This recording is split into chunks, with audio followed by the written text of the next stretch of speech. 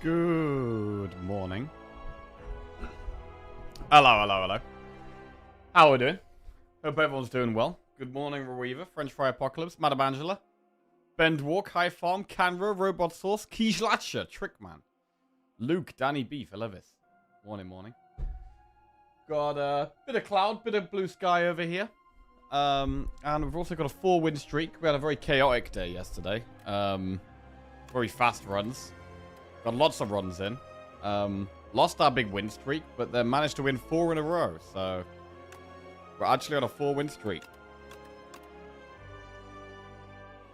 Might try and slow down our play a little bit today, because I would like to try and keep this streak going. But yeah, I've been playing quite fast last few days. Under an hour, just over, under. So yeah, maybe slow it down a tad. We're going to be starting with Silent. Our last run last night was with Ironclad. We took the Wax Relics, actually. First time I've taken the Wax Relics since it's been buffed, and it went pretty well.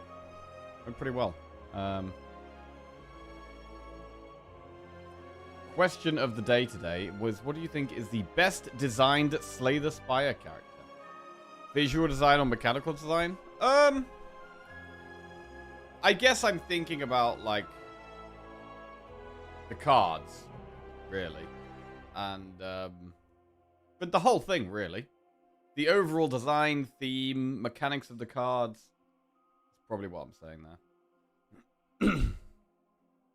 Defect from Slay the Spire 1, no competition. I did some napkin math and my watch streak covers the entire calendar year so far. Jesus.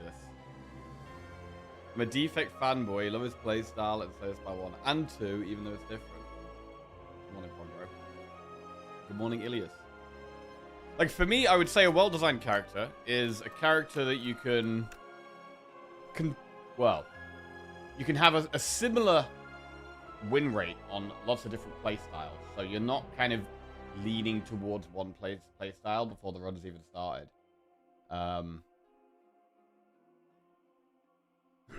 Like, I feel like I do really like Silent, but I feel like at the moment it's kind of like it is a bit poison slanted, where I do end up doing poison stuff more than other things.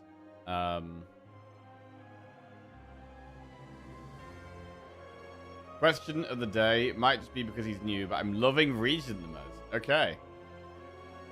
Will a single person say watch it? Well, I don't think I would say Necro, just because I think the Osti attack stuff is just a lot weaker than a lot of the other playstyles. I don't think I'd say Silent, just because at the moment... I mean, it does change. Sometimes I think Silent's very, very good. It depends on the balance. But yeah, probably slightly poison slanted at the moment. I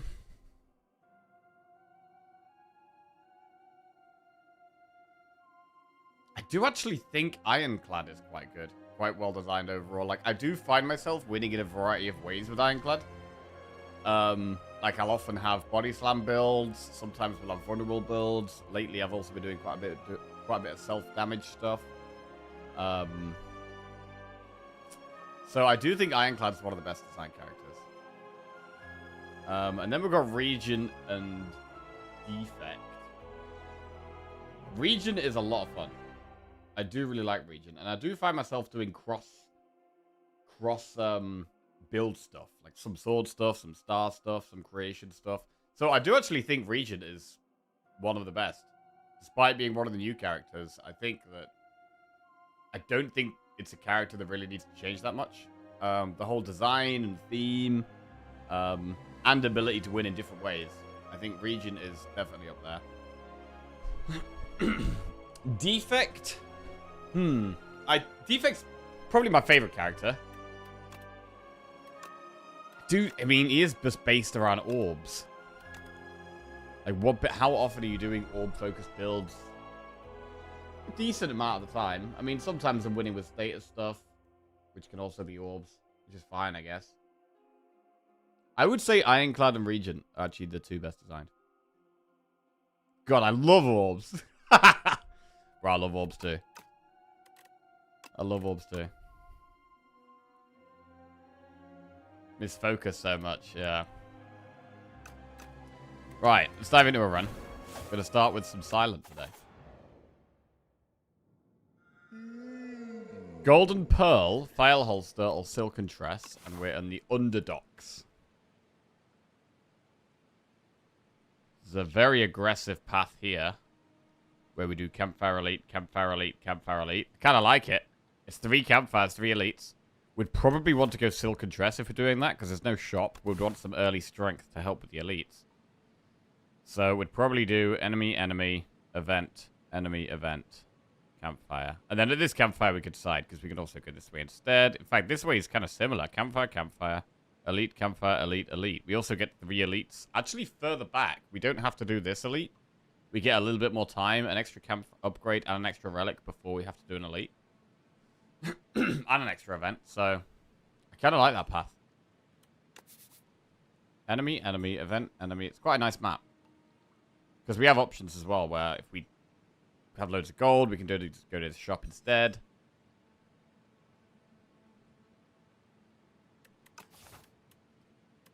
Yeah, I'm going to go Silken Tress and do this path. Silken Tress could be very strong on poison cards. Of course, very strong on powers as well.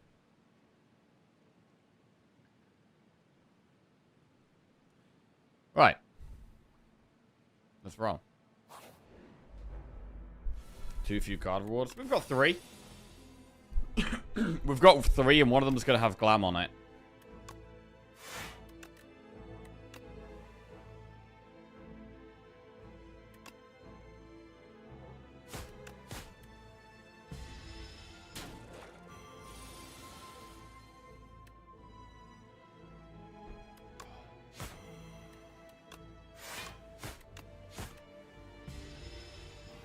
Okay, we can kill that one whenever we want. Do we kill it now? Going to be doing a big hit next turn, but I mean, we can only block 6 this turn anyway, so we should. We could get Survivor, we could get Neutralize. Very good, actually. Block all of that.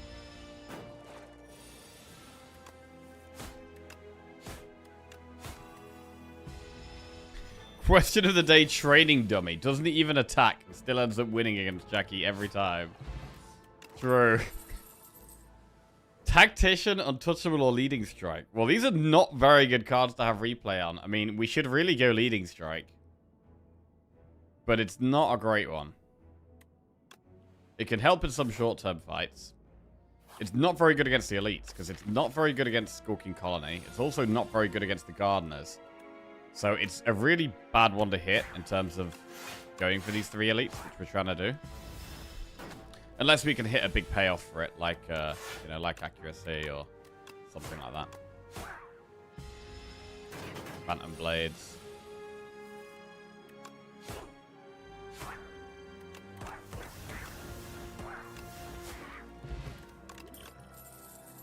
Noxious Fumes, Prepared Backflip. I mean, we probably just take the Fumes here. It's good against the boss. It's good against the elites.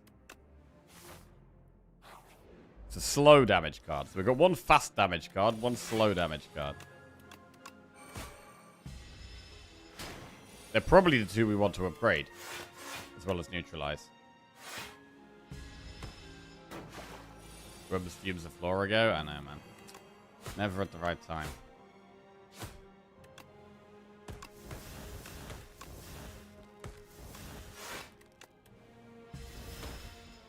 Morning, Maritime. How are we doing? Right. Speedster, Ricochet, Sucker Punch. Speedster bad right now. Ricochet, you've already got 1 discard for. Sucker Punch. Sucker Punch is okay. We should probably take it. Right, we got an extra enemy, so this one's could be a bit harder.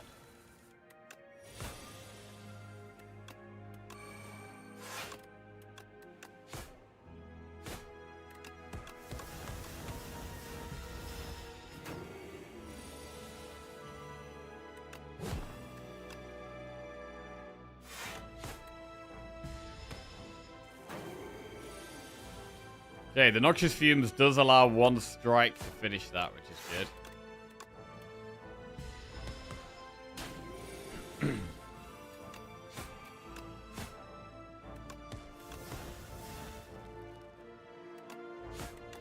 Take the 4 damage there to save the potion. And kill it this turn.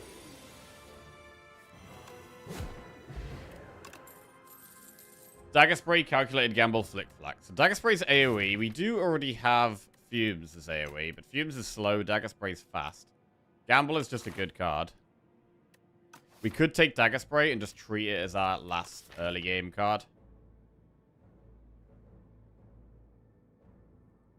In terms of doing elites, we're going to upgrade Fumes. And then we probably would upgrade Dagger Spray still. I think we do want to go for elites. I mean, we've got quite a few floors before we get there. We've got 2 upgrades, 2 events, and a chest before the first elite. We already have a potion. So I think we can continue along the same path.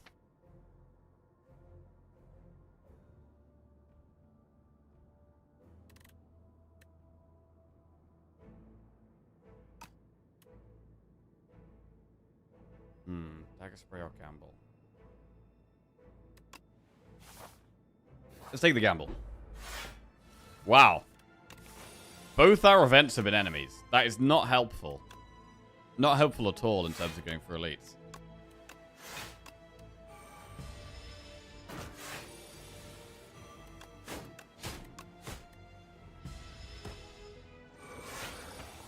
And I am probably still leaning towards upgrading Fumes first.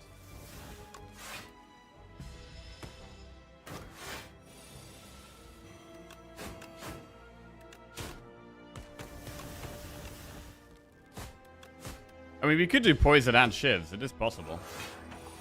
19 damage. Okay. Acrobatics, Flick Flack, Untouchable. We'll take an acro. Card draw option. Right. Upgrade Fumes. This definitely helps with the Gardeners. Lose Colorless Pot for an upgraded common attack, or Clarity Extract for an upgraded uncommon power. Well, it's going to be upgraded uncommon power. Let's do it. Footwork plus, Phantom Blades plus, or Infinite Blades plus. Right. It's not Infinite Blades. It's definitely Footwork or Phantom Blades. I mean, Phantom Blades is quite nice, but it's very hard to say no to Footwork plus, bro. Footwork plus is super strong. I'm going to take Footwork plus. It's so good throughout the whole run. Right, we could do with adding an extra block card. We haven't added a block card yet. Do we ever upgrade Sucker Punch over Neutralize?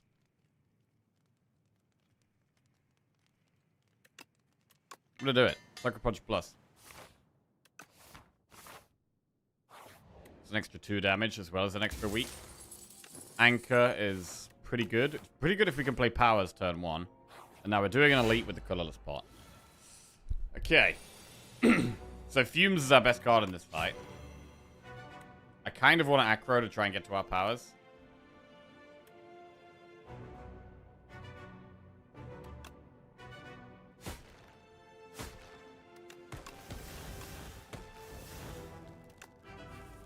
Okay, really good Fumes draw. Love the Fumes draw here.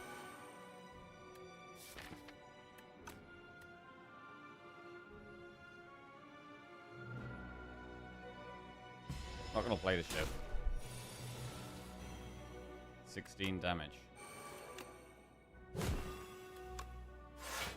Okay. Isn't it bad to draw the shiv later? I don't think so here.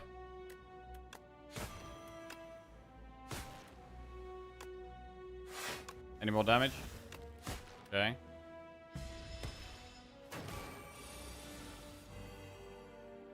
Seven. So if we could do 20 damage here, we can finish it. Double defend does block a lot of this. We're going to take 2 damage with double defend. But we can already do 10. Is that enough?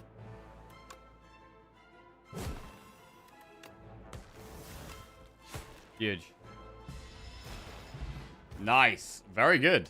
Lucky Fish, 33 gold, add a card to our deck. Expertise, Poison Stab, Anticipate. Expertise is more draw. I don't mind it.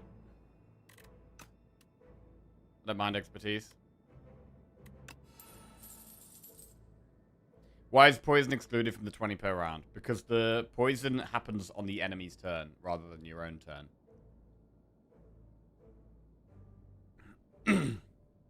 So it could take 20 on your turn. It could also take 20 on its own turn. So that gets affected by poison. It gets affected by things like thorns or reflect or it doing damage back to itself.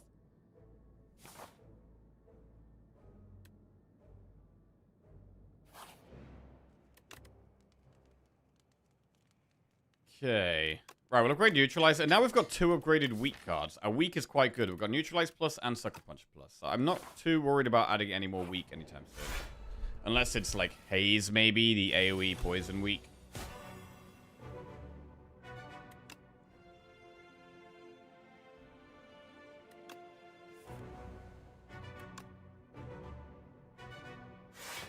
Okay.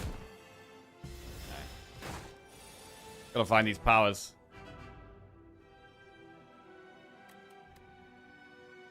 I mean, if we gamble here, we know what we get. We get this exact hand. So we get Footwork, Fumes, and Survivor. Pretty good. We get both powers in play and block it all.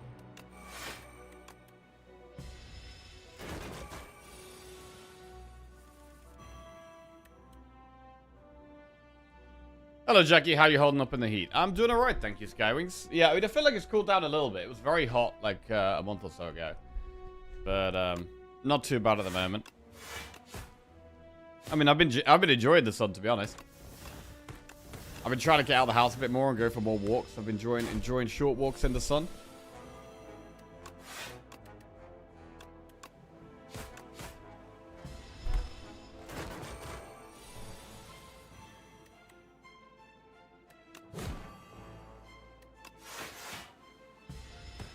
Okay. Popper here. Really good hand, actually. Just full damage. Might be hard to pop it in time, but actually the poison might get us there. Lovely. So with the footwork, I want to add like a backflip or a dodger roll. Or I could definitely do with some more basic block cards. Mango. Raise your max HP by 14. That makes us feel, you know, a lot safer. Blur, Escape Plan, Finisher.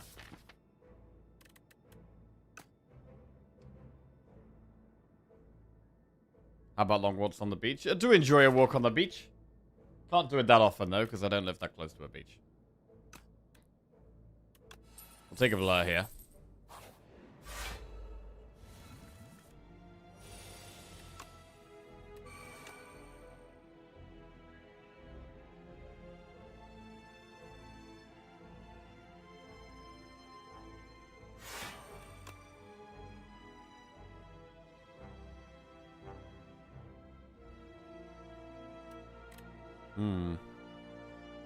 I'm gonna Sucker Punch one. I'm gonna Sucker Punch the one that's closest to dying.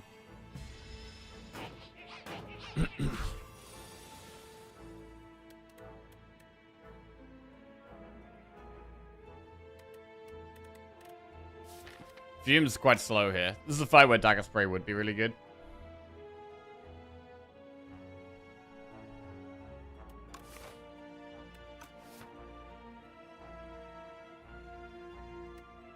I would use a colorless pot. Equilibrium.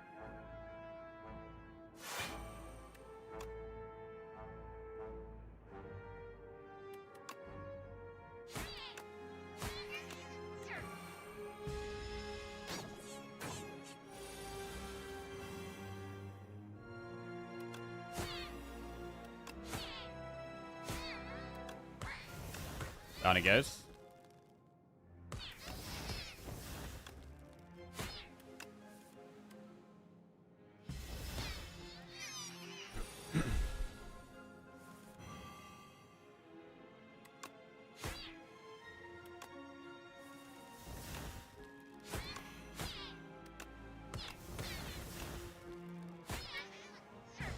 Alright, pretty clean. Did use a potion, but we get another potion back.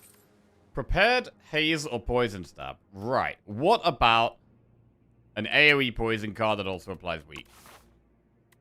I mean, we know we've got the gardeners next, so it kind of makes sense to take it.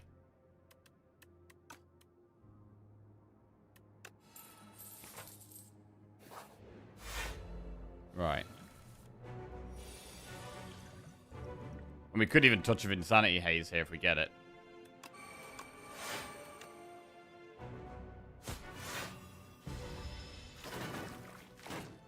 Although Touch of Insanity is also pretty good against the boss.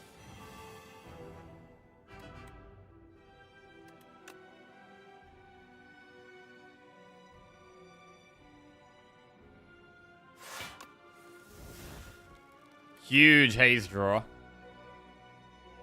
The AoE weak is massive.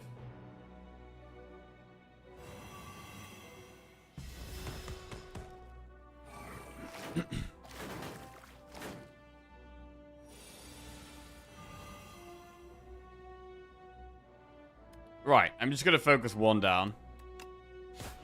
Make sure it dies. Good.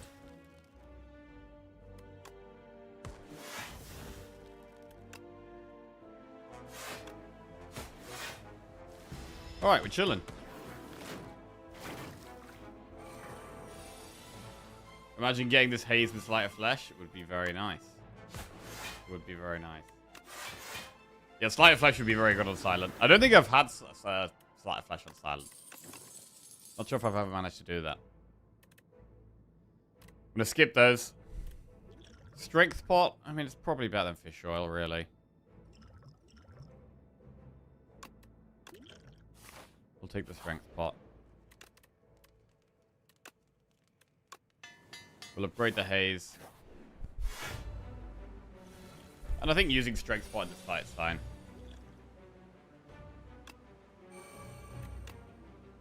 We don't need to use both potions, and I think Touch of Insanity is probably slightly better to use in Act 2.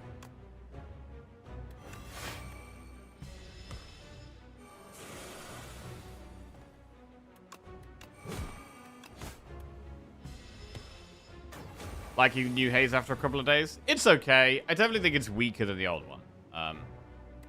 Like, being able to discard to get the haze was very strong. I mean, maybe it was too strong. Maybe old haze was too strong. But, I like that you had to kind of build discard to set it up. It's not immediately strong. You have to kind of build around it still.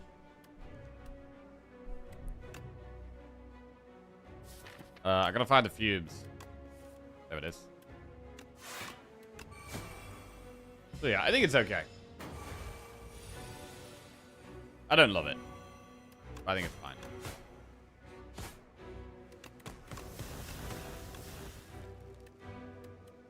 Discard haze?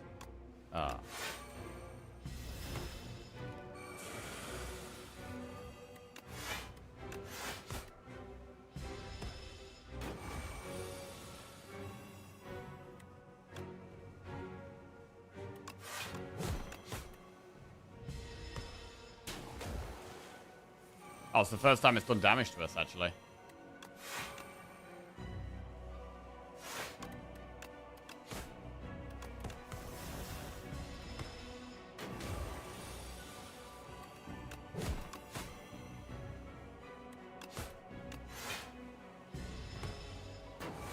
And we gradually get there.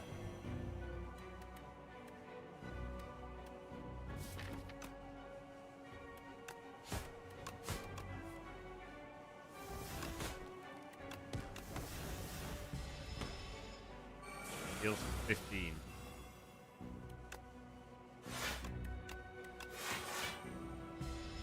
Footwork super strong. I mean, footwork isn't too much different to passive right now, to be honest. With us mostly just playing defense a lot.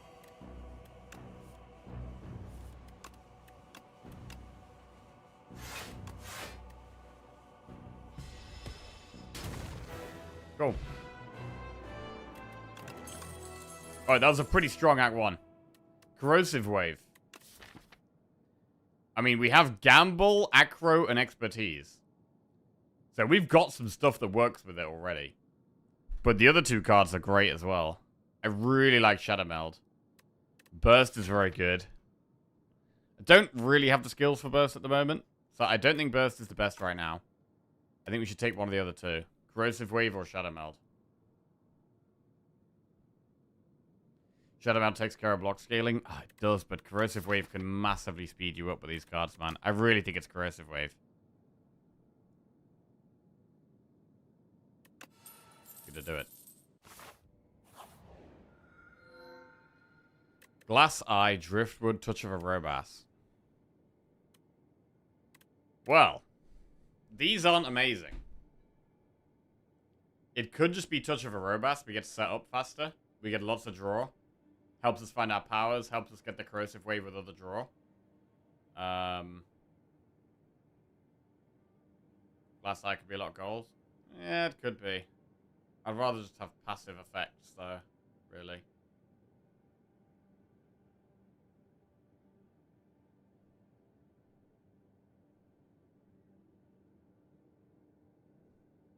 And we're going to be looking for energy relics with this. Drake is only the first 3 turns, yeah. So you get it's 4 draw for free.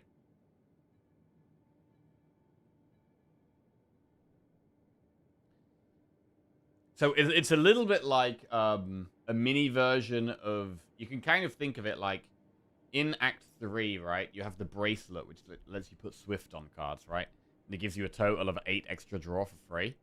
Touch of a Robass gives you 4 extra draw for 3. So it's kind of half as strong as that.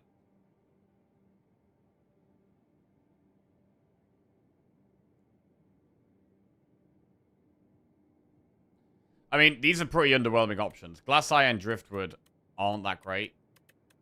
Driftwood doesn't do anything immediately. And Glass Eye... like, we're kind of happy with our deck already. I want something that's... I want more... This deck right now really wants more relics and passive effects. So I'm going to go with Robass. Go for the Ring of the Drake.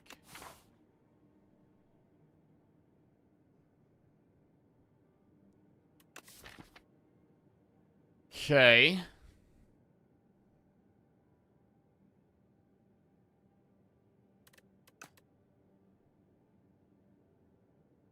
Who's your favorite ancient? Favorite ancient? My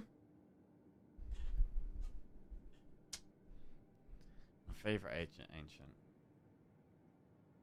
I do like tanks. I like tanks and non-U-pipe. Tanks and non-U-pipe are both great. Vacu or Riot? Vacu is not my favorite. Absolutely not my favorite.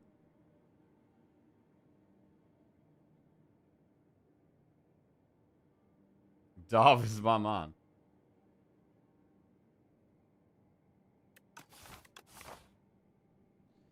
Right, we've got a lot of money here. What are we doing? How much do we need upgrades? I mean, I want to upgrade Corrosive Wave, definitely.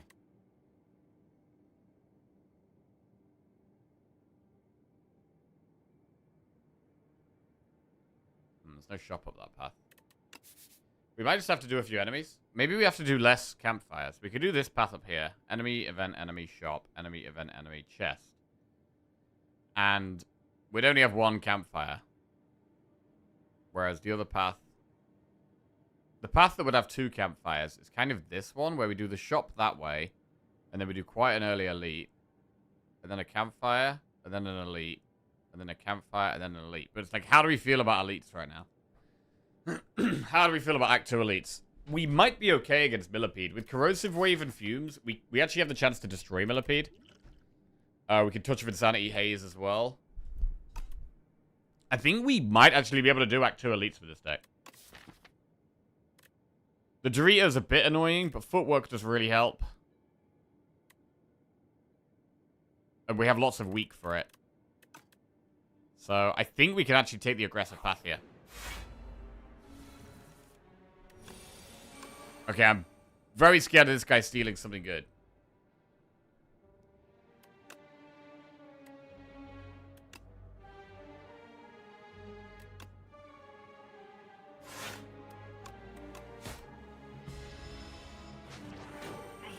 Stole Noxious Fumes. Bro, we need that.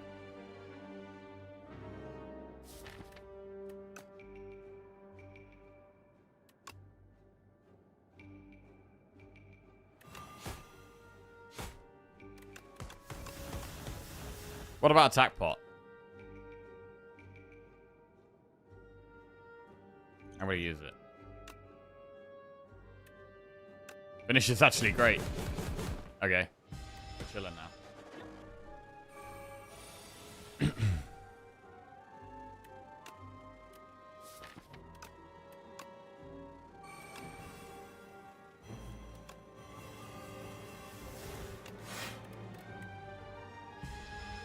Good, we get our fumes back, we get a block pot.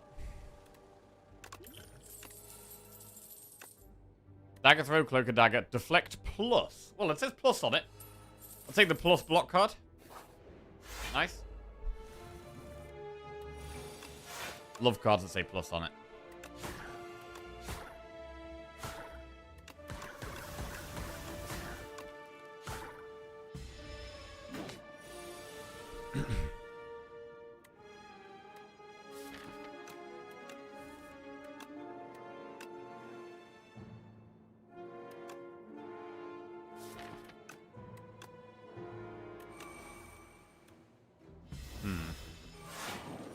That's kind of hard here.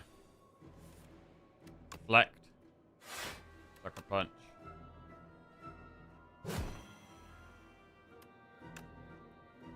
Blur.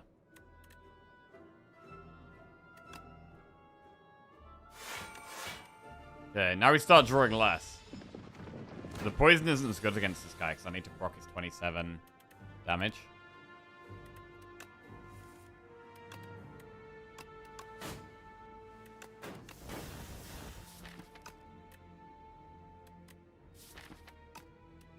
Okay, we should pop it next turn. Oh, wait! No, we're gonna use this. Okay. This is quite annoying.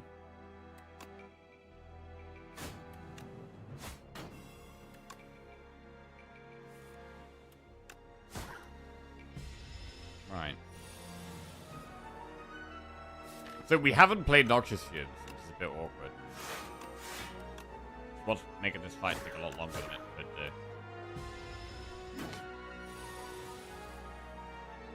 Okay, we could Noxious Fumes and Haze. I think it probably is the way. Just get the poison down and then focus on blocking. Now I can just block every turn, I think.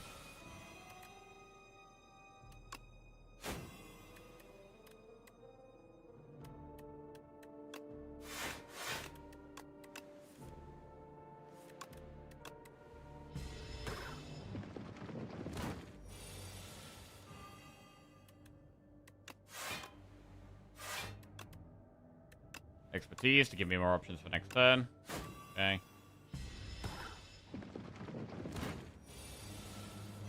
And we made it.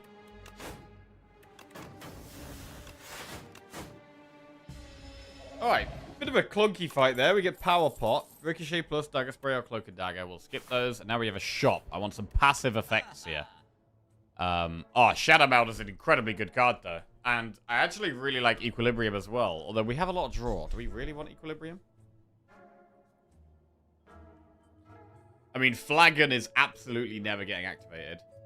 Parrying Shield is okay. But I do like remove Shadow Meld Equilibrium here.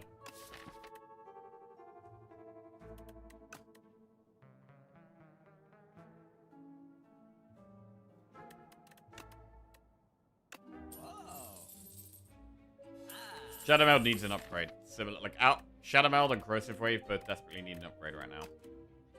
What about Equilibrium? Do we really want that?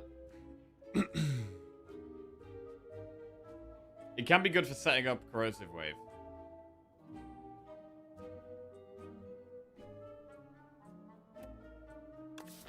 Equally, we could just save some gold.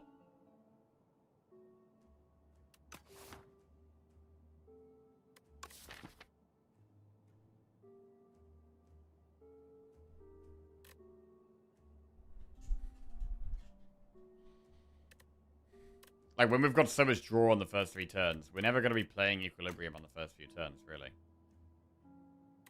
So, actually, I'm not going to do that.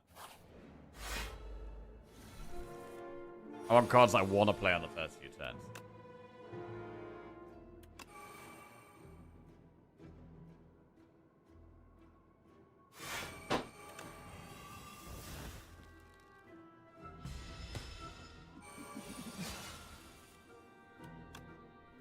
Deflect. Draw. Fumes.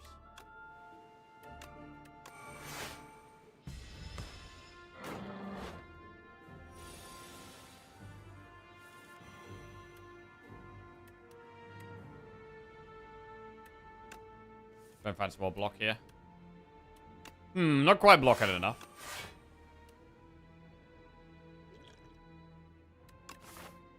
We do have an elite next. Do we really want a touch of insanity before the elite?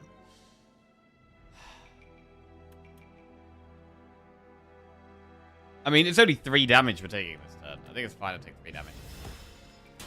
We're going to make this thing weak as well now. It wasn't weak a second ago. Now we can neutralize. We can sucker punch.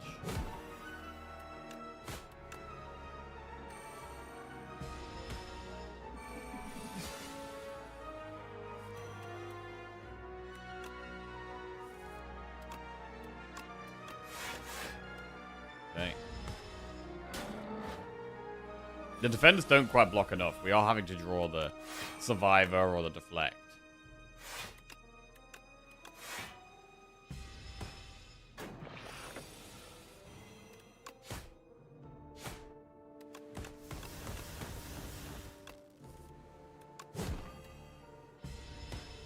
Alright, good.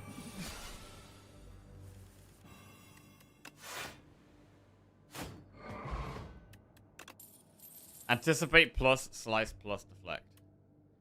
I don't know if we need anticipate plus. It's okay. It's better if you've got like dodger rolls and backflips, which we don't have. It is upgraded. I mean, the more draw we have, the better anticipate becomes. I do like that it's upgraded.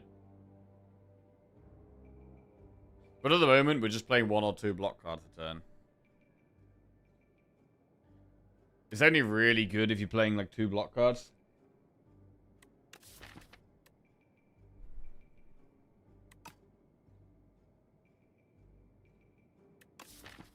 And like we are blocking enough at the moment.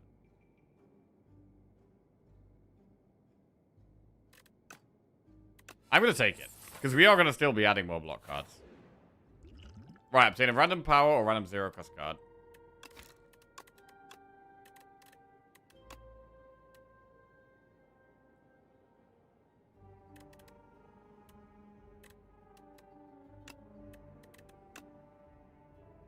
We're gonna get power. Infinite blades. That's not something we want, and we don't care about upgrading it. Right, so against this dude, I definitely want a touch of insanity to haze. We might be able to save the power pot. But definitely touch of insanity to haze.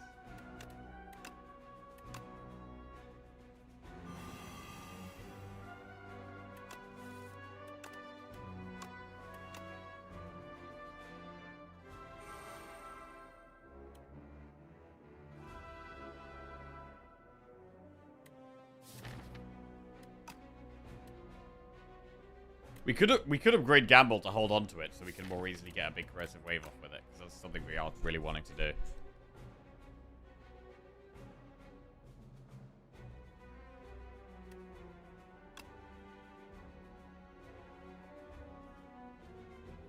I'm gonna try to speed up. Alright.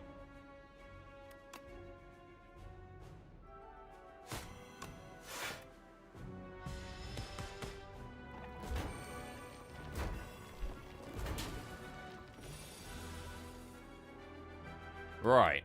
So we want to play Fumes. We'd like to play Corrosive Wave. Deflect is insane there. I mean, Corrosive Wave Expertise is a play.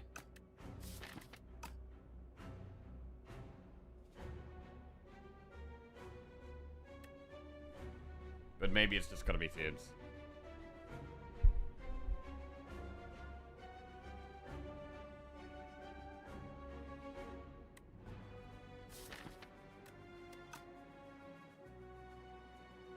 I mean, it does feel like we could do with another deflect. With the amount of draw we've got. Another deflect could be good. We did just take anticipate over it.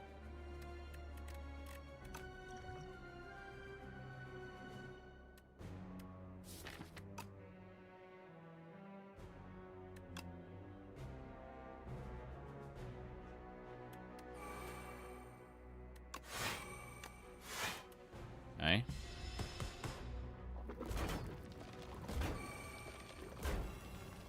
Alright, now they're not weak anymore. The damage numbers go up. And I think we do need to focus on doing damage. I'm going to Corrosive Wave and draw. Good. We get to anticipate and deflect, which is fantastic for block. I mean, maybe we survive it now. Or blur. Wait. 16, 24, 31 damage. Yeah, just block as much as we can now, I guess. Man, we've got to survive one more turn, I think, though. I think we are going to have to block one more turn, and we don't have great block left in the deck. Next turn scares me a lot. Is there an argument for using expertise? Could we get towards haze?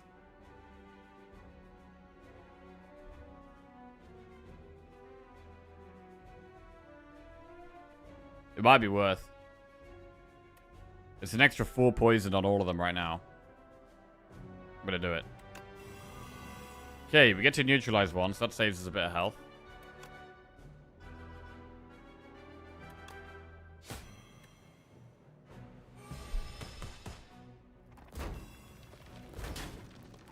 I think this was the right decision. Okay. We get there. It's huge. It's huge. Pretty good fight. Bronze Scales. Very good against the Entomancer. So that was probably the best elite for us. And then now we've got Bronze Scales, which is very good against one of the others. We can take a second Fumes. And... Are we going to? Yeah, we will. We will.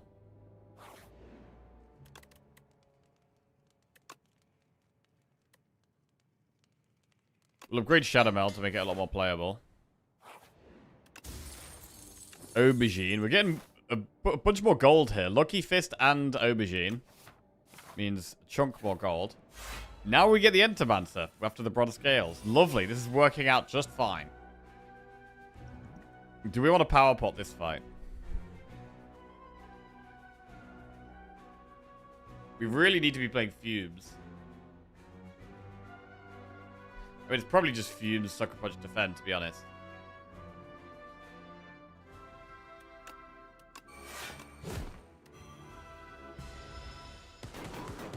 Work. Take one, which worked well.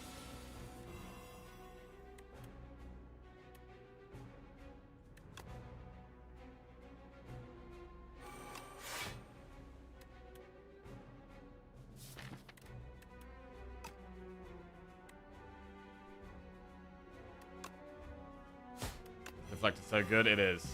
We probably should add another one, even if it's unupgraded. Oh, it's a really good Shadow Meld here with the blur. Super nice. And we are chilling. We are in cruise control right now. Corrosive Wave Gamble. Expertise.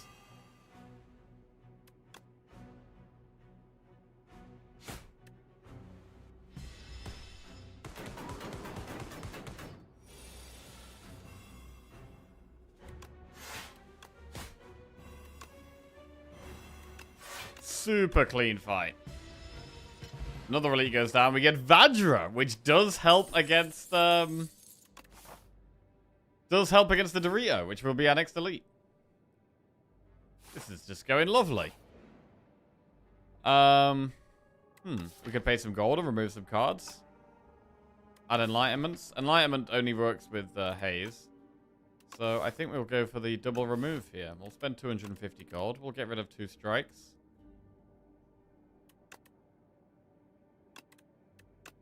Away they go. We will upgrade... I will upgrade the Corrosive Wave. I'm starting to get this... This should be starting to get stronger and stronger. And decay to your deck for the Lost Wisp. In terms of powers, we do have 1, 2, 3, 4. I don't really feel like we need it, though.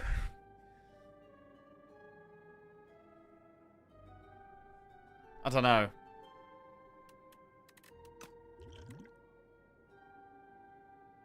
8 damage to all enemies. It is like 1, 2, 3, 4. It's like 32 damage AoE for a curse.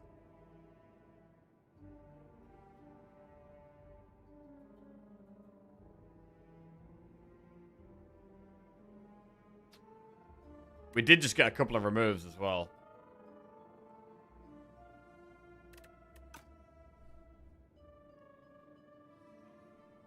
What's the curse? 2 damage? It's just decay, so if it's in your hand, you take 2 damage at the end of your turn.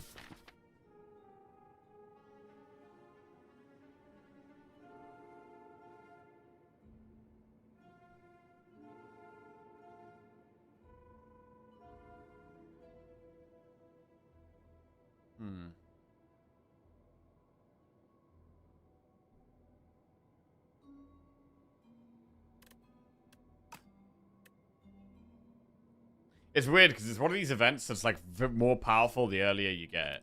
Like if you've got this at the start of Act 2, it's incredibly good. Towards the end of Act 2, it's like, yeah, not as good. I think I'm going to do it though. It's just a bunch of free damage for a curse. And we have had a couple of extra removes. We probably will be able to remove the curse quite easily. Right. Distilled Chaos or Power Pot. I think we should use a potion this fight. Should we use the Power Pot? Let's do it. Fumes, Master Planner Tools. Right, let's go with the Fumes.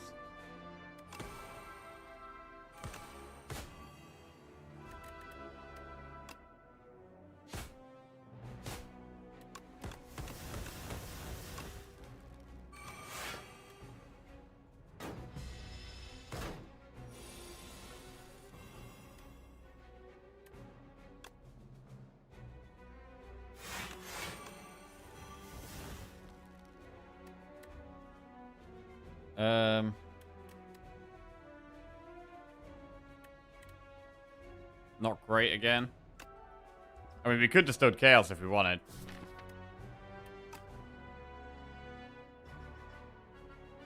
We're gonna do it because we got the blower up as well. Acro Haze Strike.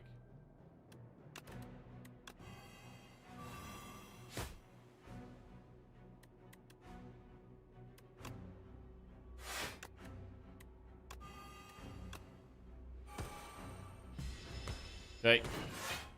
Take a little bit of damage this turn, it's fine.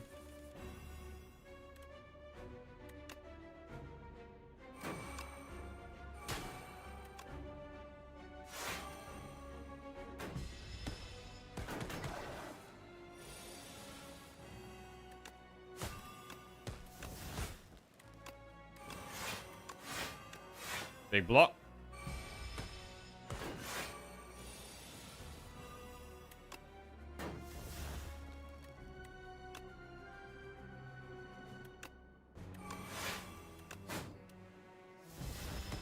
And it dies next turn. I mean, we could maybe rest before the boss here. Sturdy Clamp. It's quite a good one. Escape Plan's also decent. Cabin and Party just resubscribed for 17 months. Cabin and Party, welcome back to the Jackoffs. Cheers. Thank you very much.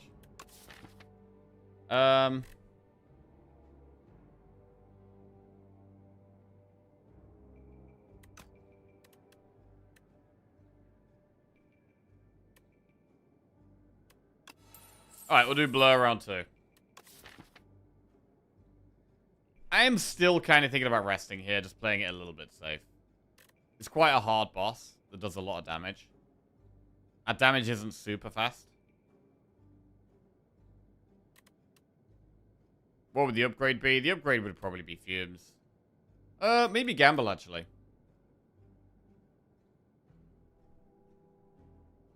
Surely we block this guy, though. Surely we do.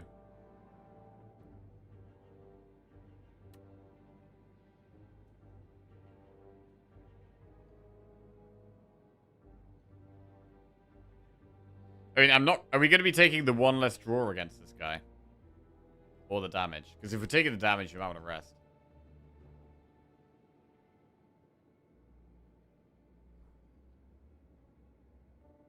I'm going to rest. I don't think it's worth taking a risk. We're in quite a good spot.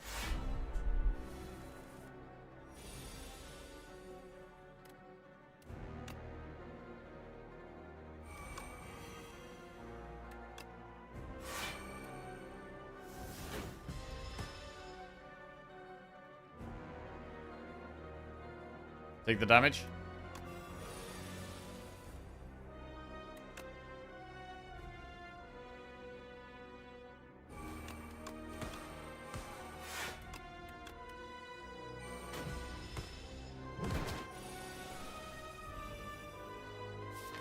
No footwork yet. Shadow Meld definitely helps here, though.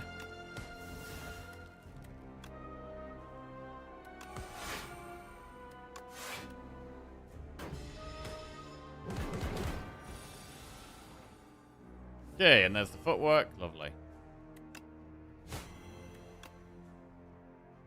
An Ironclad is double tap better or Reaper?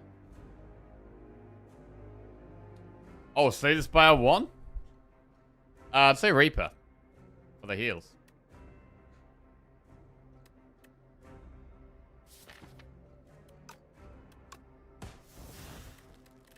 It does depend on your deck, of course. But most of the time, I'd say Reaper.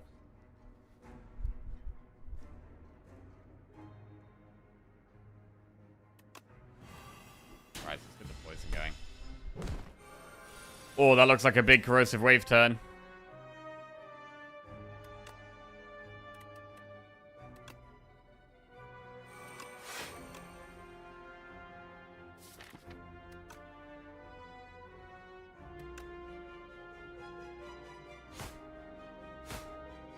I could gamble all this away for maximum poison. We do have the problem that then we might draw into shivs, though. But it's so much poison.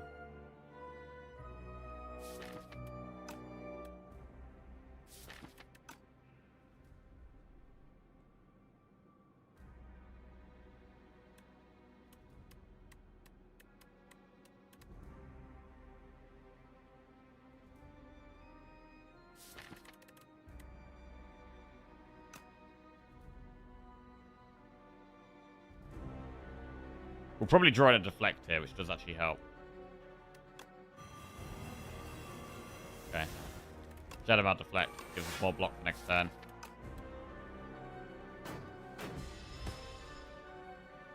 Can't play more than 3 cards a turn. We don't really need to play cards, right? We only really need to play the lock cards. Don't need to play the shivs.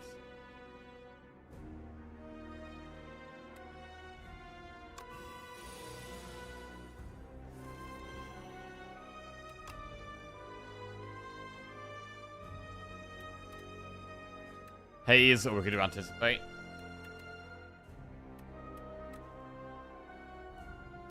Haze Blur Deflect is pretty good. But Anticipate Blur Deflect is good as well.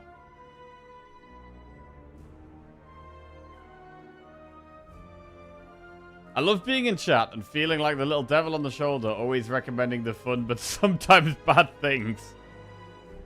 Pick the grand finale. Take the grand finale. The problem is that my brain usually works as like, oh yeah, but I want the grand finale.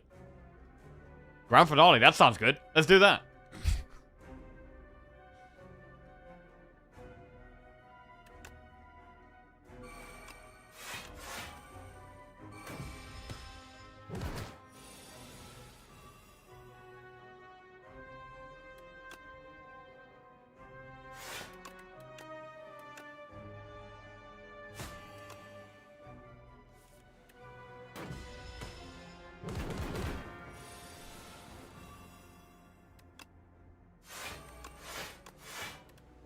Cool. Just blocking very, very well.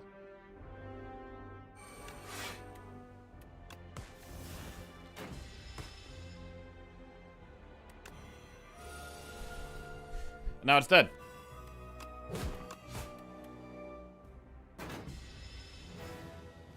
Alright, pretty nice. Shadow Meld, Bullet Time, Murder. Do we really need 2 Shadow Melds? I've already got 1 Shadow Meld, and we've got Anticipate Plus as well, which is kind of like a mini Shadow Meld. It's not really the kind of card I want right now.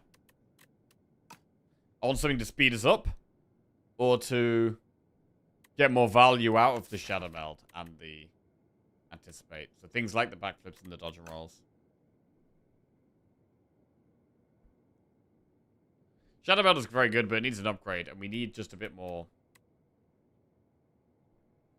I think we want a few more actual block cards. I mean, we do have double blur, though. Shadow Belder's great with double blur. I'm going to take it. The card is pretty insane with the blurs. Right, fur coat, antler, or frond. Well, with the amount of draw we have, we could probably go antler. And just get the 4 energy. Because we draw past the days really easily. I think it's a pretty easy antler, actually. Right, where do we want to go? We could just do a bunch of upgrades up there. Upgrade the Shadow Meld, upgrade the card draw cards, and then finish on a shop and splash out. Sounds good. I like that.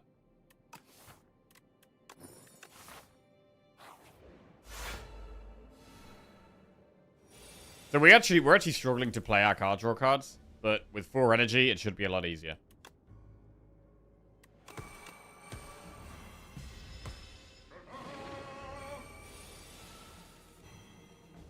Lost Wisp is really good in slow decks that have lots of powers. It's really nice.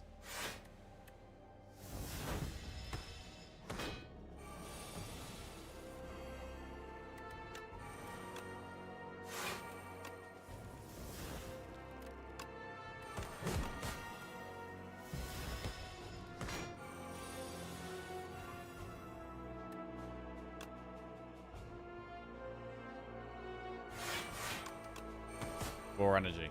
4 energy. You've got 4 energy. Remember, you've got 4 energy. Okay.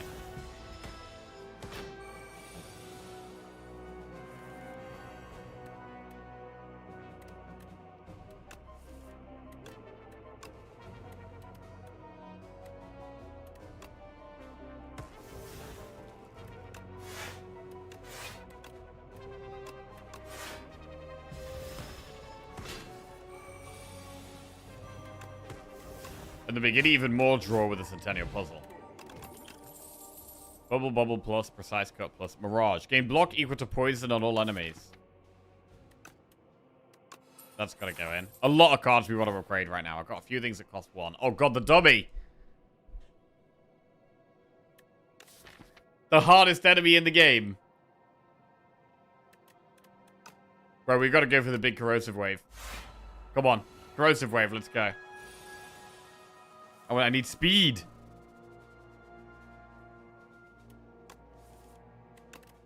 Corrosive Wave. Okay, we need to hit Acro. Oh, we hit the gamble. It's huge. Get out of here. Wait, it's still not lethal yet.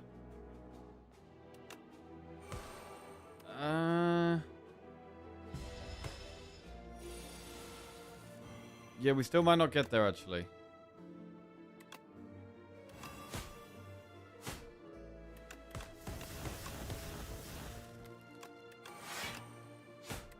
Wait, come on. Surely we get there. Surely we get there. We did it. We killed the dummy. It's huge. First time ever. Absolutely massive. We get Defend plus and Blur plus. Okay. More block. Can never be sad about more block. Screw that guy.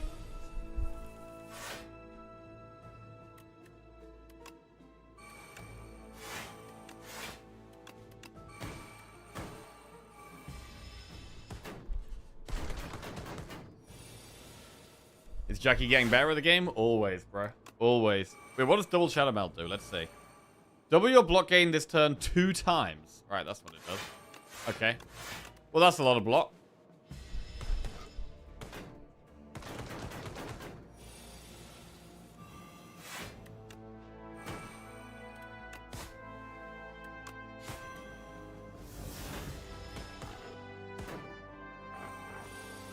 Very nice.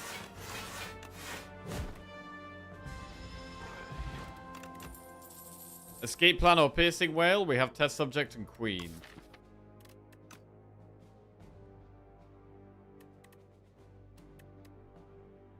I'm gonna go escape plan. It just works with what we've got. It's good with Shadow Meld. It's good with Corrosive Wave. It's good with Anticipate. It just works with what we've got.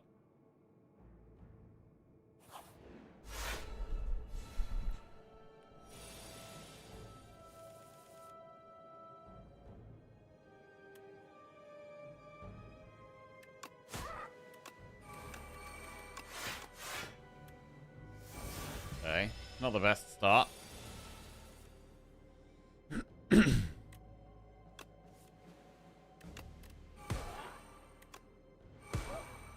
Destroyed.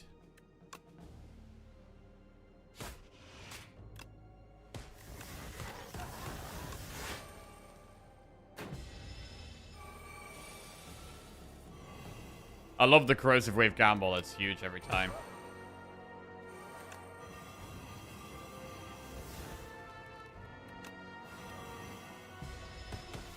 Big.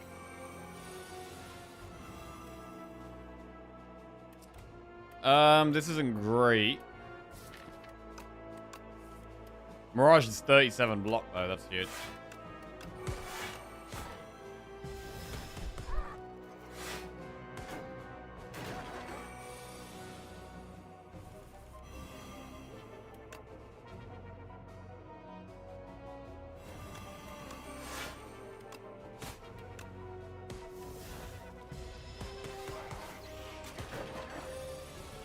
And he dies next turn.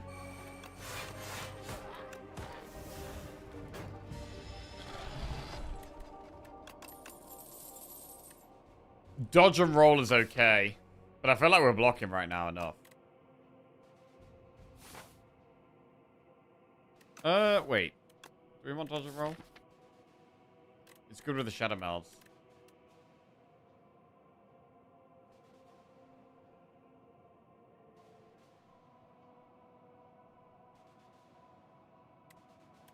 I want it to be upgraded, really, but... I'll just take it. Right, make a skill or make a power. Power can be strength and dex, or make our other powers cost 1. Skill. Could be block and draw.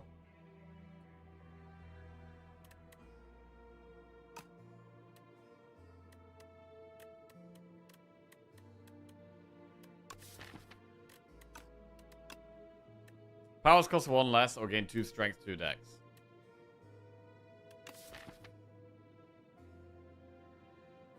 I mean, it might just be the strength and dex, to be honest.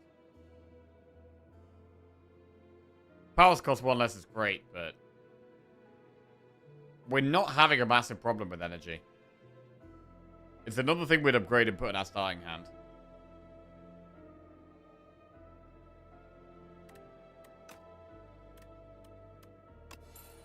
I'm gonna just go with the dex. And now, this one we don't really need to upgrade. We'd want to upgrade the other one. Right, we'll upgrade the Shadow Meld. Chest. Gorget. Upgrade the Mirage. Dang.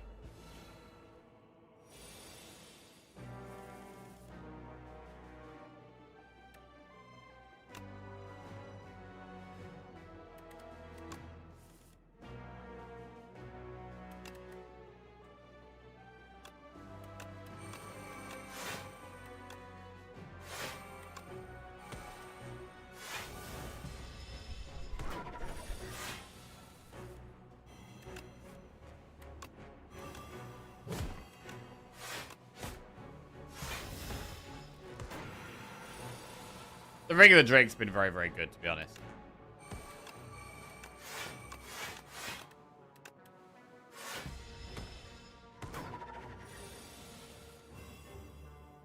It finally rained today, hey. Yeah, we were in Wales the other weekend, and we were kind of just like waiting for the rain, because all the grass has been turned brown from just too much sun. But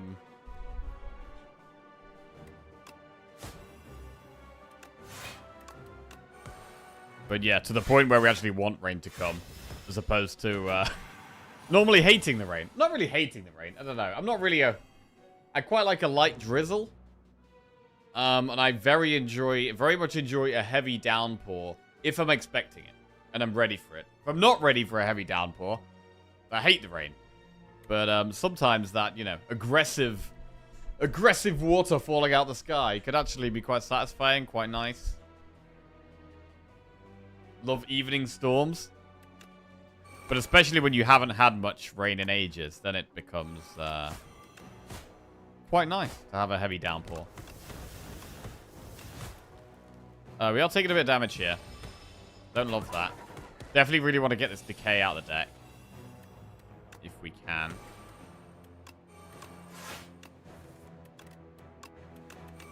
Okay, now we just block loads.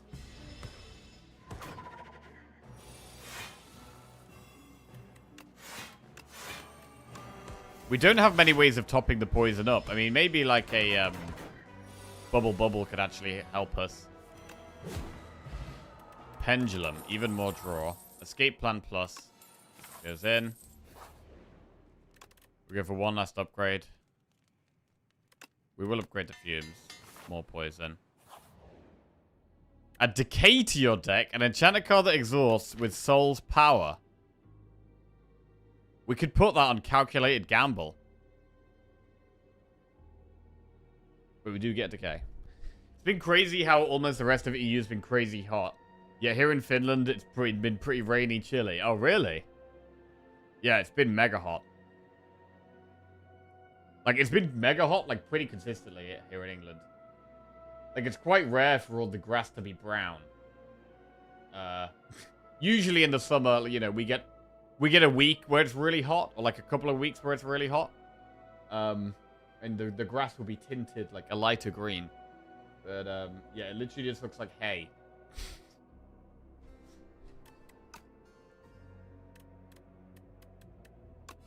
Right. We'll do it on the gamble.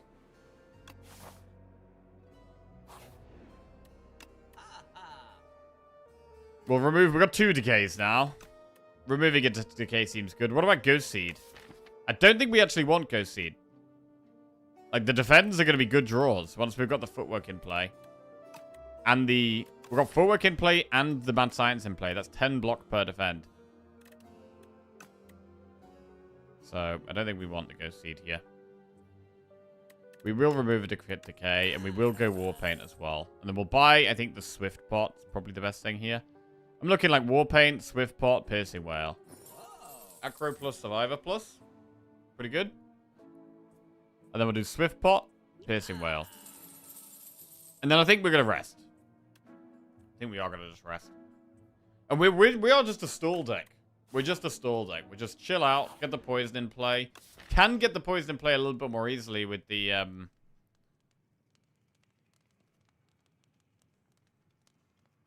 gamble now not having exhaust on it. I'd love to upgrade the gamble, because if we upgrade it, we can hold it for the corrosive wave. But rest is a pretty significant chunk of health. It's kind of hard to not just rest. We've got to decide which fight we think is harder as well. And probably Dupe Pot. Dupe Pot either footwork or fumes in that fight.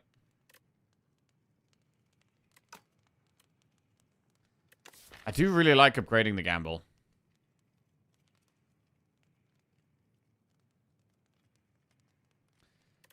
Phase 1 of Test Subject can be a bit tricky. In a deck like this. So we might want to Dupe Pot. I mean, Swift Pot is generally better against the Queens, but so I might want to Dupe Pot against Test Subject. Honestly, we could Dupe Pot Fumes, because, like, Phase 2 of Test Subject... Like, Phase 1 and Phase 2 of Test Subject are a little sketchy. I guess Phase 1 is helped a little bit by the Lost Wisp.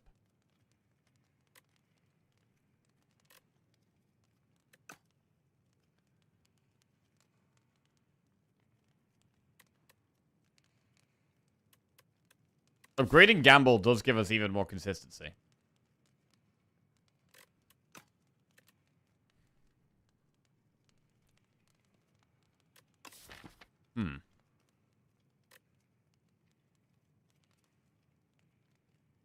we just outblock phase 1?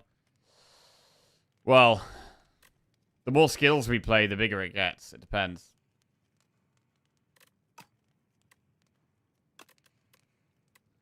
I'm going to upgrade Gamble.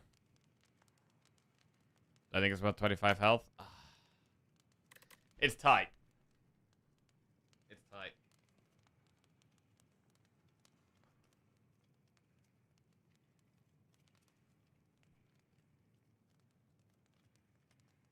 I mean, maybe it was a more important upgrade than some of the others. Arguably. I mean, to be fair, we didn't know we were going to remove exhaust from it. It wasn't a more important upgrade until we removed exhaust.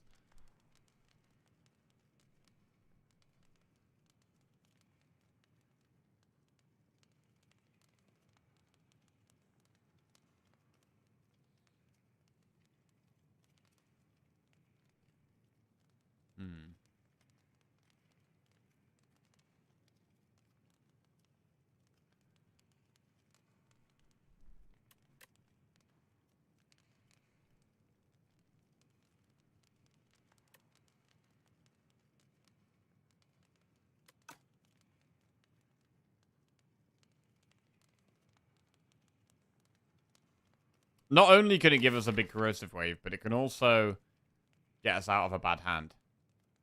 Which we don't have very often. I mean, when do we have a bad hand in this day? I'm going to rest.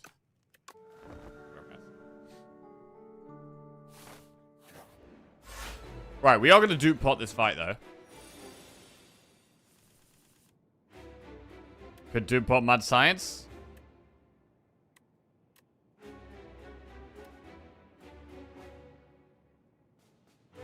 It's just so much heal.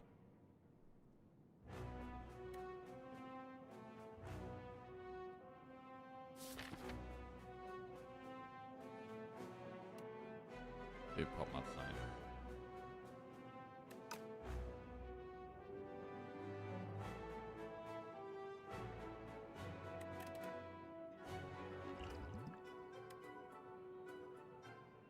I do actually really want to dupe pot Fuse.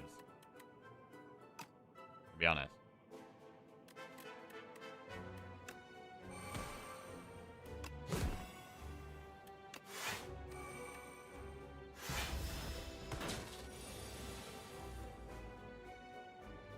Okay, corrosive wave is there. But I mean, the powers are pretty good. The powers are pretty good with the blur. Corrosive wave gamble is poison, but how do we not footwork?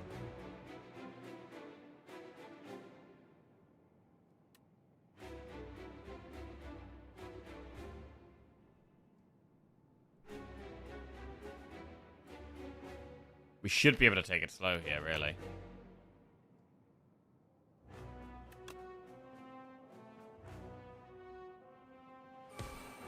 We've got to play footwork. We should play this as well. I mean, we have 3 strength, so it's actually 7 damage per shiv.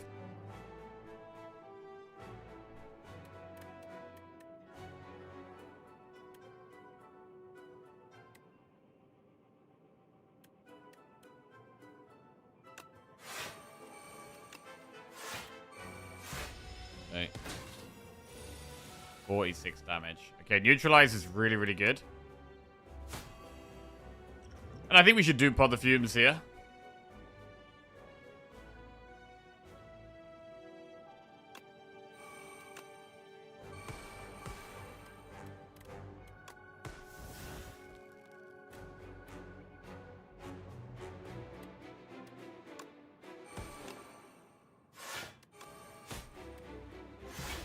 Alright, we should pop it next turn, I think.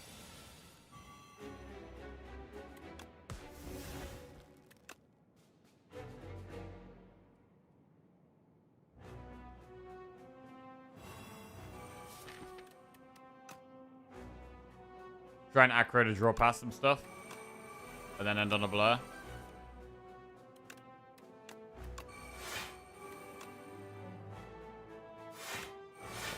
Okay, blur is up. Right, phase 2 could be a bit tricky. Expertise. Bad draw.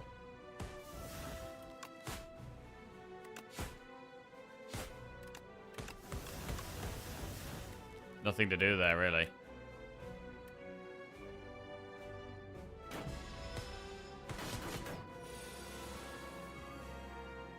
Mirage. Damage per poison. So haze gives us more... Or block per poison. Gives us more block. We should haze. Very good haze, actually.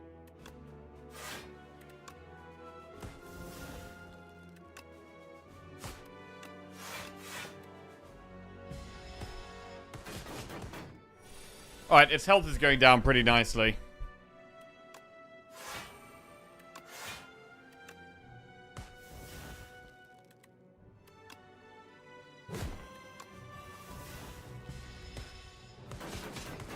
Okay, it dies this turn. It's a great turn to play Blur. Lovely Blur. Blur again.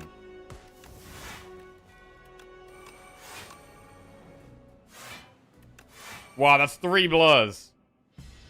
That buys us a lot of time.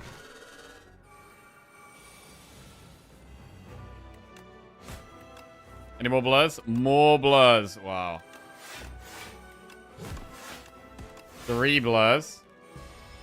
Again.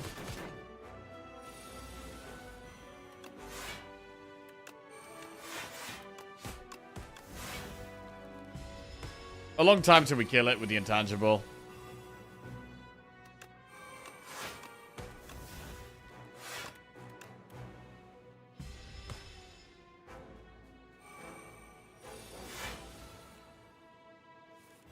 Yeah, that was our last blur. No more blurs.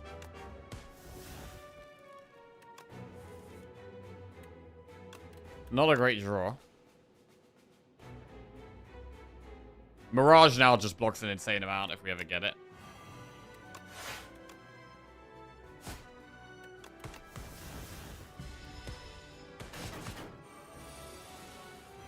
$36 damage. Well, Shadow Meld comes in huge. Dodge rolled really nice to draw that turn as well. Any blurs this turn?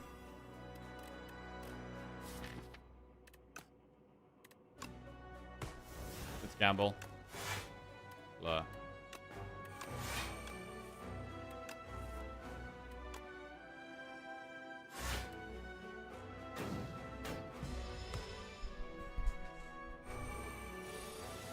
Corrosive Wave always arriving too late. Yeah, we haven't quite been able to get the Corrosive Wave to work, to be honest. I mean, we have once or twice, but it's not been as good as I was expecting it to be. We are blurred up, and it should die on the next non-intangible turn after this one.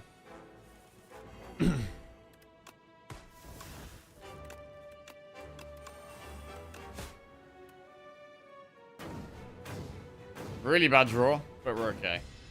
I mean, turns out 3 Noxious Fumes does enough. And we've saved the Swift Pot. We've saved most of our health. We're in an okay spot going into the Queen.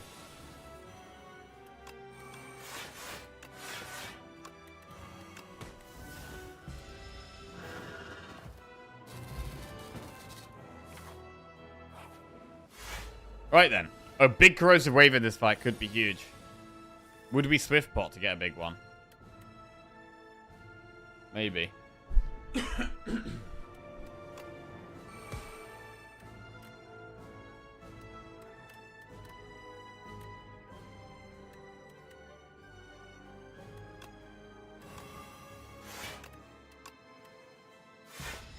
Okay. Poison is down. This hand sucks.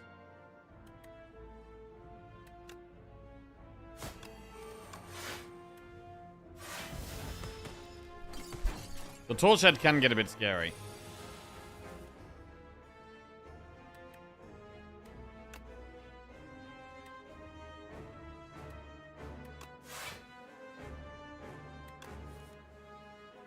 Well, there's 2 powers there that we really want to get into play.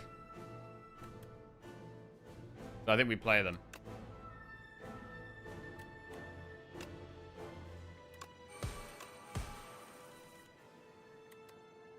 Play the other one? Or Shadow Meld Defend?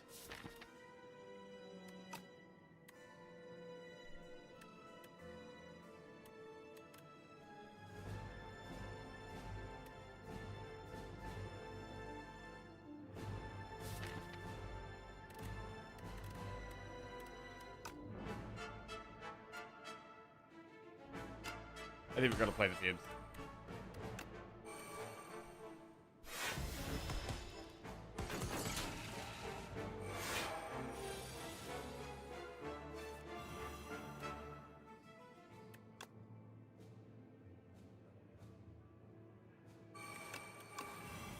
Ooh. Mirage blocks 24. Dodge and roll only blocks 9. We might have to skip Infinite Blades here to play Mirage. It's a shame because I really do want to get Infinite Blades into play. But Piercing Wail can be very good to save. We'll do this. We do get past the days at least.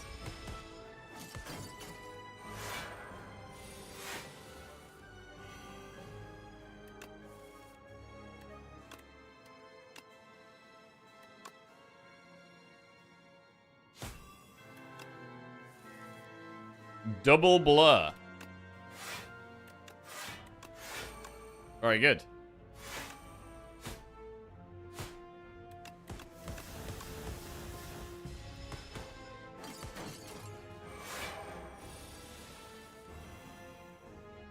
Alright, and we kind of just chilling, really.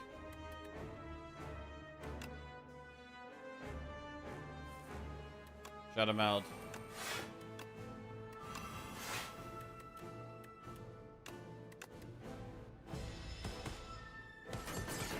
Right, now we can focus on the Queen. I say focus on the Queen, though. All of our damage is AoE, so... Can't really focus anything.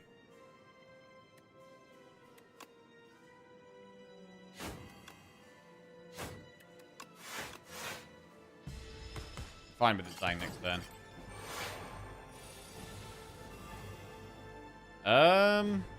Well, we could finally get the Infinite Blades out. Yeah, let's do it.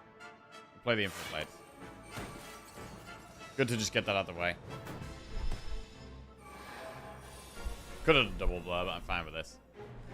Right, Mirage is 36 block, which is huge.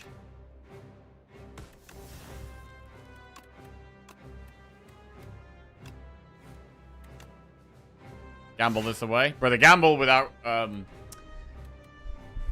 exhaust on it. It's just so nice in this fight.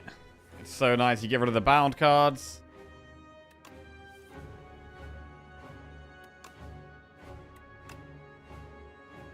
Mirage blur. It's so much block.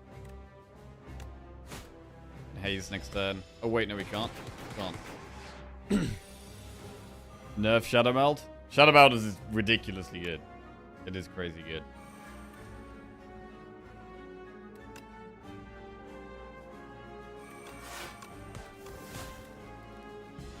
Still got our Swift Pot if we ever need it.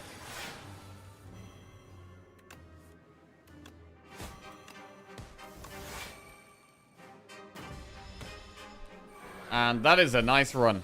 And a clean win. Pretty straightforward one, to be honest. Just a slow blocking, solid poison deck.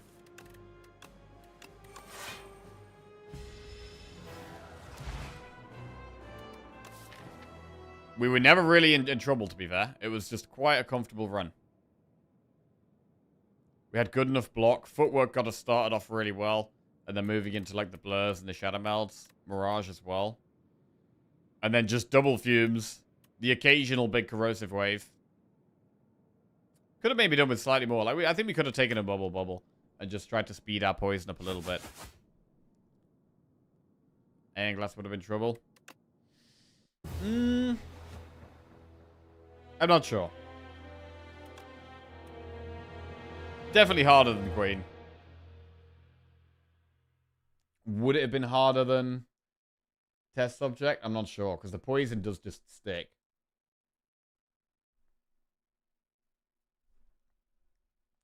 Really big fan of footwork into every deflect I can find. Yeah, deflect was great. We could have done with 2 of them, to be fair. We only had 1 deflect. We did turn down a deflect.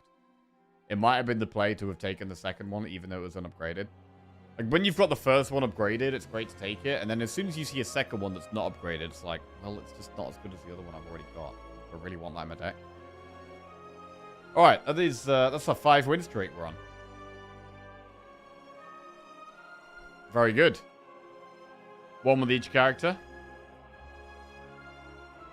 And our streaks are starting to look quite nice. 3 in a row with Ironclad, 2 in a row with Regent and Necro, and 1 with Silent and Defect.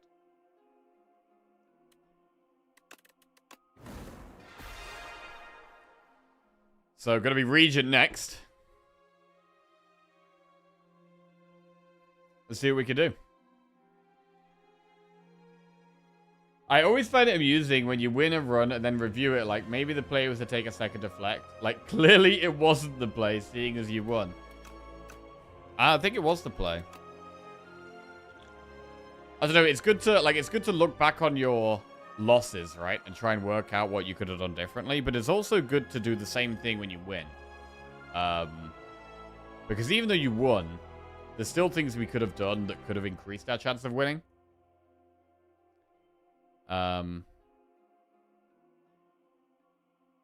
The deck really could have done with a couple more backflips. We did turn down a backflip early on, but that's only because we got offered something we thought was better. Yeah, Fumes.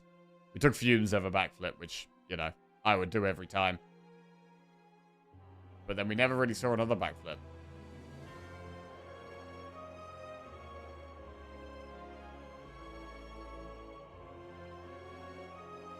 I think the dodge and roll pickup was fine as well.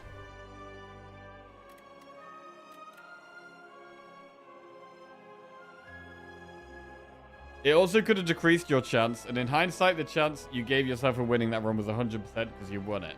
I don't know. That's not really the way I think about it. That's not really the way I think about it. Like, we did win, but at the time of being offered the card, you know, we had a good chance of winning the run, but we don't know exactly how it's going to go. And there was lots of situations. I mean, Deflect was great, I guess, up until we drew the... up until we picked up the Antler. As soon as we got Antler, Deflect was less good. But throughout the entirety of Act 2, there was constant situations where I would have liked a second Deflect. So where did we turn it down? So we got offered Deflect Plus on floor 19, which is very good to get.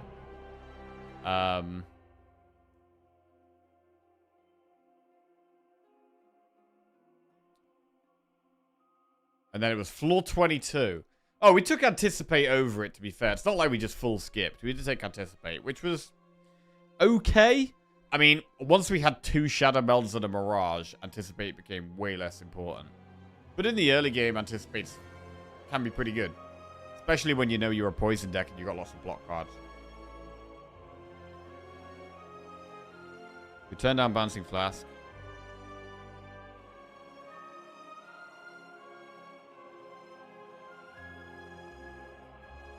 Where did we get offered?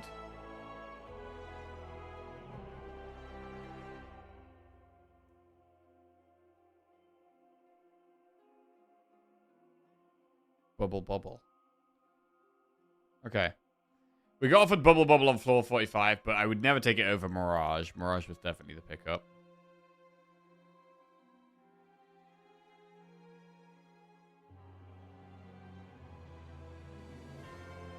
I don't know. I think we actually played it well. Alright. Cool. Alright. Regent next. Regento. For 6 in a row. Kaleidoscope, Lost Coffer, Hefty Tablet. Don't like these options. Do not like these options. Right, what about the map? If we've got options we don't like at the start, we could consider a safer path. Safer path, there is a 3 campfire route up there where we'd end on 1 elite.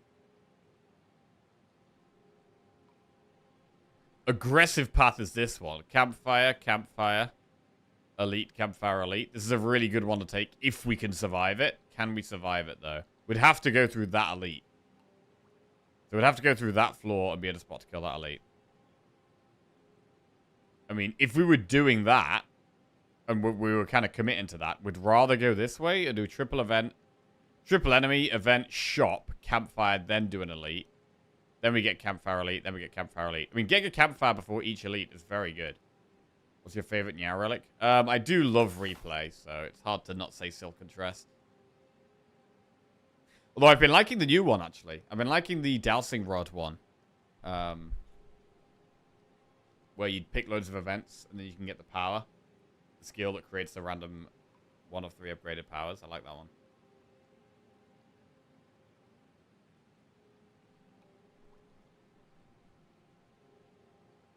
So if we were to go with Hefty Tablet, we'd probably need to take a safer path. And go like this way.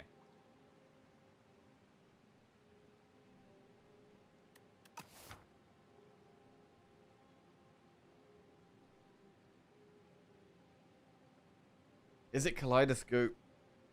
Kaleidoscope. I mean, we could definitely start on this enemy. Can we decide? I feel like after one enemy, we've got to make a massive decision of where we're going.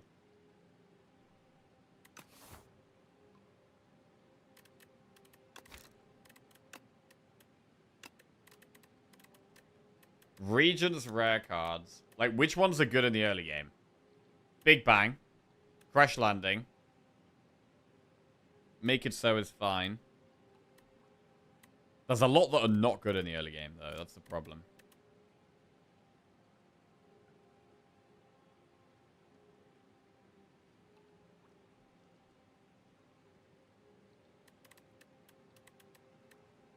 Royalties? I mean, yeah.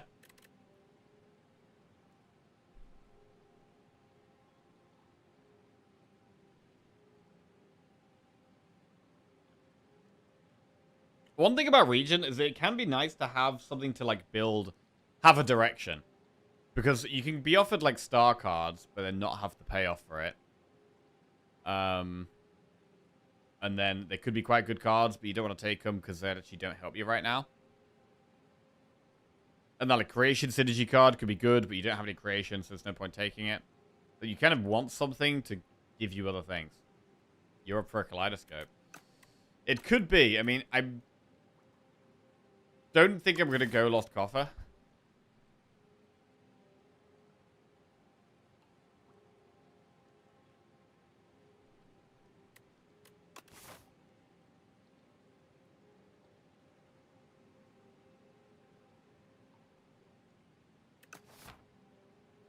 Morning, Akrop. How we doing?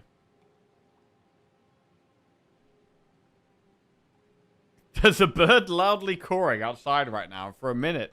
I thought it was coming from the stream, and I was thinking, I wonder why Jackie is playing the sound effect.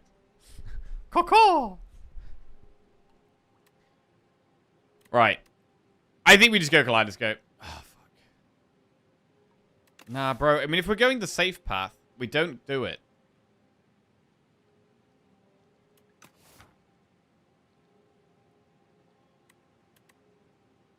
I'm gonna go Hefty Tablet. Ah, shit. Hefty Tablet, Kaleidoscope. Could be 2 curses. It could literally be 2 curses right from the start. Hey, Dora. Doing okay, thank you. How about you?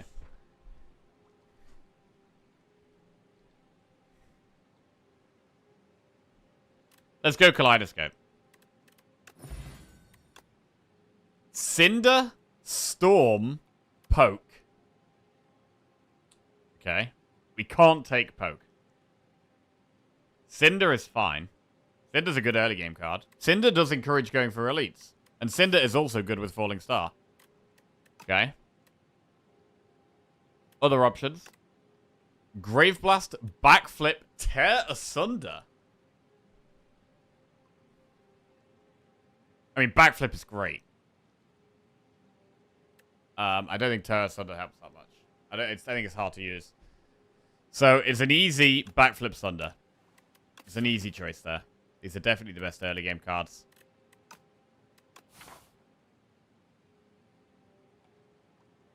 Right. Nothing super exciting. Not super exciting, but I do think they're strong. I do actually think they're good options for the start of the game.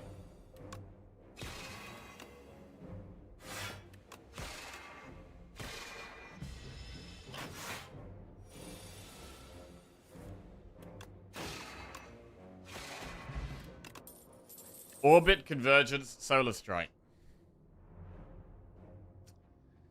Solar Strike, probably the best at the start of the run. Orbit is a curse right now. We've got to decide, we're deciding right now whether we're going for these elites or not. And the start, I think Backflip and Cinder, definitely not bad for doing elites. We can 100% consider doing elites here.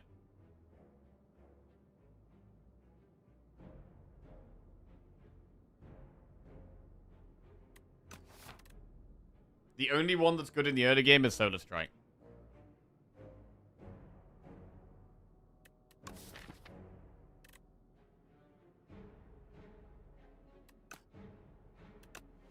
We'll take that.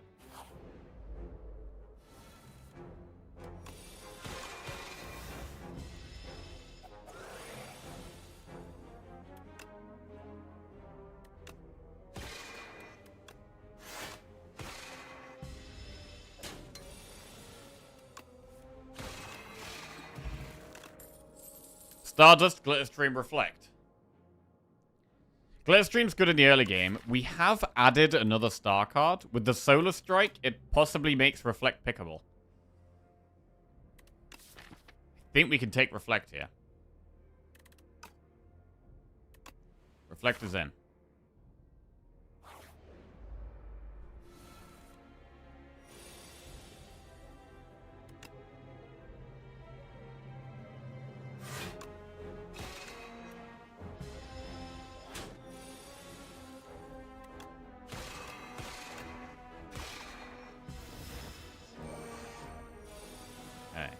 Reflect. Very good Reflect. Solar Strike could also be quite a good upgrade here. Heart of Iron. No They Place, Cloak of Stars, Quasar. Early game choice is No They Place.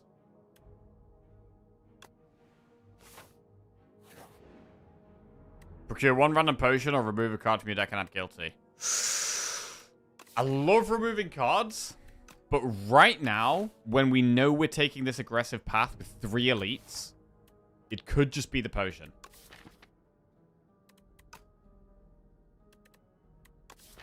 It could just be the potion. I think it is. Fortifier. Okay. Orbit. Refined Blade. Discovery is pretty strong. I think it might be Discovery. Discovery's good on Regent as well, because star cost cards you get to play for free. Alright, we're gonna go Discovery. What about Guiding Star? It's on sale. Don't know if we can quite afford that right now. I'm gonna not do it. We're gonna Reflect. Right, now what do we upgrade? It's very important. Right now, the Discovery upgrade is not the one. Removing Exhaust is great, but fights are quite short at the moment. We just need bigger numbers. Against elites, really we want bigger damage. We don't have AoE, which is a bit scary. Cinder upgrade is just great for the early game, so I think we just do that.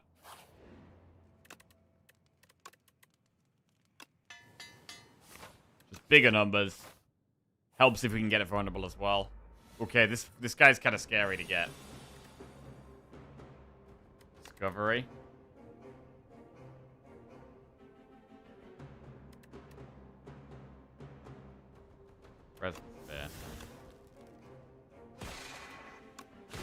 This is definitely the hardest elite for us to get first, I think. We might end up using double potion.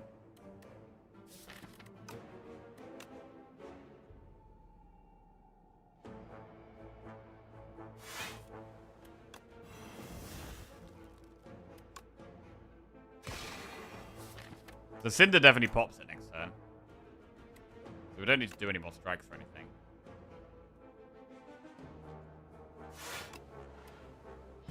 Reflect is going to be a huge draw with all these stars we've got now.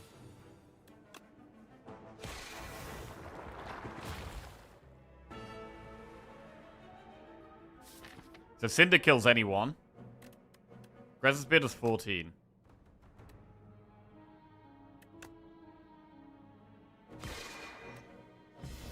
Right, looking at using the Heart of Iron potentially here. Cinder's got to come out.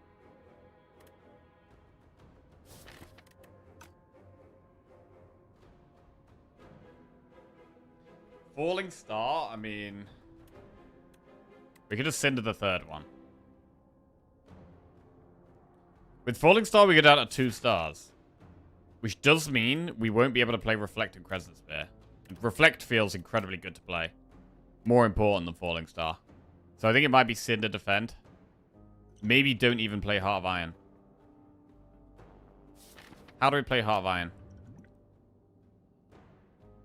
I mean, we could Cinder Venerate Heart of Iron. And then we do get to play Falling Star. Let's do that.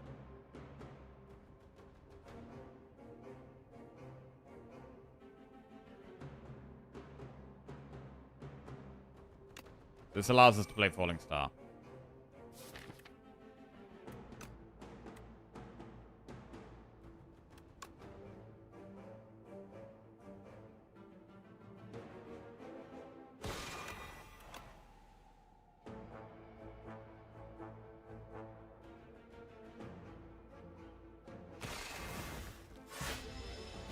Okay.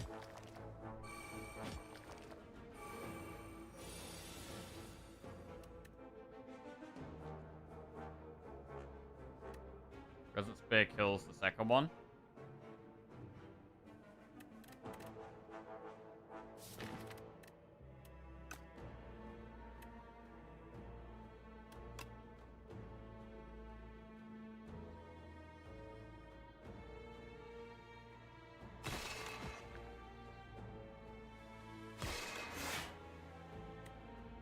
Take a little bit of damage here. Fine.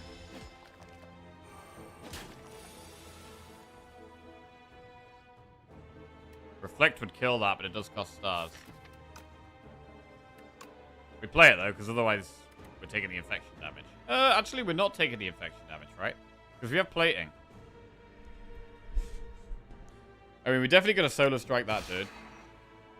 He dies next turn, guaranteed.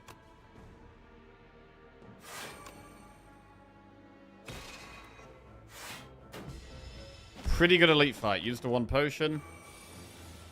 We get through it.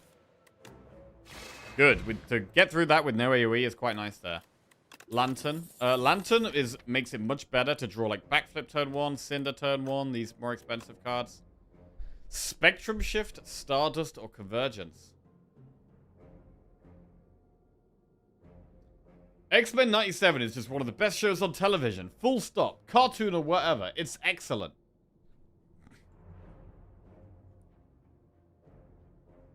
I have not watched any of it.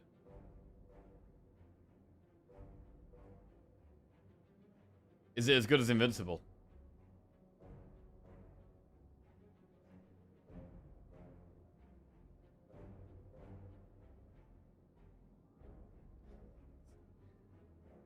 Ted Lasso season 4 started today. I might have to go back to watching Ted Lasso at some point. I watched seasons... I think I watched the first 2 seasons. I never watched the 3rd season, though. It was good, though. What about Spectrum Shift here? We get a campfire in 2 floors. Spectrum Shift is strong. We have pretty much just taken early game cards so far. Can we afford to take a greedy card? Early game, early game, early game. Reflect is like an all game. Early game. Discovery is also all game.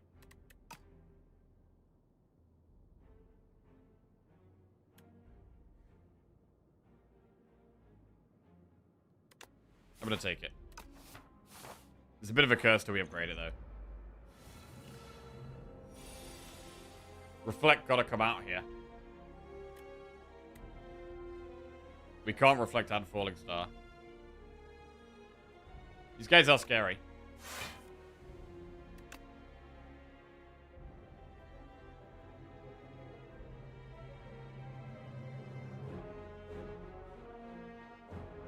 We might use Fortify this fight.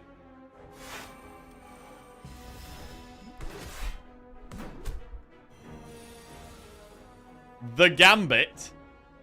Well, that is a gamble. That is a gamble. No, they place is really good against the back dude.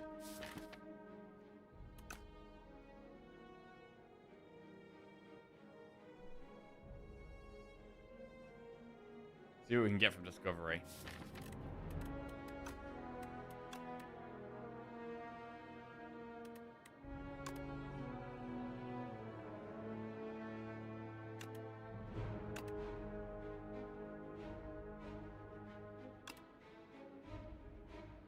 I think we just do something that does damage. Spectrum Shift is playable, but I just think we just need some numbers here.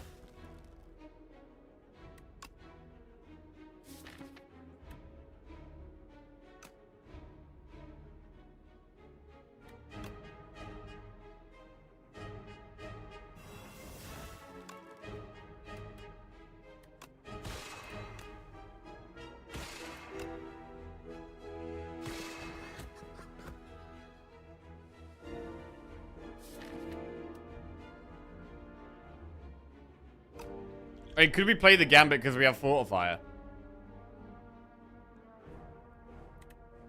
I mean, we're frail, though. So, no.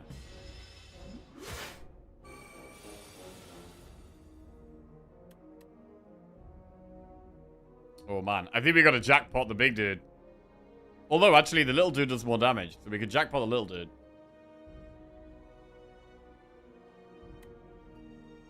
Did you see my screenshot on the Slay the Spire Discord the other day? I didn't know. What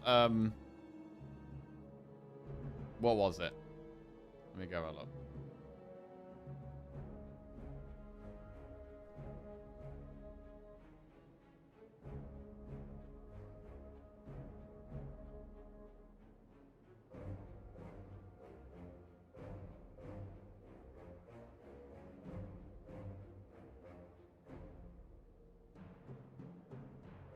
Scrolling up a lot.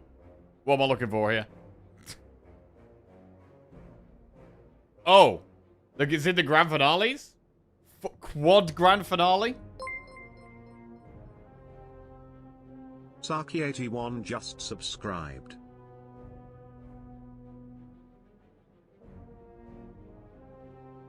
That's pretty nuts.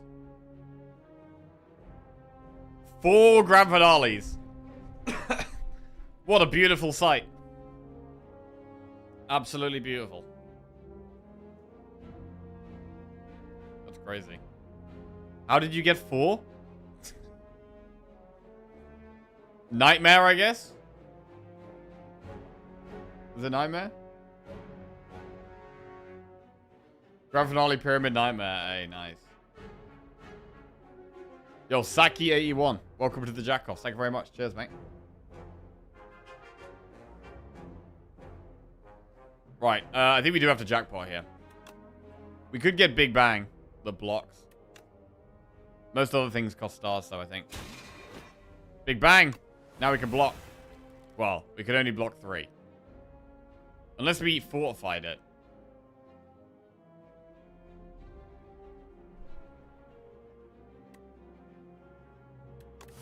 But I don't hate fortifying, because I think it... We might get another potion anyway.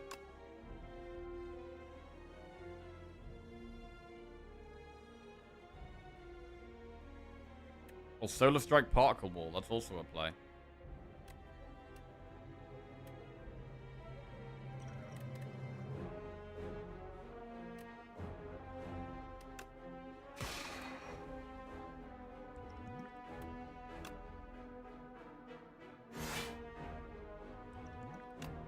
Alright. Just using the potion to make sure we're blocking. Fine. Okay, jackpot was kind of nice there. We get an attack pot.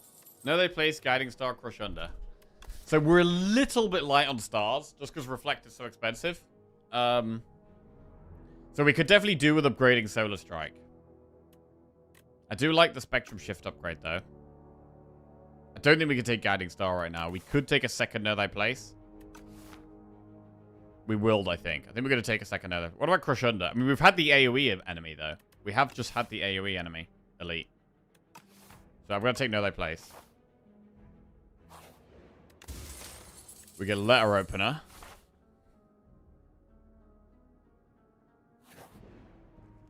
So the most important upgrades right now, I think, are Solar Strike and Spectrum Shift.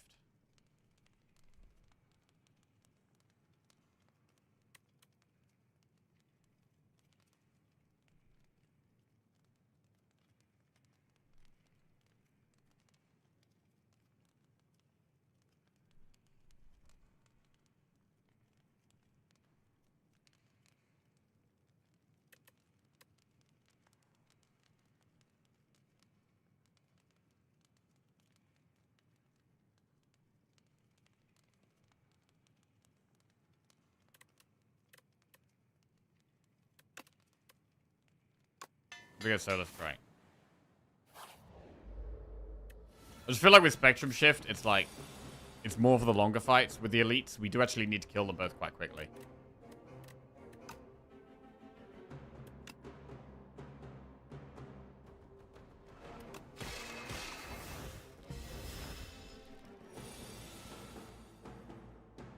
Discovery. Crash landing is a lot of damage. That's good for killing things quickly.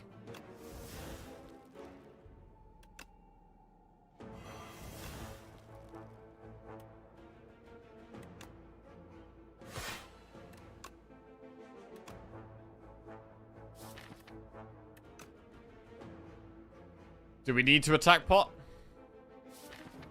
We still have a falling star and know they place in the deck, so we have other ways of playing, getting frontable next turn.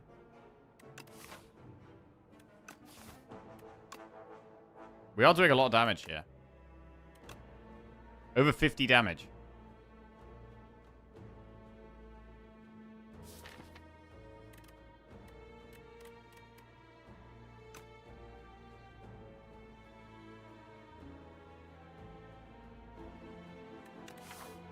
It's good against the bird too, though.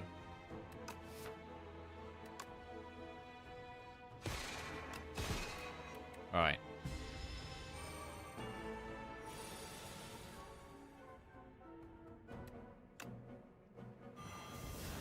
We have lethal. We got 16. I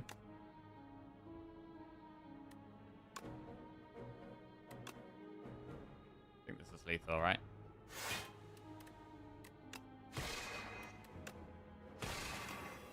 Alright, didn't need to use the potion. Mercury Hourglass, bit of free damage. Shout of the Stars, Cosmic Difference, Quasar. Shout makes sense. We can build more towards a star build with Shout of the Stars. It gives us some block scaling using star cost stuff. We only have Reflect and Falling Star at the moment, but we could find more. We've also upgraded the Solar Strike, so that helps with stars.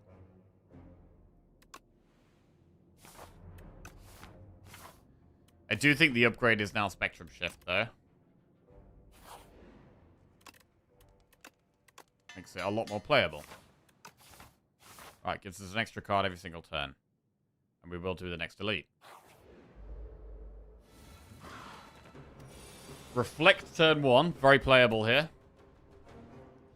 But what else do we do? Do we Discovery? I'd love to save the deck spot for the boss. Maybe use the attack pot in this fight if we feel we have to. I mean, you could Reflect, Solar Strike, Cinder. It's very nice to play the Solar Strike. Discovery does give us an unupgraded card when we have upgraded cards in our hand. I like the possibility of being able to play Falling Star.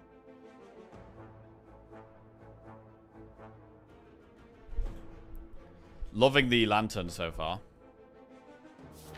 Our deck looks terrible. We've drawn a lot of our best cards turn 1.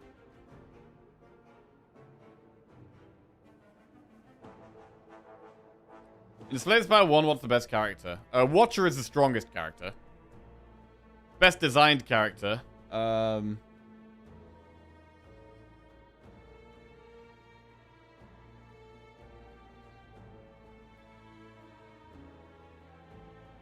don't know. But yeah, in terms of strength, Watcher, definitely. Slay the Spire 1, best designed is Silent. Possibly. You don't have time to gamble Discovery in this fight. Yeah, I don't hate doing Solar Strike, Cinder, Reflect.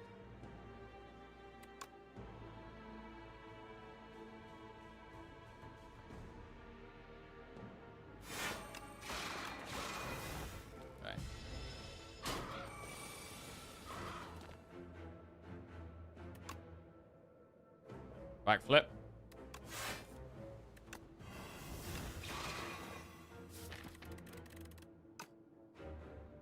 Nearly there.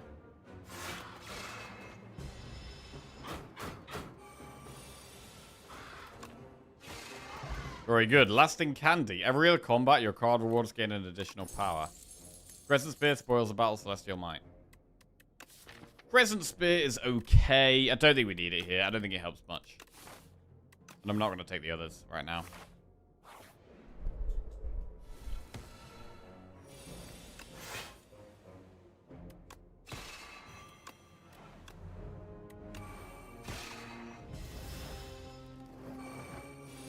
10 damage. So no, their place doesn't really help because we take... Well, we do 6 more damage from the strikes. So actually, probably is worth.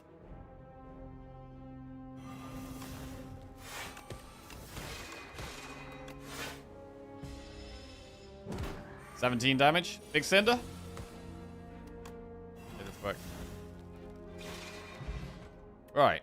Lasting Candy is in place for the boss as well, so we're going to get an extra power offered against the boss. That's an extra... We're going to get 4 rare cards. Quasar, Refined Blade, or Glow. We want more star things. Quasar makes sense. Glow makes sense. Right now, we generate 4 stars through 1 cycle of our deck with Solar Strike and Venerate. And we spend 5. So we do spend slightly more than we create. So it might be Glow. I do like Quasar, but we need enough stars to be able to play it consistently. I think starting with the Glow is good. Right, Rester upgrade here. We can Dex pot in this fight. We can Dex pot. What is the best upgrade? Shout of the Stars is a good upgrade. Glow is a good upgrade.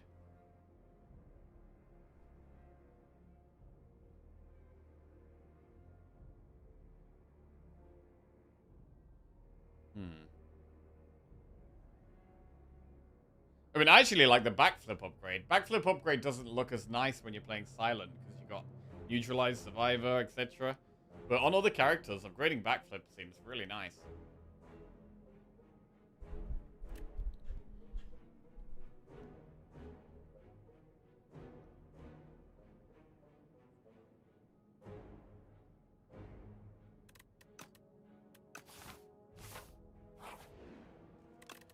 I'm going to upgrade the Glow. It just gives us more stars. We can just consistently play our star cost cards now. Because we don't really want to play Venerate. I guess so Venerate is just much worse than Solar Strike or Glow.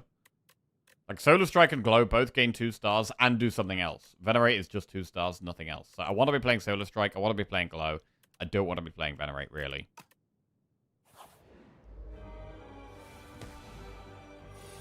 We'll probably Dex pot in this fight, but don't need to use it turn 1 necessarily.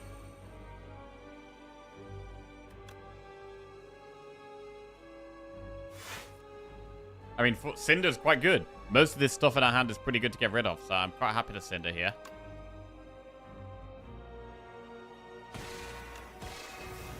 There's a defend.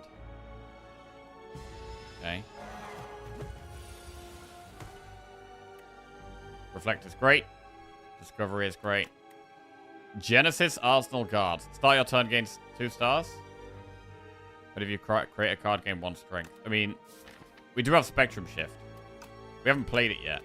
Arsenal's good later. We have upgraded our stars, so we don't really need Genesis. We're going to go Arsenal.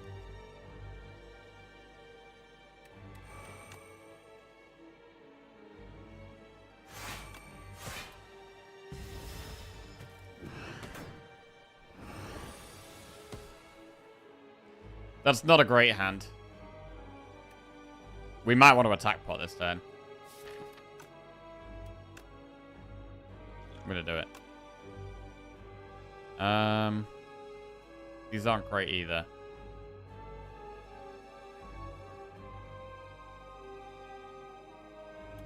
Yes, Kingly Punch.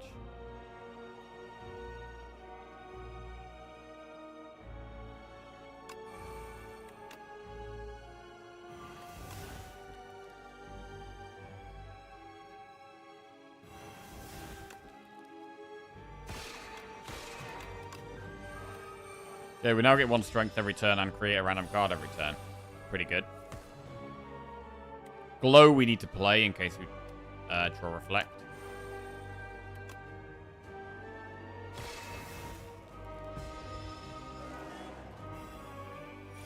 Want to draw Reflect. Falling Star makes it weak. It also blocks 4. That's actually better than a defend here. But we don't have the stars to reflect. But we have Venerate next turn.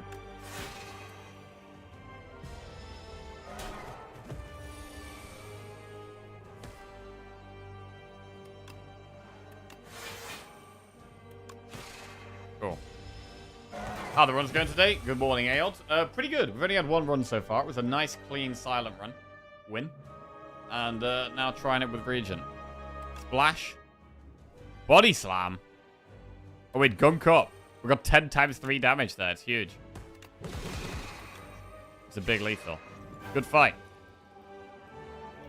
Good fight. We get 75 gold. Add a card to our deck. Sword Sage, Arsenal, be into shape, make it so.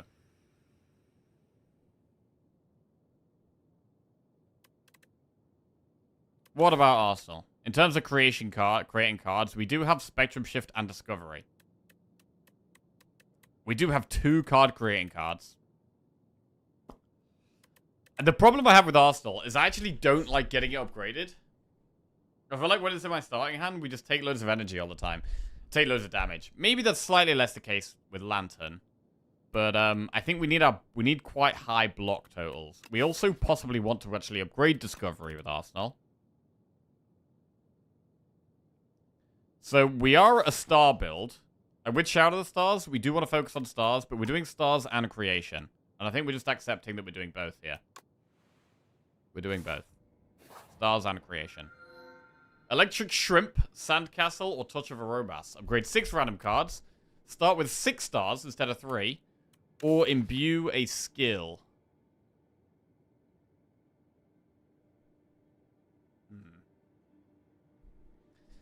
I mean,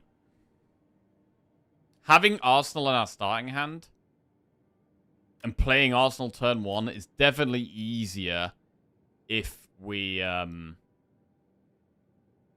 imbue a skill. I actually really like imbuing Backflip. When we can upgrade Backflip, we get 8 block and 2 draw on turn 1. Which almost makes it like Anchor and Bag of Prep in one. That's pretty good. Especially when we have extra energy turn 1 anyway. So like the draw turn 1 is really good. It's like Bag of Prep plus Anchor.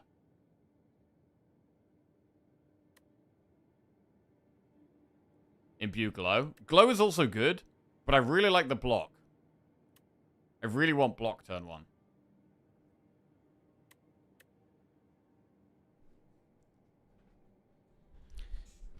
So I think we might actually... I mean, upgrades are okay as well. But I think I'm just gonna imbue a Backflip. It seems really basic. Imbuing Backflip does seem really basic. But I think the Lantern definitely makes it better.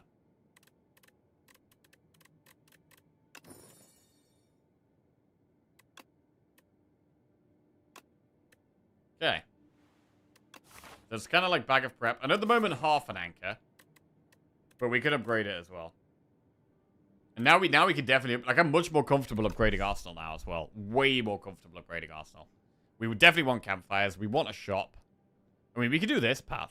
There is quite an early elite there. But we would get through 4 campfires by the end of the act. And we're doing an early shop. I think that's okay.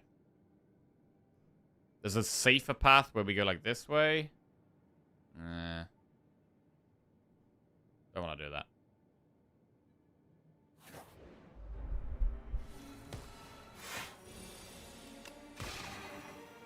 So we're just starting faster now, which is great. What about defend? Dex pot.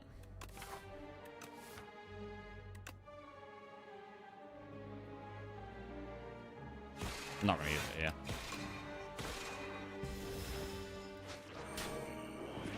Discovery. We really do want that back. I don't think we even play the powers here. I think we just hit it. And then Reflect should kill it.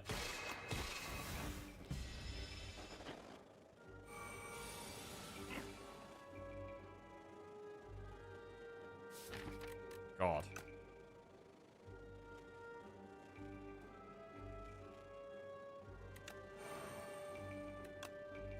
Bad draw. Oh, wait! Letter opener.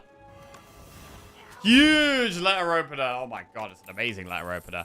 Hidden Cash plus Begone or Reflect. Well, that's a lot of stars in one card.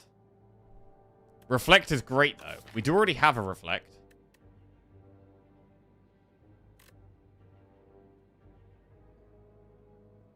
Two Reflects is a lot of stars that we can't really afford. Begone is also a transform, which works with Arsenal.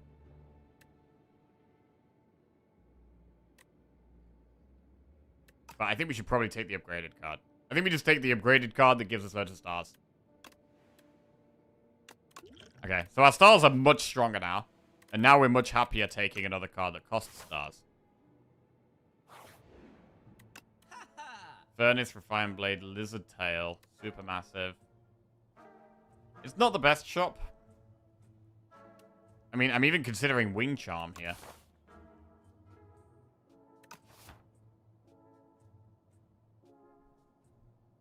Is Wing Charm worse or better with Lasting Candy? Because it means you're only getting 1 of 4 cards with the Swift on, right? Splash? Oh, bro, Splash is actually good. It's creation. Splash is actually good.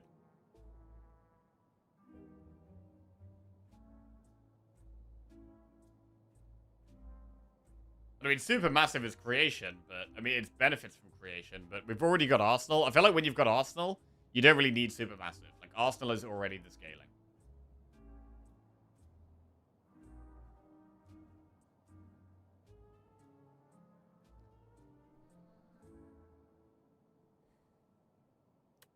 Alright, I'm going to remove a strike and take the splash.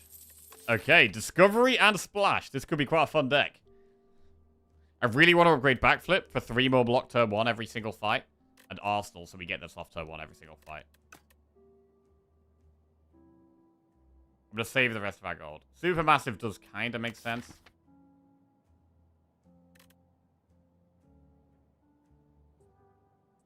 Should we take Supermassive here? We've got Splash. We've got Discovery. We've got Spectrum Shift. Like, maybe we should take it as well as the Arsenal. But we're now I'm adding all these cards. It's like, this doesn't block, this doesn't block, this doesn't block, this doesn't block, this doesn't block. Like, we're adding too many cards in a row that don't block. Like, we need more block. Which is why I don't really want to add Supermassive right now. I think we need more block in the deck.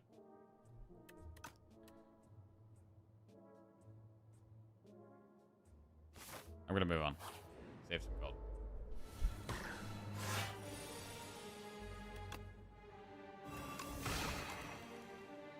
Hyper Beam. Boom.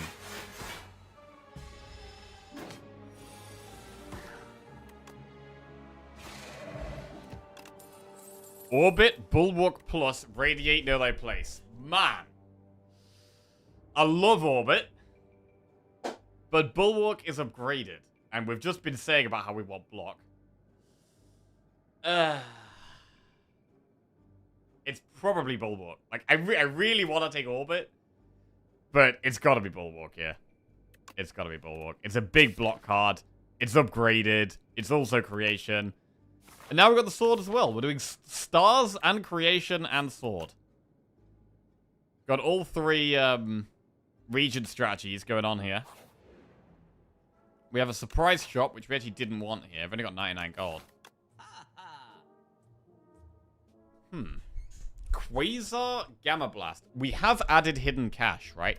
So we do have more stars now. We do have more stars. Quasar is a star card and a creation card, and it's on sale.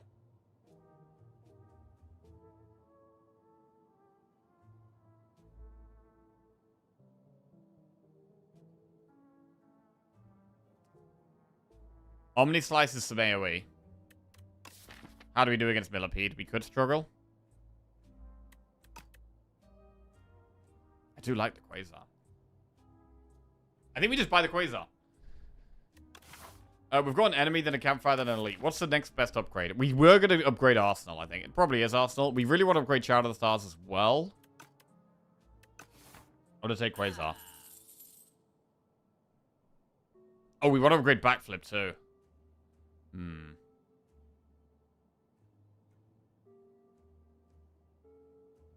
What about Pa? I'm going to skip Pa. I'd maybe take an upgraded one, but we've just added a big block card.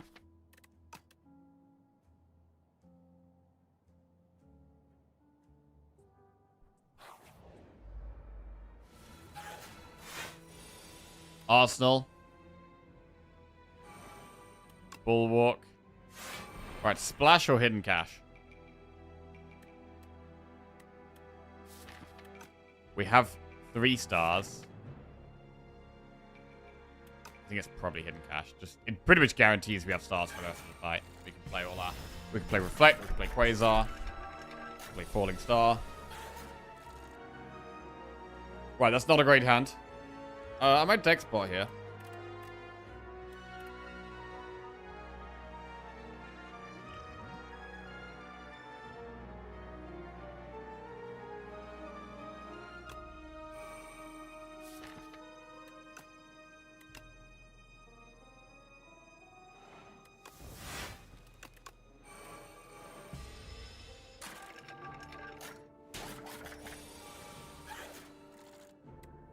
Reflect is great.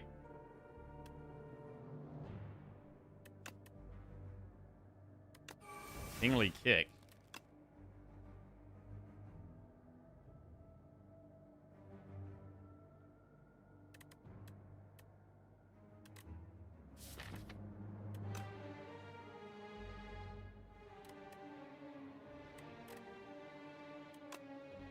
Focus on killing the back one after blocking most of this.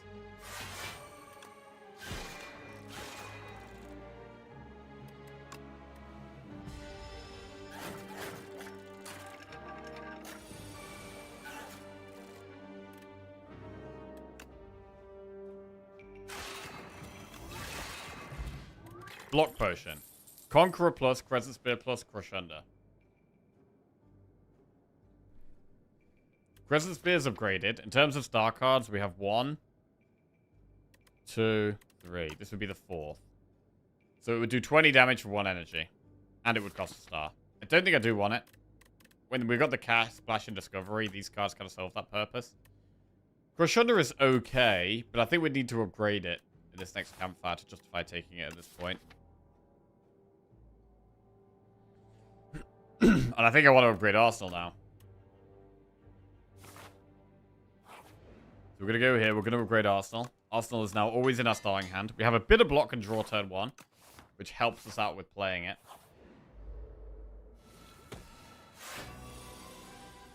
Okay, Arsenal.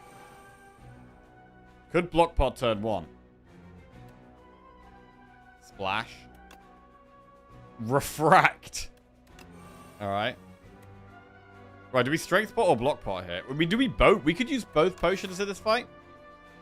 Because we're looking at doing a lot of campfires and enemies before the next one. So I'm actually going to strength pot.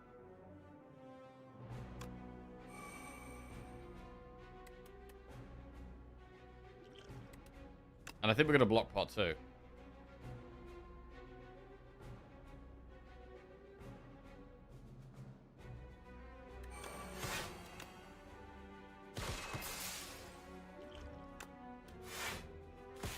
Saving stars so we can reflect.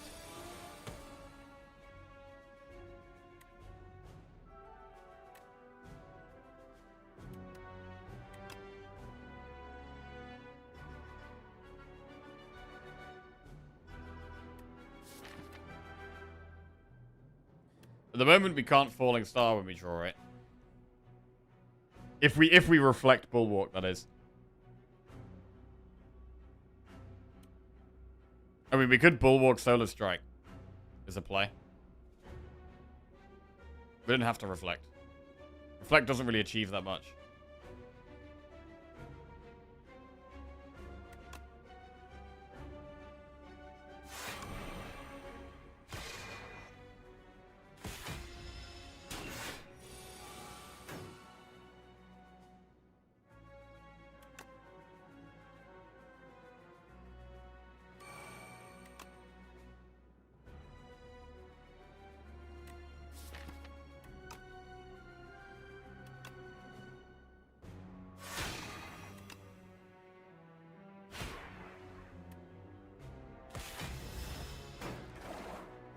Alright.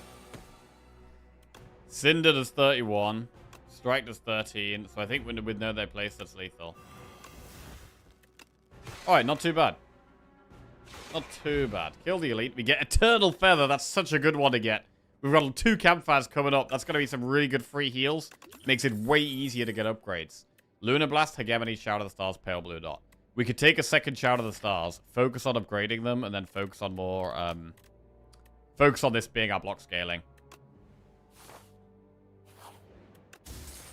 Right, we get Ornamental Fan. We got a lovely free heal in this campfire. 20 heal.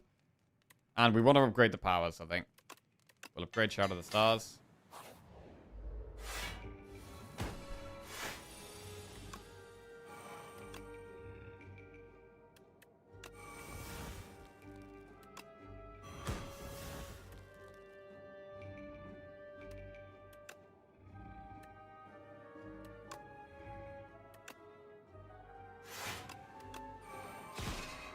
Okay.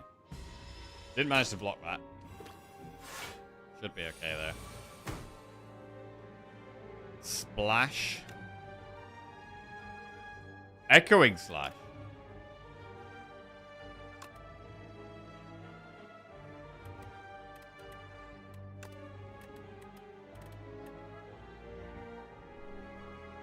I might go FTL here.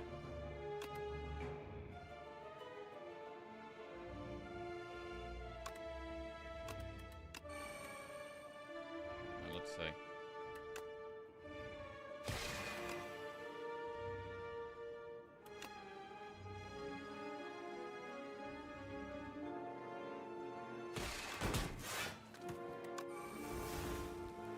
That's not amazing. 18 damage.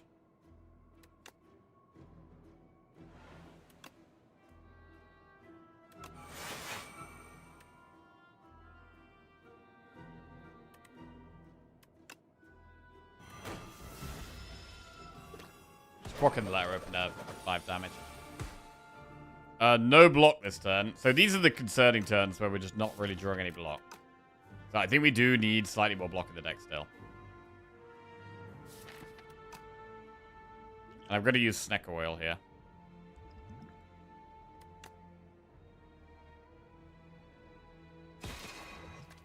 Alright, need some block. Bulwark is there. It needs to not cost 3. It costs 1. That's okay.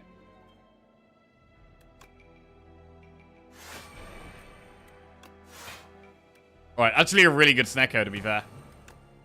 Really good use of Snecko.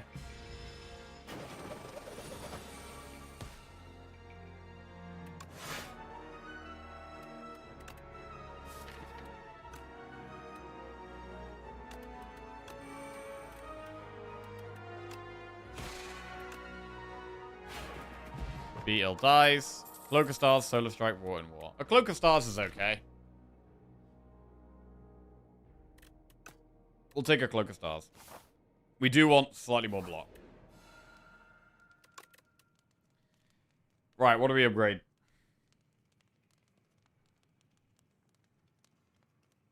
Shout of the Stars, Backflip.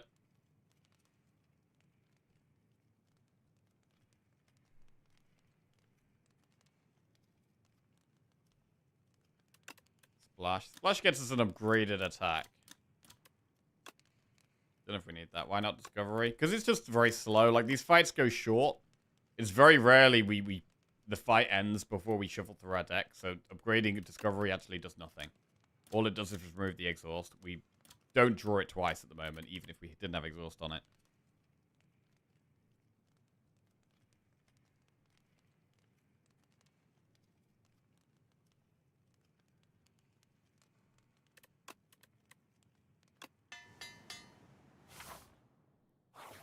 Right, so Shadow of the Stars does just help with that block.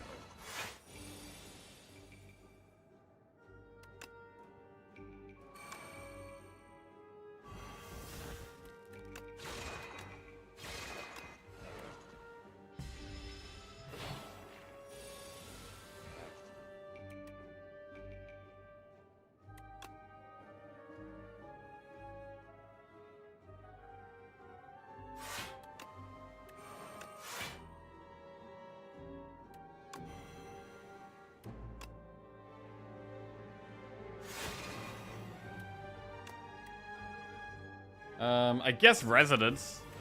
Fine. I get 1 strength, it loses 1 strength. Makes the multi-attack slightly less scary.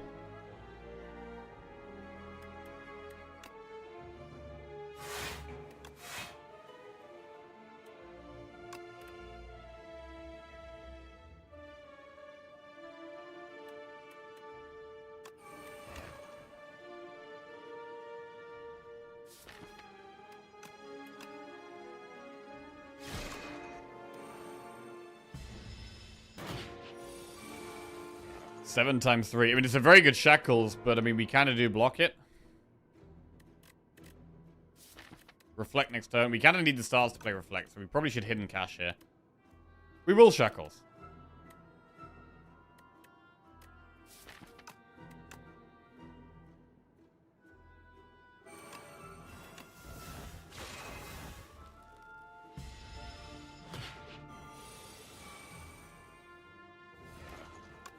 Lethal. Good. Orbit, Devastate, Begone, Wrought in War. I mean, a Begone is fine with Arsenal. Orbit is great, but it needs an upgrade. We also don't have that much draw. We could do with more draw with the Orbit, really. But I'm going to take it now. I'm going to accept the Orbit. Welcome to the deck, Orbit.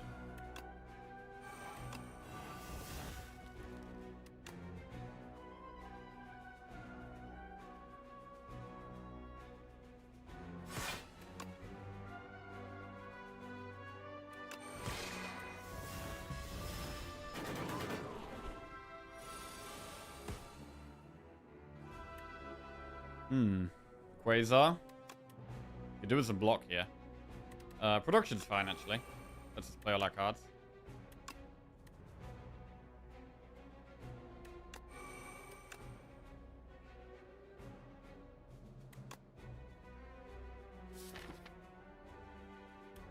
Catastrophe. Orbit. Shower of the Stars. Not super helpful.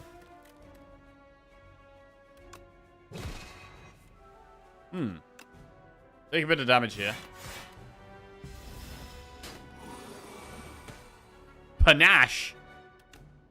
Oh, I love all this random stuff. Genesis, Parry, Reflect. Well, we're about to get the sword. We have Reflect in the deck.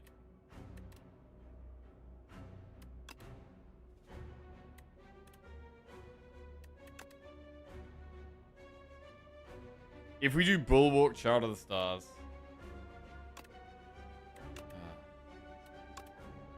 Not Reflect here. Probably is Genesis, but are we doing Stars anyway?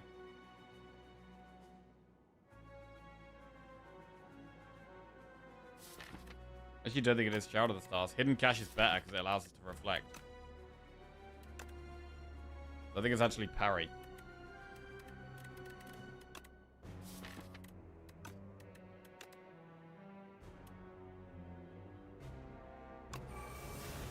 Parry, Bulwark. Parry, Hidden Cash. Now we can play Reflect if we find it.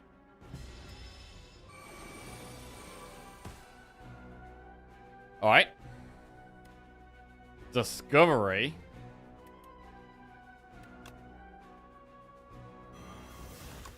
Blade does 45 damage. Celestial Might is great with there's millions of damage. Huge damage. Very good. Red Mask. Okay, that also helps on turn 1. Orbit, Quasar, Charge. Man, I mean, we've just taken an Orbit that needs upgrading. It's probably Charge. Charge works well with Arsenal.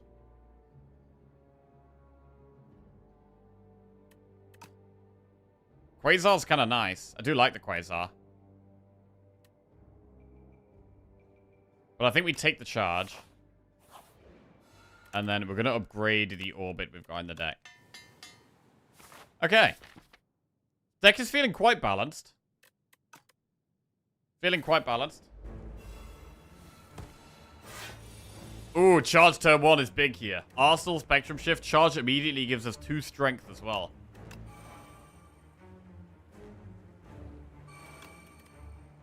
We can transform a Sender's Bane, and then we can just transform like a Strike.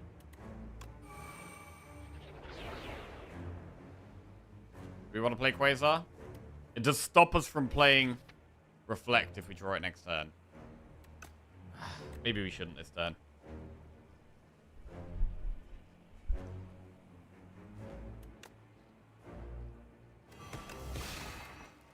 Okay.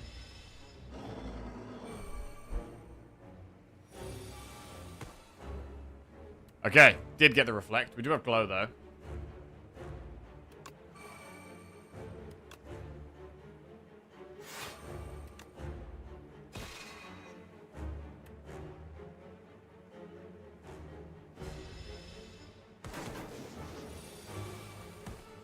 Orbit. Oh, we won't block this turn, really.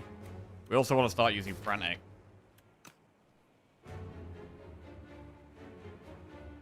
I mean, I think we are going to Orbit Discovery. It's a lot of damage incoming. I mean, Fisticuffs does actually block quite a lot. I think we might have to skip Frantic Escape, which is a little bit scary. But I do think we're going to have to do that. Orbit.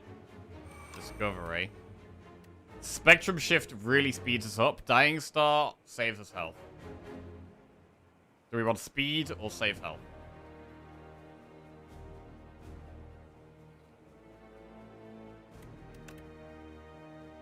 It speeds us up because it gives us an extra option every turn and also an extra strength every turn. I don't know. 31 is a lot incoming here. I'm going to go with the Dying Star.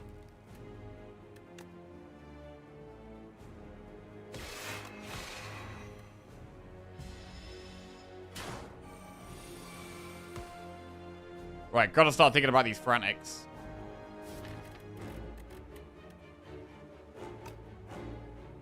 I'm gonna ignore Nostalgia. I think.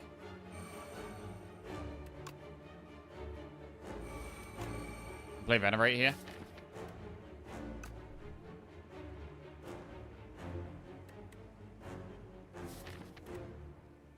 I mean, Nostalgia, we could just keep putting Bulwark on top. That is a play.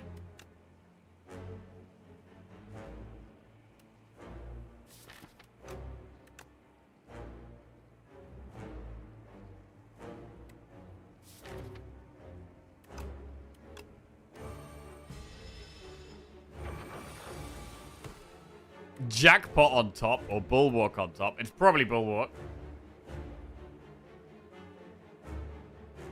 Probably Bulwark, yeah.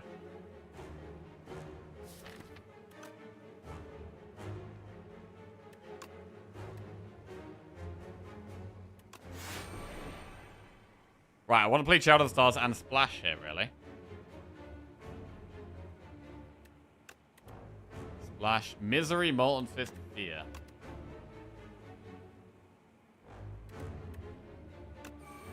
Molten Fist, Shadow of the Stars, Falling Star.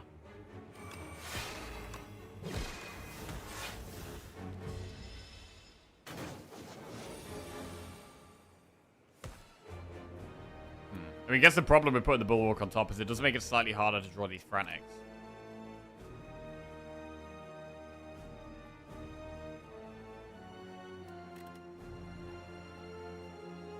Nostalgia Gambit. That does mean we'll never take any damage ever again.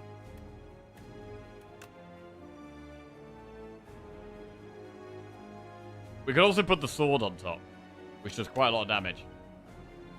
And we are kind of not far away from killing it now. We can't afford Blade, Bulwark, and Frantic, though. And we do have to Frantic here.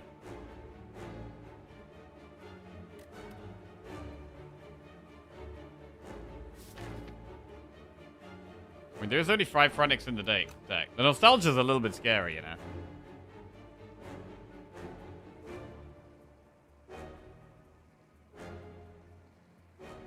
Why would we not put Gambit on top?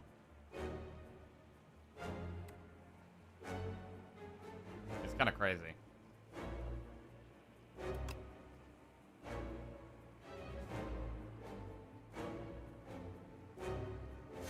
Alright. Gambit's on top.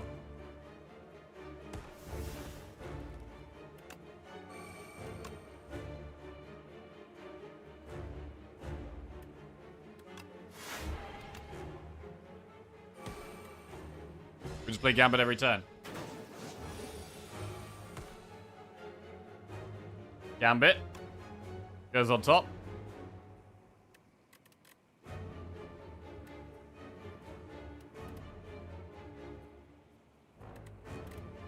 Is it even the play?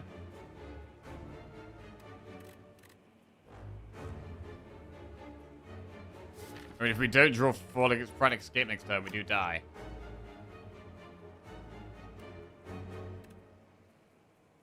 So I think we put Falling Star on top, because we should have lethal next turn, right?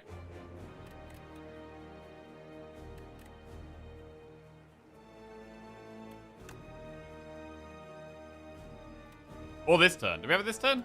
We've got 19. Sovereign Blade does 47 plus 23, which is 70. So we've got 70 damage, plus 19, that's 89. Plus 27, 116.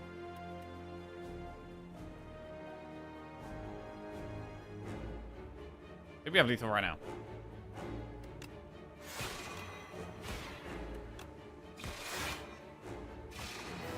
Good. Pretty nice.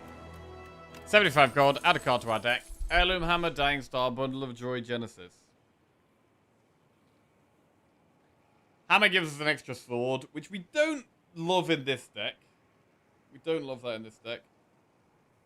Genesis is just a constant stream of stars. Bundle of Joy is 3 strength, plus 3 other cards.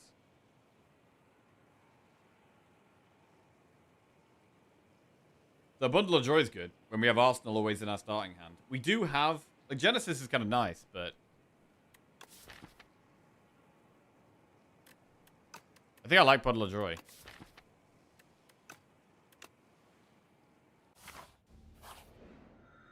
Right, we get Vaku, Blood-Soaked Rose, Seer Talon, or Jeweled Mask. Start of each combat, put a random power for your draw power to your hand. It's free to play this combat. Or do we want the wishes? I mean, we would just wish for our powers anyway.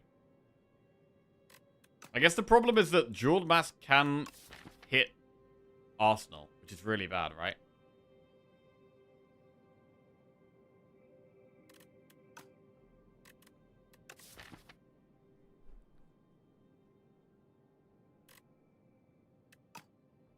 We do lose 9 max HP with a Talon. It might just be Mask. Mask is fine. I mean, Mask does just speed us up. Mask does just speed us up.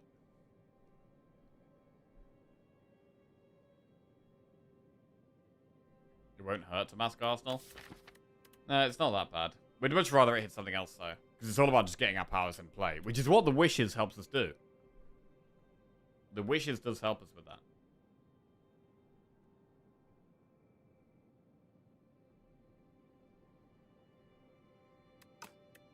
I'm gonna go Jewel Mask.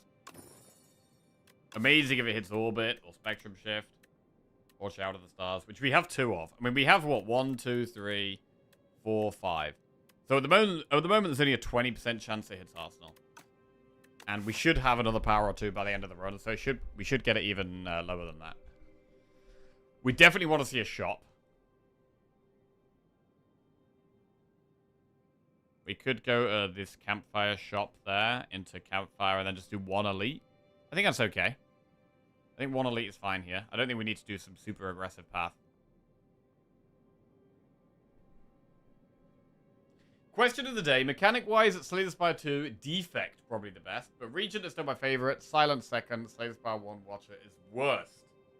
I would agree with you on Watcher. I do actually think Regent is one of the best designed. I mean, here we've got, like... Here we've got a deck that is splashing all of the archetypes, right? We've got some sword stuff in here, we've got some star stuff in here, and we've got some creation stuff in here. Part of me actually thinks that Regent is the best designed character. I think he's the character... Like, I think Regent and Ironclad are the two where I'm most often having varied decks or different decks, or you could force one strategy, or you can have a deck that splits multiple of your strategies. With Silent, I would say Silent is actually slightly worse, just because I'll end up with a full poison deck, or like a full Shiv deck, or it's why I kind of don't like the nerf to Haze as well, because Haze is like, it's a poison, but it's also discard. It's also Sly, right? So you might want a deck that's like discard synergies and poison synergies, and like splitting across different synergies in a deck is really good overall for the game, I think, and deck building and variety. And I think Regent and Ironclad actually do that the best. Like, I have Ironclad decks with self-damage stuff, and vulnerable stuff, and block stuff, and exhaust stuff, and I have Regent decks with stars, and creation, and swords. Whereas the other characters, I'm more likely to go down one path.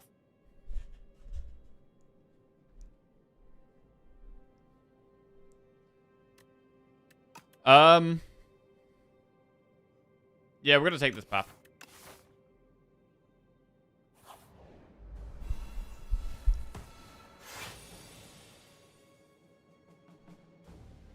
Wow. Powers? Yes, please. What a crazy good half opening hand. Nice, nice, nice, nice. I mean, is it ever Bundle of Joy over double Shroud of the Stars? Because it gives us 3 strength. Probably not. I mean, it could be. 3 strength.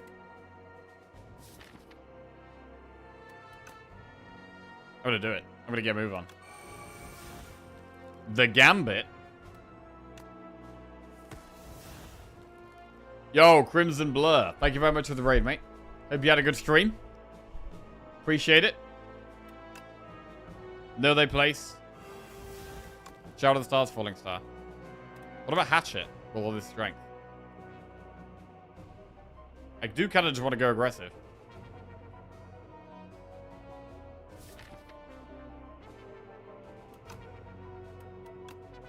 $21 damage.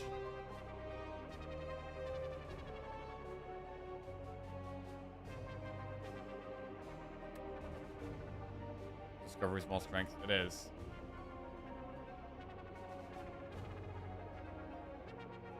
In terms of Shadow of the Stars value in the deck, we have Quasar in there. Cloak of the Stars in there. We don't have that much. Because we've already drawn Reflect. It's going to be ages till we draw Reflect again. So actually, maybe we don't play Shadow of the Stars. Yeah, let's Discovery. Neutron Ages. Big Bang. Bundle of Joy is a lot more strength. But Big Bang is speed.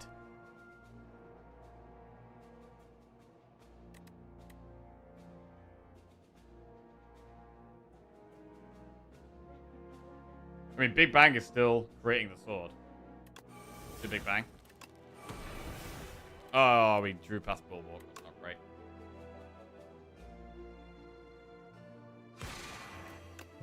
Oh, it also procs Orbit, which does let us get one of the Child of Stars in play. That's kind of a big deal. Nice. Really strong turn 1 there. Very strong turn 1. How do we block here?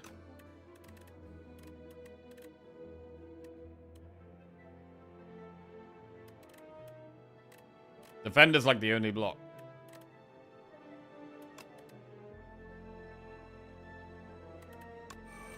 Ten times 4 from Ricochet?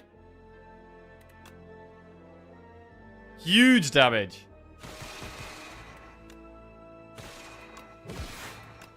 Absolutely massive damage. Devastate Patter Conqueror. Skip? Probably skip.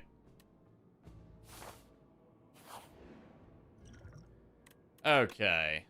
Add Regret to your deck and obtain 2 random relics, or add Shame to your deck and upgrade 2 cards. So we're taking a relatively safe path. We do have a shop there where we can remove the curse.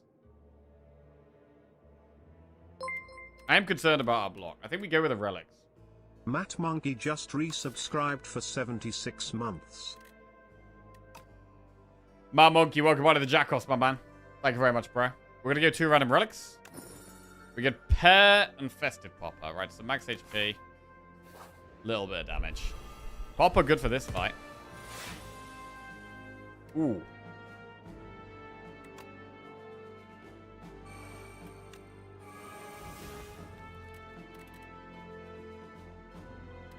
Hard to not take regret damage here.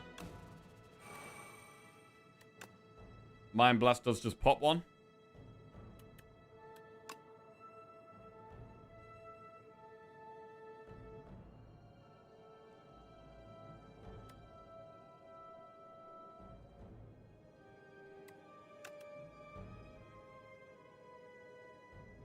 We have no orbs.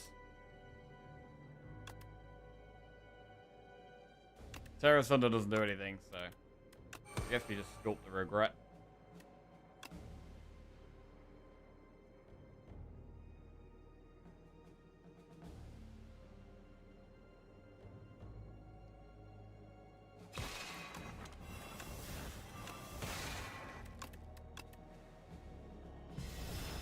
Okay.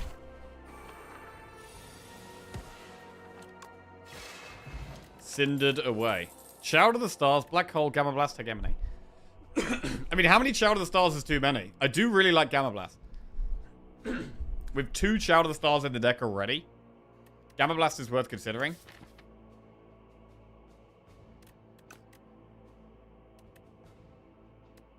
Shout of the Stars is great, though. But we're not having that many payoffs. You know what I mean? Like, we've got Quasar, Reflect, and Falling Star. That is it. I've only got 3 payoff cards in the entire deck. And we've got 2 upgraded Shadow of the Stars. So I really do think Gamma Blast makes a lot of sense. Let's take it. Another reason to have the hidden cash as well. Okay, Arsenal got to 0. Not ideal.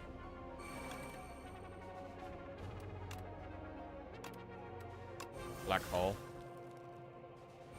Splash.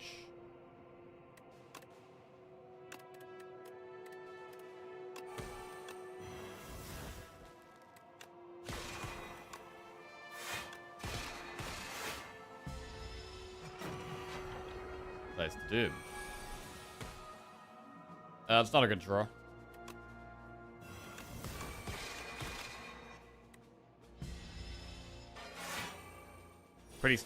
This fight could do quite a bit of damage to us, actually. I'm a little scared here. Orbit Bundle.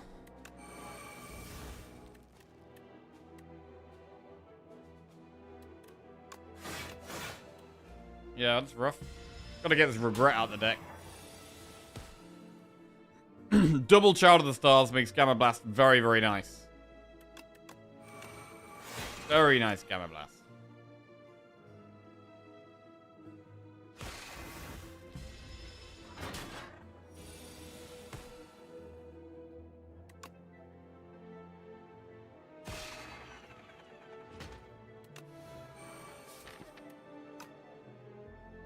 Bulwark's pretty good, but I'd rather have the consistency of the draw. Okay. Charge. Jackpot. We can play Gamma Blast. That's good. And we can actually play Jackpot. Let's go. Huge Jackpot. What do we do with the rest of this, though? Not really much to do. Quasar a 1-cost attack. Volley's a 1-cost attack. Good. Star Pot. Manifest Authority, Refined Blade plus Resonance. Manifest makes sense. I'd really like it to be upgraded, but it might still be worth taking, to be honest. I'm going to take it.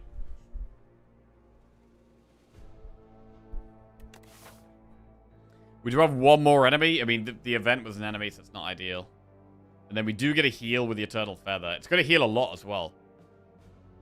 For every 5 cards, we heal 3. We've got 30, so that's like, what? 18 healing, I think?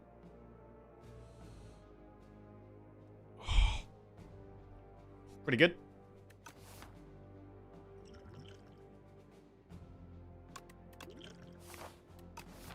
Get the Star Pot just in case.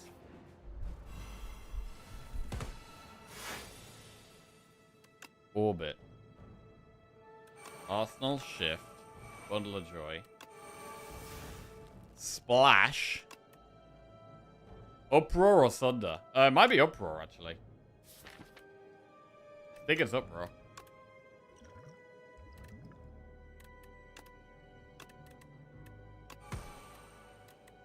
This gives us one more strength. Flash of Steel.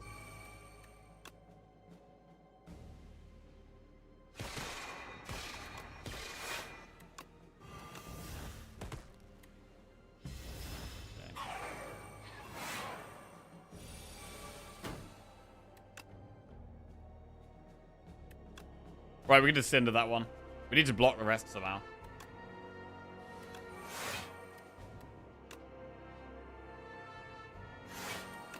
This kind of works. Love Uproar? Me too, bro. But Uproar enjoyer. Bulwark.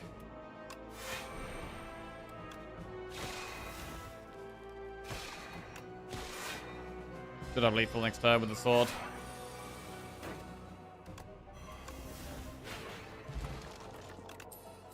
Parry, Begone, Celestial Might, Glow. So we can consider a Begone. We do have Aeon Glass. In terms of getting rid of Withers, we do have Charge. But I think one Begone is fine. It gives us a strength as well.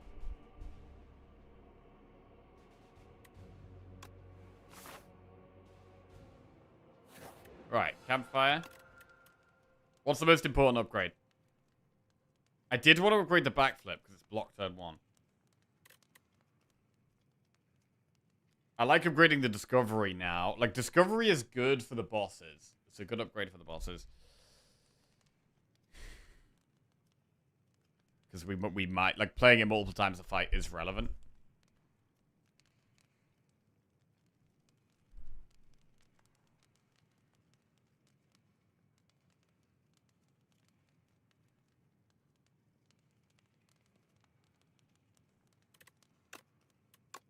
I'm going to upgrade Discovery now. Pendulum. Oh, shit. Wait. I could have gone this way. I rushed that. I could have done an extra event instead of an enemy. That's annoying. It's probably fine. Right. Chemex, Orbit, Dying Star. Fencing Manual, Charge. Another Orbit. It would need upgrading. We really want to get the Regret out of the deck. Really want to get rid of Regret, to be honest.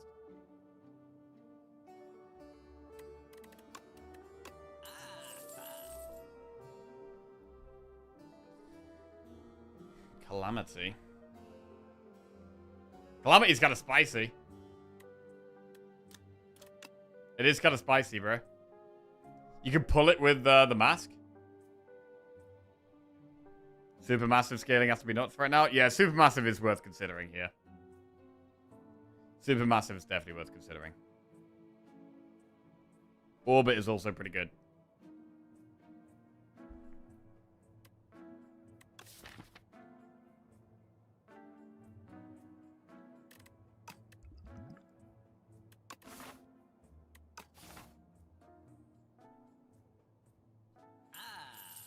Right, let's do Supermassive Orbit.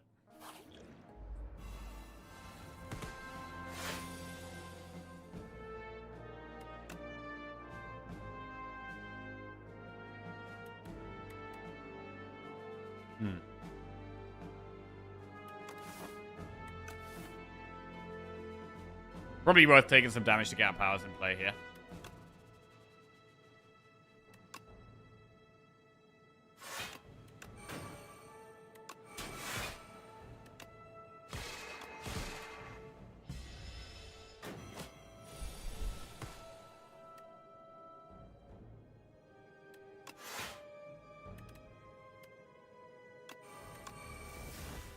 Entropy.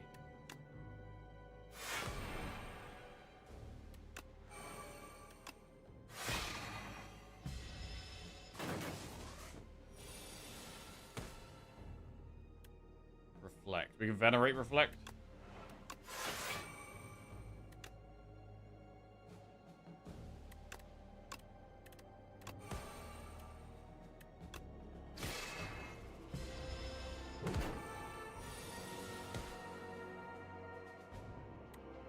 Not much block here.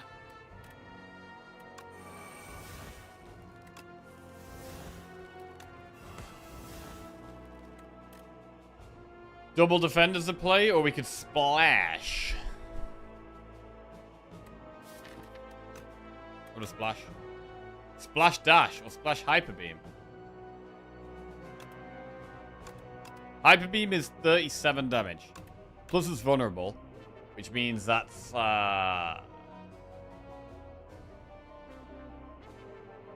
55 damage.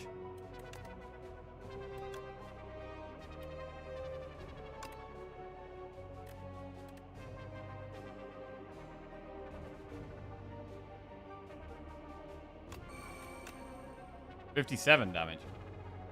Oh yeah, because the extra strength from creating it.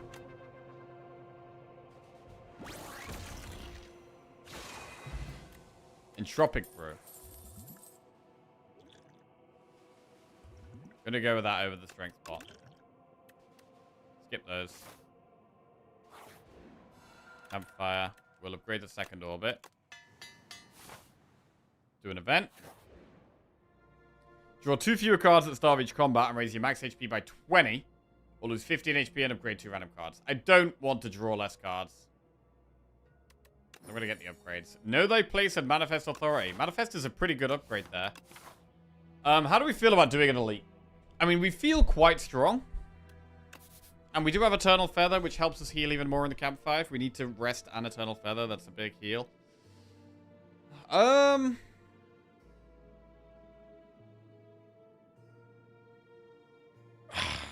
We're probably okay. Like, what about the Knights? Like, are the Knights a problem? We always have Arsenal. We always start strong, though. That's the thing. I think when you start strong, actually, elites are okay. A lot of them is about starting well. No block here, though.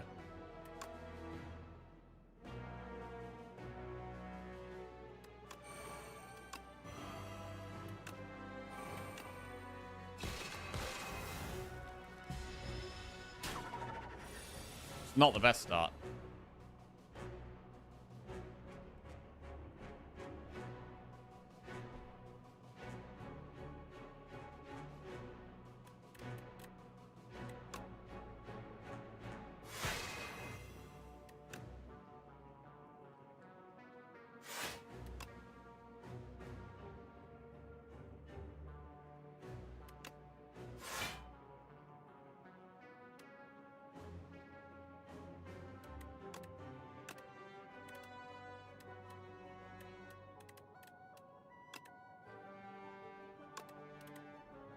Shackles could be good if we draw it again later.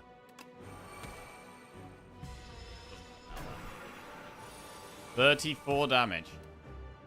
Right, Reflect pretty important here.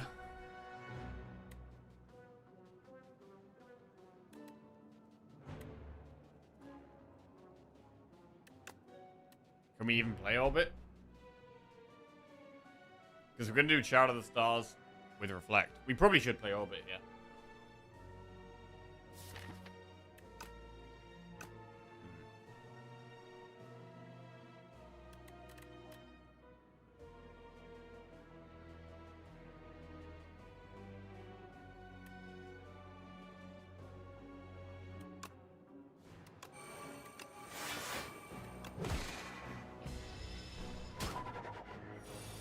$28 damage. Double Bolas.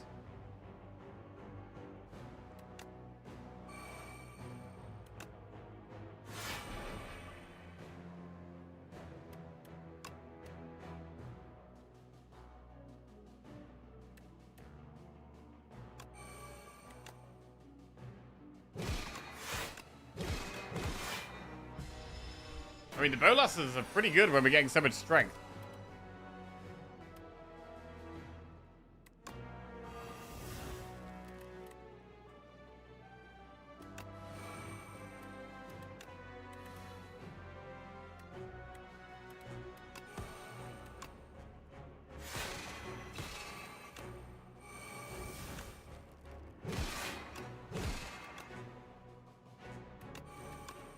Very good. In the end, little bit of a dicey start. but pretty good in the end. Black Hole. I mean, Black Hole is just more scaling. How many powers? How many powers are we willing to put in this deck? Are we at a point where we've got enough powers that we shouldn't really be taking anymore?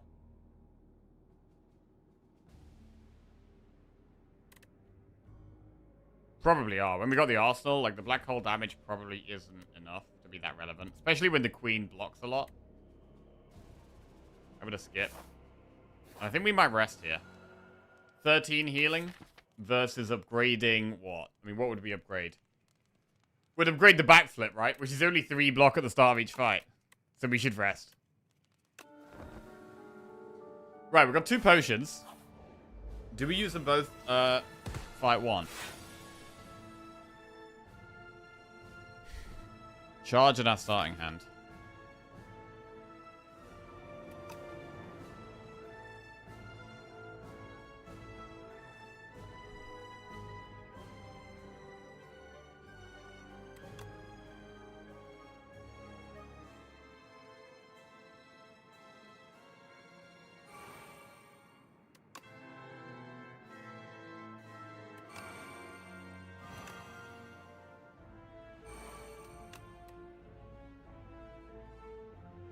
It's gotta be Dagger Spray, I guess, with the strength thing.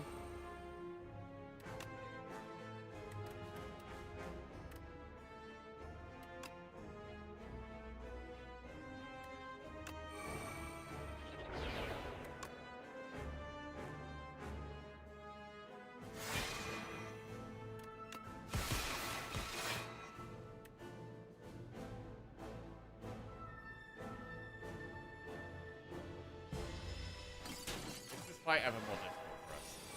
I mean, with the creation, once we get Spectrum Shift in play, it does help with this fight a lot. Glow allows us to play Quasar.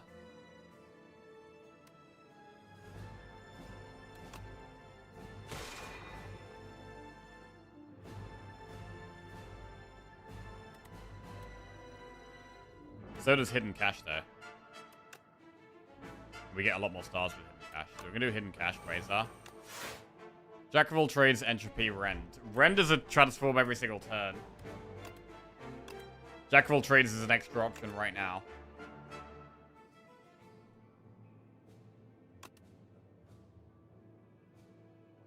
Entropy's good on the bound cards.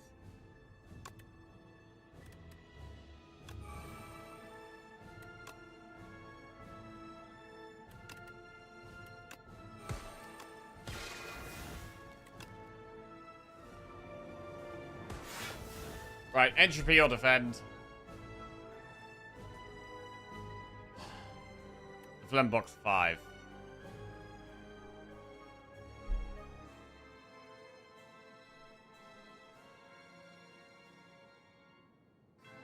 Next turn is a little bit scary.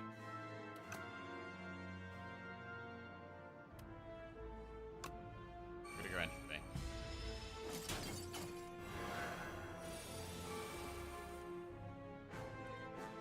Right. Bundle of Joy Manifest Supermassive. Damn. So Gamma Blast blocks 9. I mean, our star cost cards are our best block right now. I want more block. Supermassive is really good down the line. What the hell do we transform here?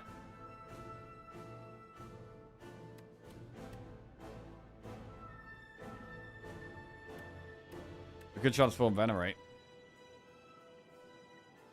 But then we're not going to have enough stars to reflect.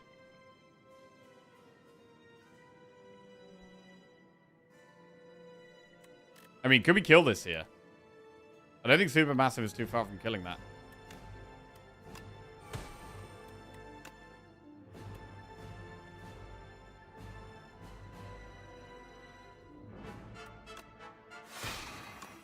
$41.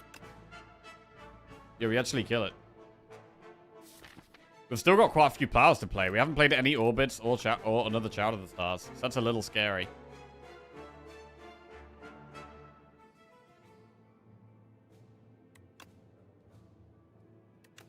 I think we go for it.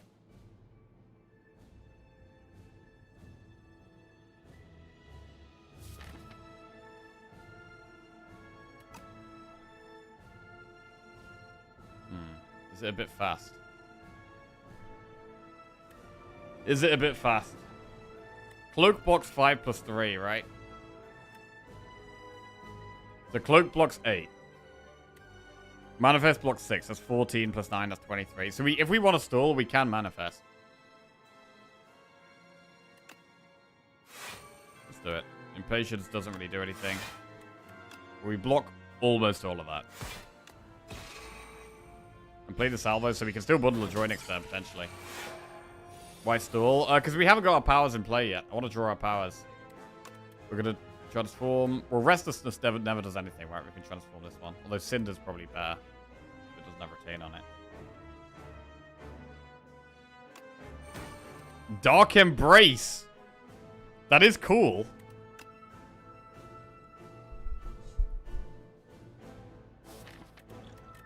Got reflected the deck. We haven't played any orbits.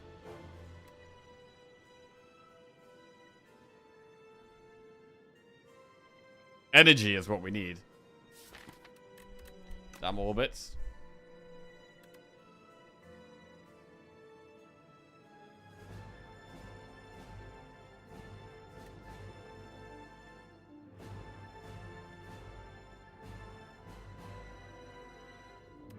We can do Child of the Stars Bulwark. Take 8. Or we can just kill and play Child of the Stars, then maybe Discovery. We're then relying on drawing Reflect next turn. Also, Queen is not going to be weak next turn either.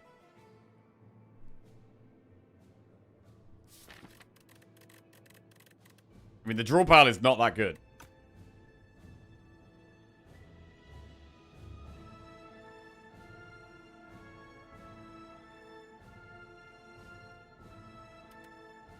Supermassive Queen and Impatience.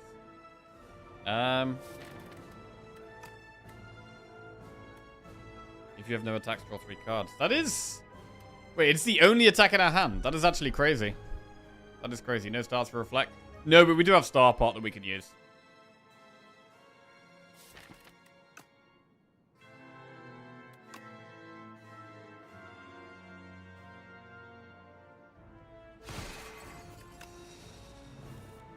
Bro, still no orbit? What? Well, we do have guaranteed Reflect next turn, so that's okay.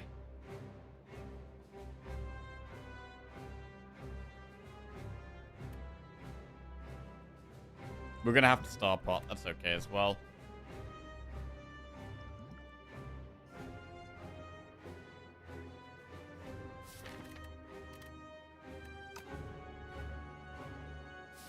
Bro, if the double orbits and Reflect are all bound, that is a problem. Like, we're probably only going to be able to play one of them. Dark Embrace does draw with Minion Dive Bomb. And with No They Place. Like, Dark Embrace is pretty good. But Shout of the Stars is also very good, especially when we know we're reflecting next turn.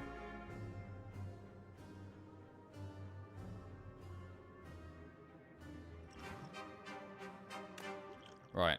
Do the potions. I think it's Fortify, Colorless Spot. Okay. I would like to try and save these for the next fight.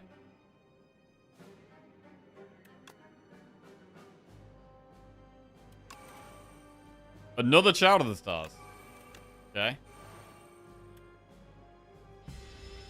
Reflect very big here. Transform Strike. Into Furnace. I mean, Boulder would have been nice. This was actually a really good draw. So, because of the 3 Child of the Stars now, 2 upgraded, 1 not. That's 8 per star spent, which means that Reflect is 24 block just from Child of the Stars. Plus 11, so that's 35 block. Which is really good.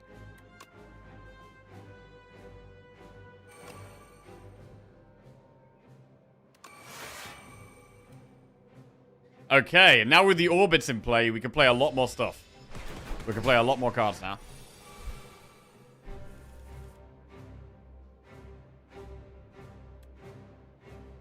I'm gonna finally transform this. Impatience.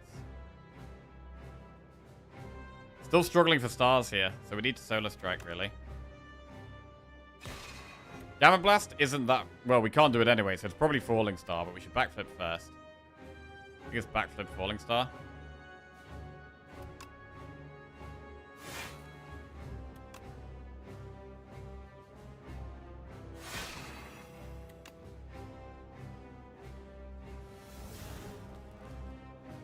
I could Begone Gamma Blast so that we can play Impatiences. Is that really worth, though? Right, what do we transform? What do we not want to draw?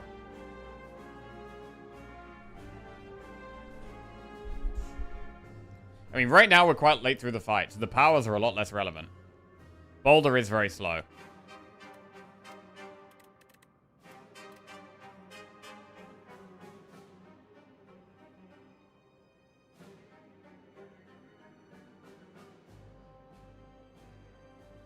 We still don't want Strike. Let's do Boulder Strike.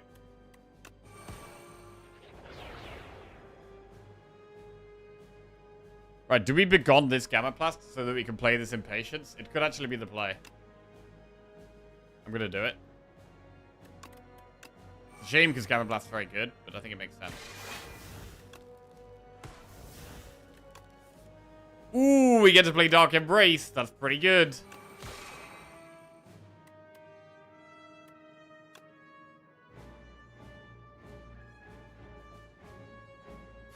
Letter opener. Plus move orbits along. 20 strength here.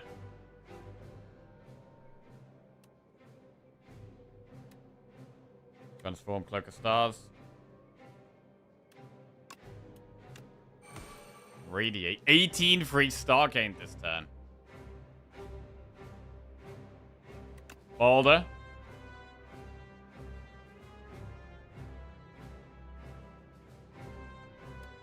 To be fair, it's probably Bulwark, not Boulder. Oh, then we can't Minion Dive Bomb, though.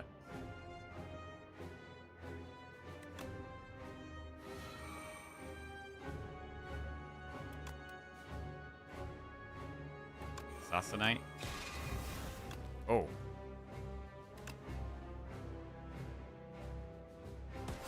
Oh!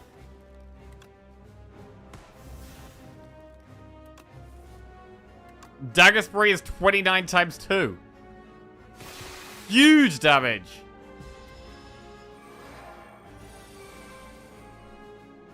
Nice. Transform one of those. Little rock. Little flash. Boom. Big fight. Very good fight. Right. Now we have Aeon Glass. Come on, we need our powers nice and early, bro. Okay, we got Orbit and Arsenal. That's 2 powers.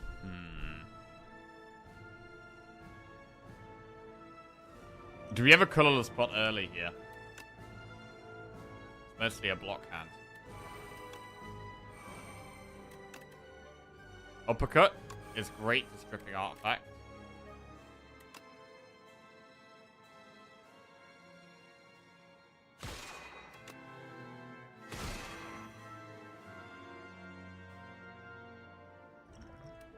What about colorless spot?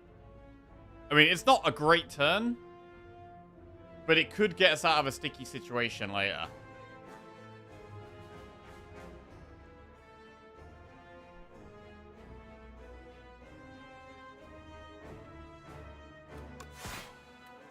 I'm gonna not do it for now.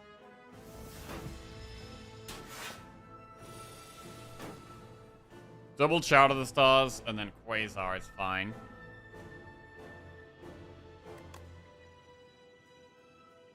Not loads of block though. Ultimate Defend, Fisticuffs. Fisticuffs is going to be very good later when we've got loads of strength. Right now, Ultimate Defend is better though. Fisticuffs is better later. Ultimate Defend is better now.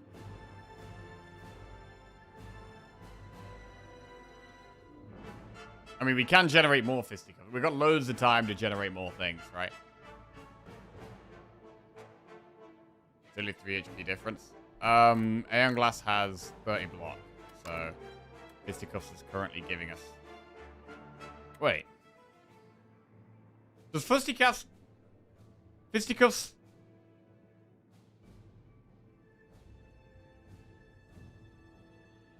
If you give Fulliant a block, It's not on block damage.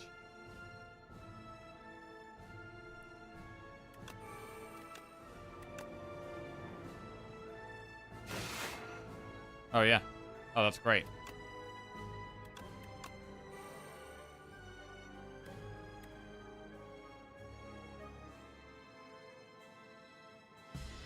Okay, nice.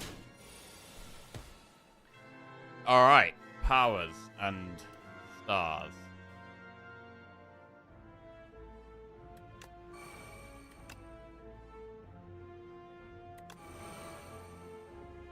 No point doing reflect here, though.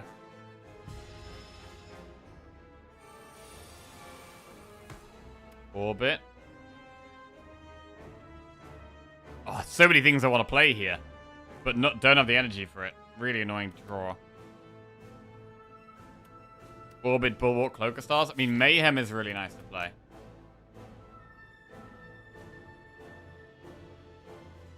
We could use Cloak of Stars with Fortifier to play Mayhem.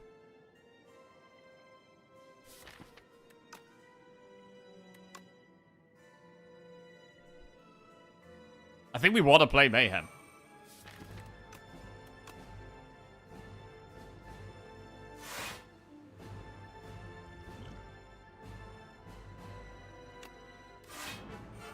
Alright, Mayhem is played. That's a free card played every single turn. Good. Discovery. Oh my god. Discover Bundle of Joy. That's a lot of strength. Gotta go with that.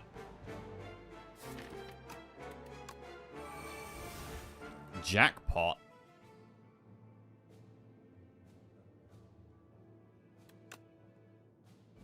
I think we play Jackpot here. 3 more cards. Comet? We can actually afford Comet as well. We can afford Comet here. It's huge. Massive Comet.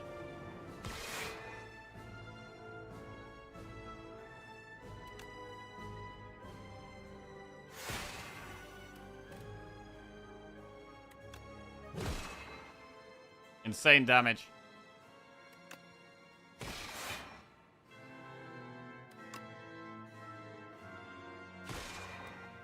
We are out of stars, though.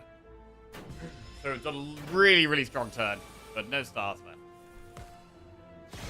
Super massive for free is huge. We're never going to be able to play alignment. Hidden Cache is great.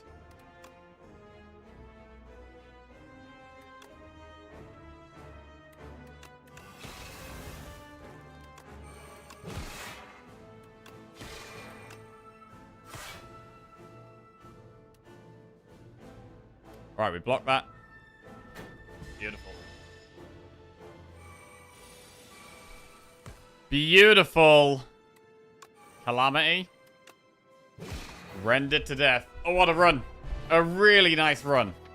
Really nice run. Using stars. Using creation. Using sword as well. A very nice deck that displayed a lot of what Region has to offer.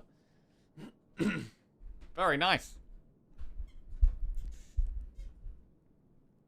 Love this deck. And that is... What is that? That's 6 wins in a row. Solid. 3 Regent wins in a row. Are we actually getting better at the game, maybe? Who knows?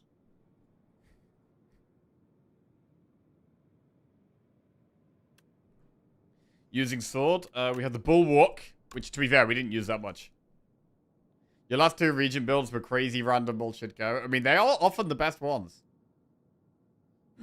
They are often the best ones. Transforms. Because there are some cards. I mean, we had Splash and Discovery, right? Which are colorless cards, so we're not always going to have.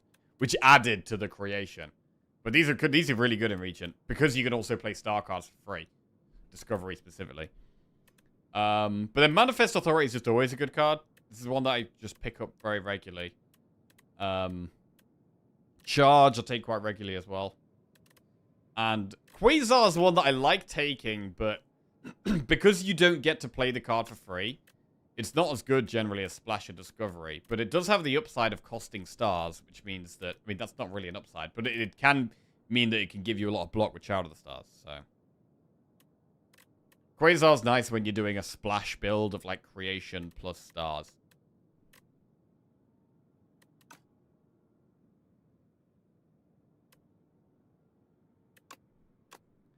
Very nice deck. And, I mean, shrimping the backflip worked pretty well. Shrimping backflip was solid. Arsenal was key card here, though? Yeah. Arsenal was our main scaling card. For damage. Would you call this a good showing of Regent slop? There was no slop in this run, bro. No slop. Clean run.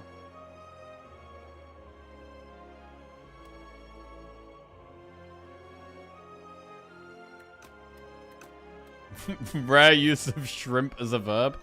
Shrimp to the backflip? Bro, shrimp in the backflip is pretty good. Shrimp is actually just great in general. Like, you can shrimp, like, a bunch of mediocre cards, and it's actually just good. Spectrum slop, Orbit slop, and Arsenal slop, all in the same deck.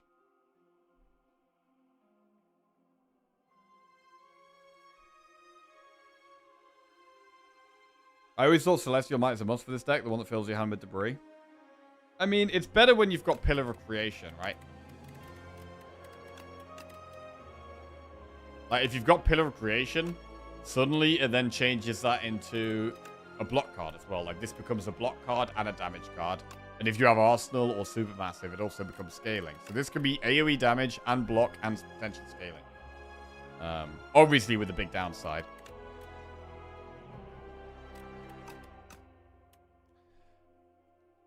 Right. Necro next. Necrobinder Jackie cosplay when? How do I cosplay as Necro? I'll have to like rip off my skin and my flesh. I mean, we could do that, but don't love the sound of that, to be honest. Chop my hand off. Yeah, no, I don't know. To be fair, she actually has got both her hands. Osti has a third hand. Right. Necro next. Right, we'll do a prediction for this one. Wing boots, precise scissors, or Niao sacrifice.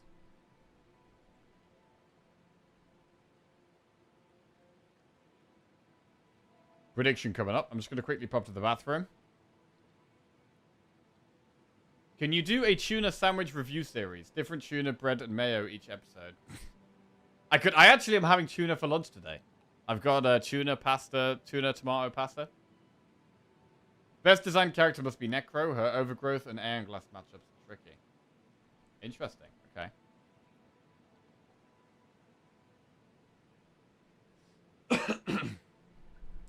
Take the pot and blast elites. I mean, we've got what? Fish here? Yeah, I would say Necro is probably one of the ones people have said the least. The more I play the Regent, bro, the more I think he's actually just the best designed character, man. He's actually just great. Right, we're back. Bathroom. Where did the tuna comment came from YouTube, yeah.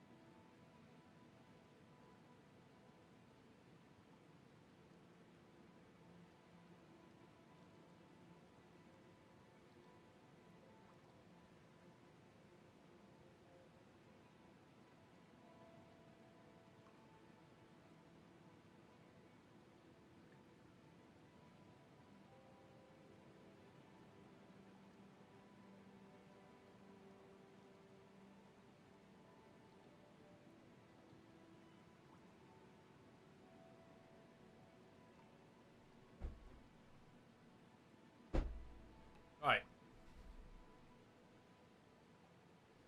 YouTube chat, if you see this, I think your favorite VTuber is trash. Oh! You can't say that.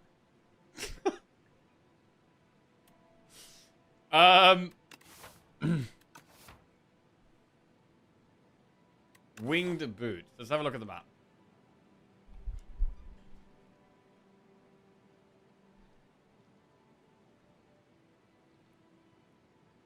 It's kind of a lot of enemies. This could be quite hard for Necro, to be honest. I can see an argument for taking the ambergris, which I don't normally like, but we could go to this early elite. And going into this early elite, maybe ambergris is pretty good for that. Holy bro, what if we did 1, 2, 3? We can do 4 elites here. This is incredibly aggressive if we were to do this. But the Niaz sacrifice does allow you to go a bit more aggressive. So maybe we just do it. I'm different. I know your favorite VTuber is trash. But does anyone watch any VTubers? Any VTuber enjoyers?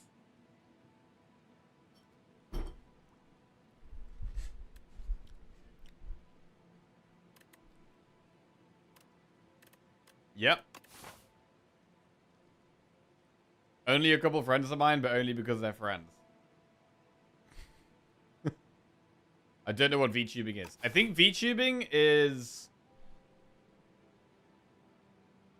Bro, I don't even know what VTubing is. What the hell is VTubing? What is VTubing?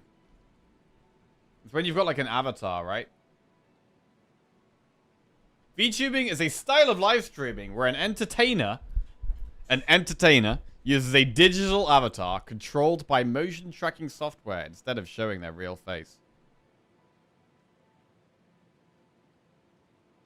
Potato is a VTuber. You're an entertainer now? Always have been, bro. Right, now sacrifice. Let's go.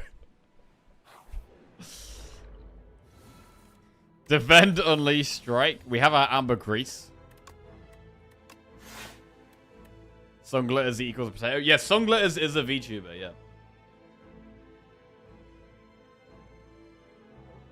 Well, I guess. Does it count if you're doing it on Twitch? I don't know. I have no idea, bro.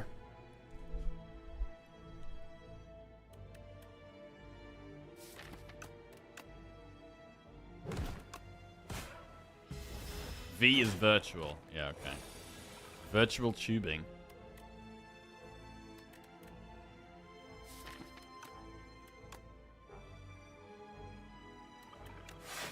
Do we have a strike here? Probably not, no.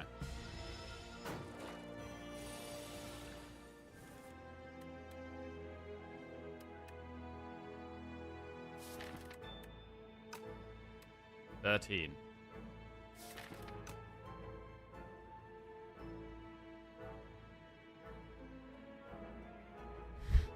I'm vicariously tubing this chai coffee right now. What?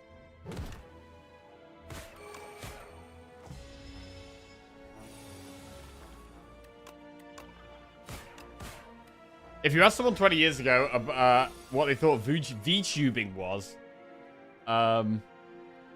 virtually going down a water slide on one of those tubes. Virtually going down a water slide. Tubing. Debilitate, Secum, Defile. I mean, Defile is more damage. Debilitate is more damage than a strike and also has other uses. We do have a vulnerable pot. I'm going to take Debilitate. It just has more uses than Defile.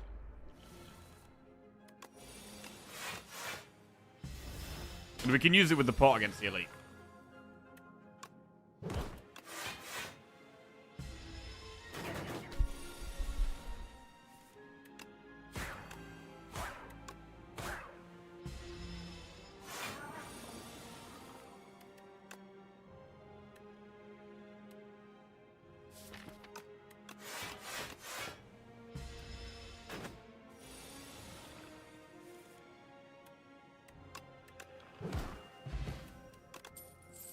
Putrefy, negative pulse, poke. Negative Pulse is really good in the early game, but Putrefy works very well with Debilitate. They do work very well together.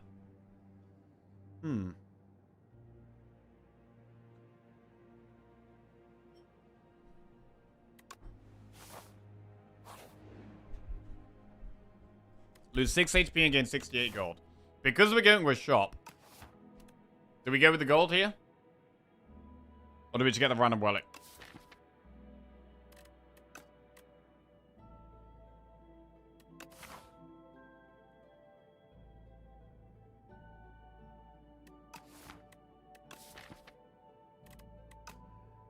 I mean, even though we're going to the shop, we can probably still just remove a card or buy a good card.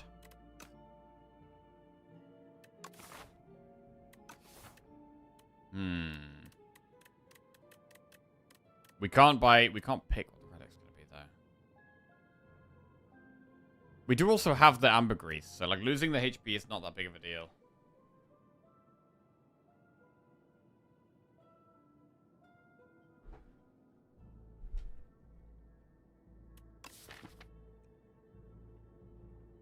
We've also got the guilty already.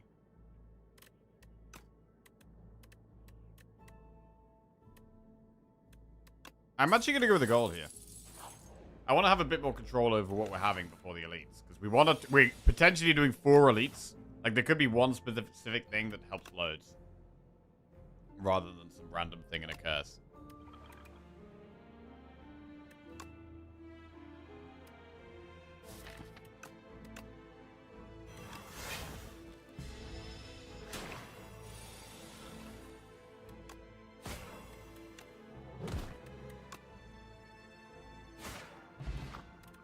Cure all.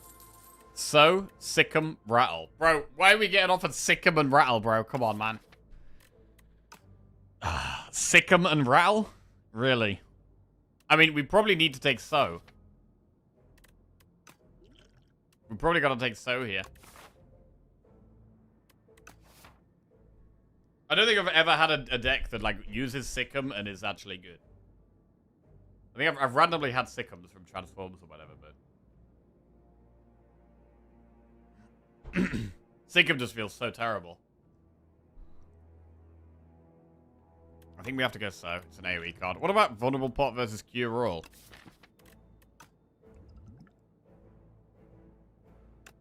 I'll have Cure All instead. Right, shop. Prolonged Negative Pulse, Lethality. I mean, we can be a direct damage deck. We've got Vulnerable, we've got Debilitate. Lethality as well. Could be a lot of direct damage stuff. What about Flagon? So makes it harder to empty your hand. So does Guilty. They make Flagon a bit worse. Prolong.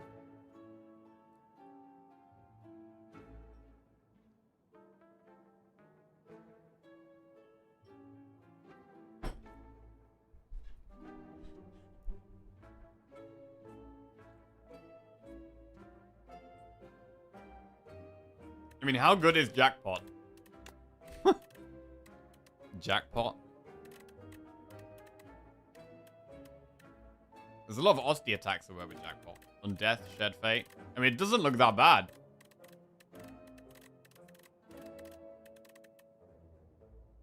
It doesn't look that bad.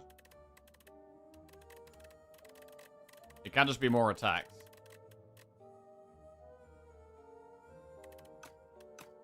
Bro, do we ever go Jackpot here? Oh, God. I basically never take Jackpot. Very, very rarely do I take Jackpot. But it is actually worth considering here. We're trying to do 4 elites. We have Ambergris and Cure All.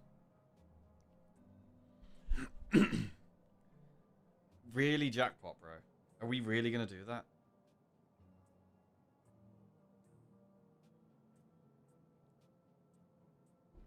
I mean, we can upgrade it. How do we kill Skulking Colony, though? Skulking Colony is really difficult to deal with.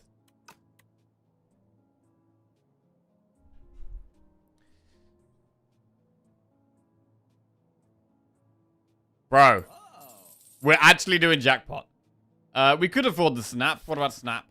Retain something.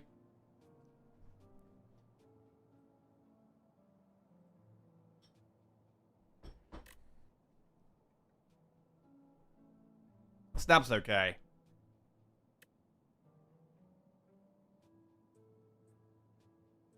We've got very little block in the deck right now.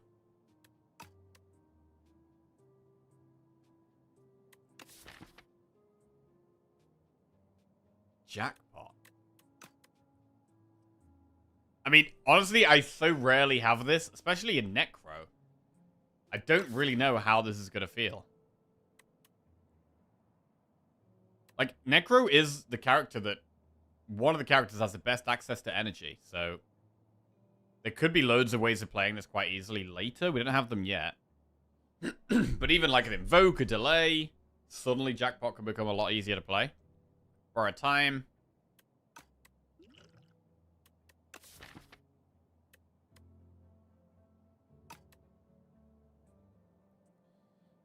I'm gonna take the snap. Right. Now we got elites. We got gardeners. Oh my god, we could jackpot one straight away. It has 3 out of 7 chance of generating energy itself. It can generate Wisp, or Neurosurge, or what's the other one?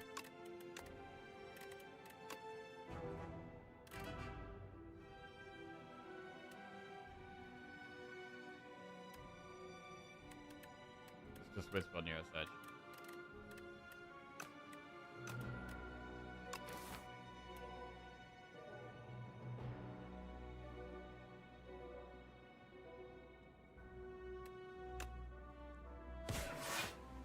Neurosurge.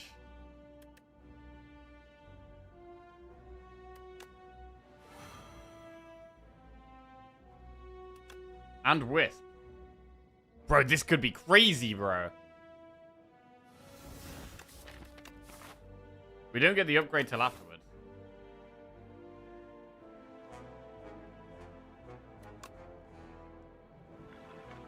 $25 damage for 0? That was actually 25 damage for 0. That's crazy. We want a cure roll. I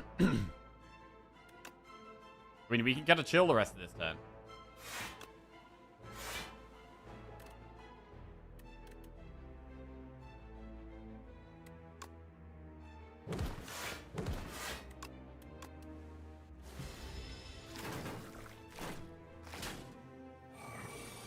That was crazy good, bro. So.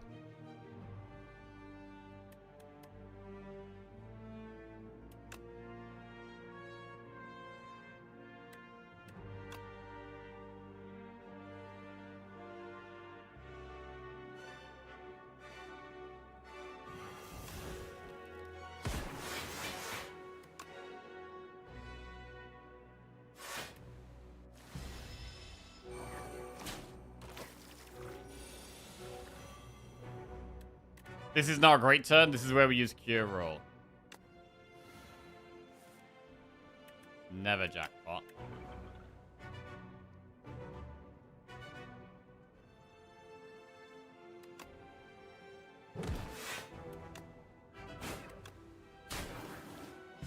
Okay.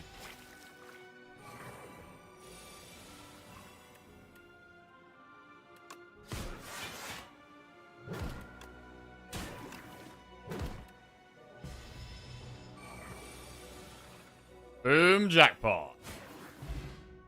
Bottle potential, Amethyst Aubergine. Melancholy Rattle Afterlife. What about an Afterlife in the early game? We could do with some more block in the deck. I mean, it's kind of block.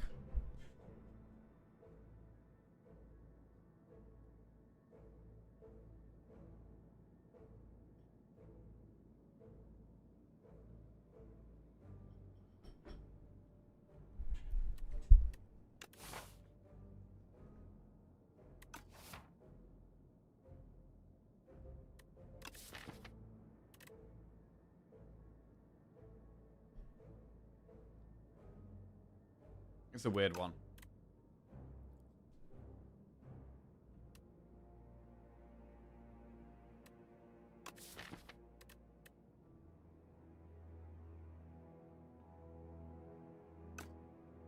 I'm gonna take it. Right, we've got to upgrade Jackpot, right?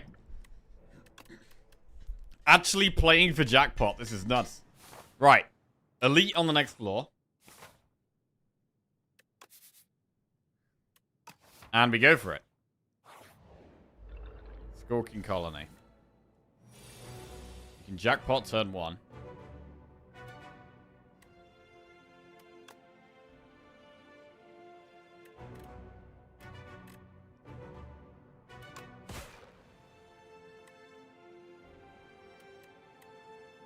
Wait, the Miseries have Retain. That's pretty good.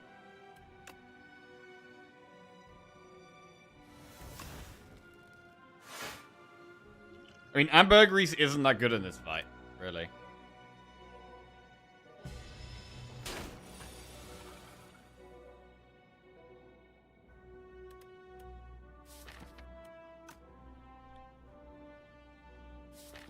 Putrefy Debilitate combo would be good.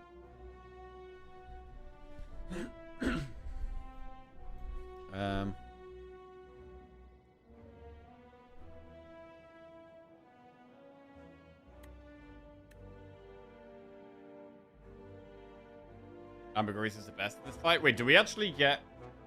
Wait, does it actually reset the damage cap? That's actually crazy if it does.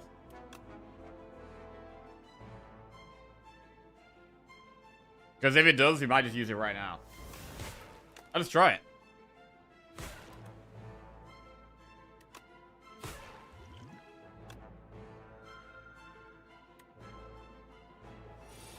It does!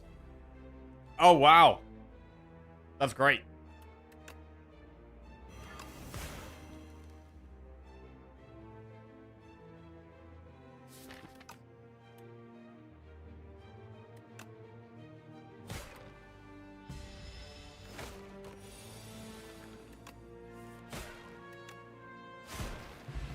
Okay, Guilty gets removed. We get Book Repair Knife, which might not get used much in this deck. Defy is solid. Take a Defy.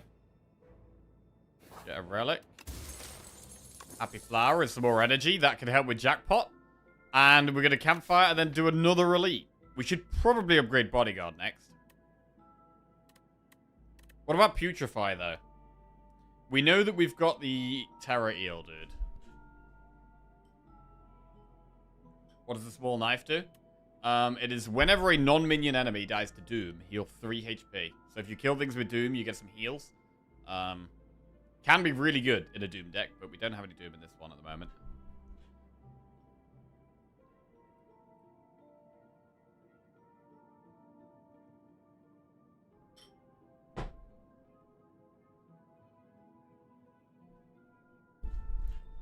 Afterlife over Bodyguard? Against Terror Eel, the fight might go longer, so I feel like Bodyguard's probably better. And in a fight where we only play things once, Afterlife is actually better.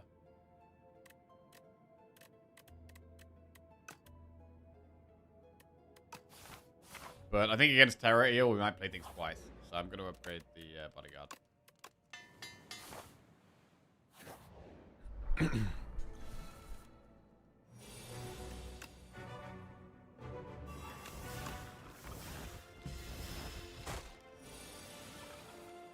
Oh god, I mean, Debilitate's there, but 45 damage Jackpot? I mean, we play the Jackpot. There's no denying we play the Jackpot. Right-hand hand. Whenever you play a card that costs 2 or more, return this to your hand. So that only works when we play another Jackpot.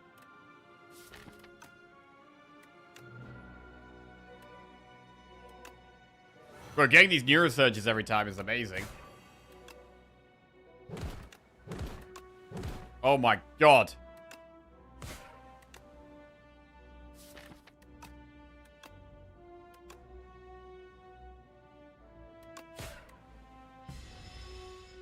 $26 health. Nearly there.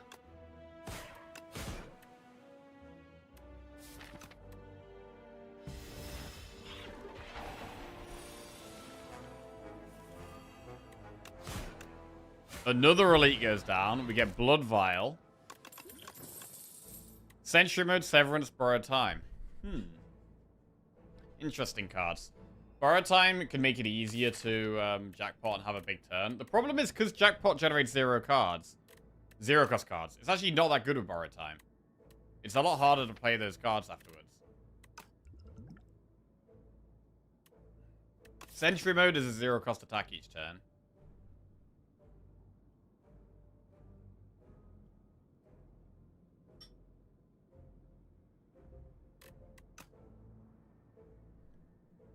Actually, normally I really like borrowed time, but I don't know if I want it here.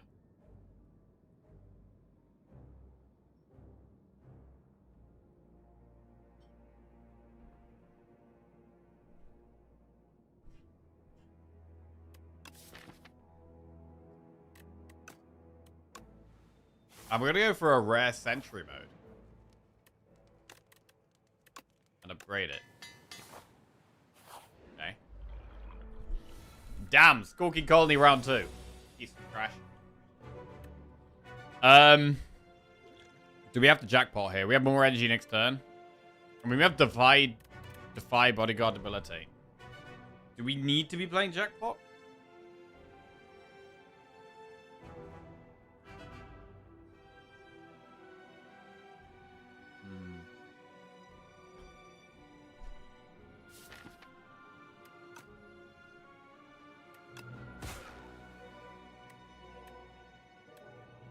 Enemy loses 6 strength. We also lose a lot of strength, though. I guess Sentry Mode gets there. Kinda.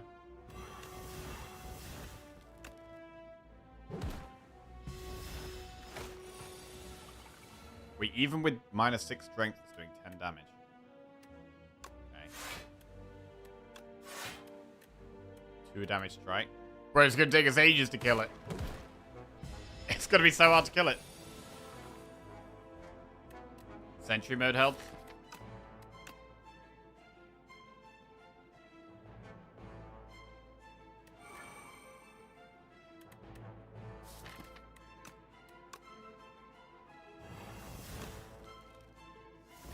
Okay, Sentry mode does actually really help. Only doing 4 times 2 on this turn is really nice. Normally it'd be a lot more than that.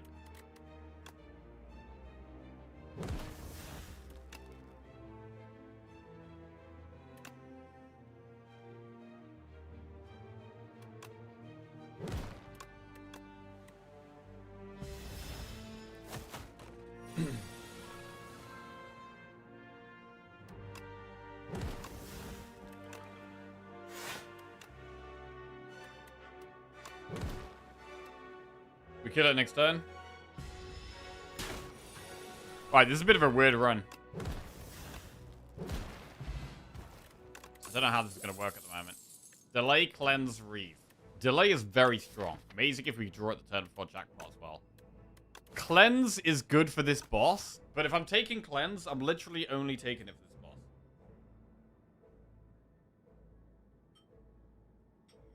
I don't think I want to do that. I'd rather have Delay.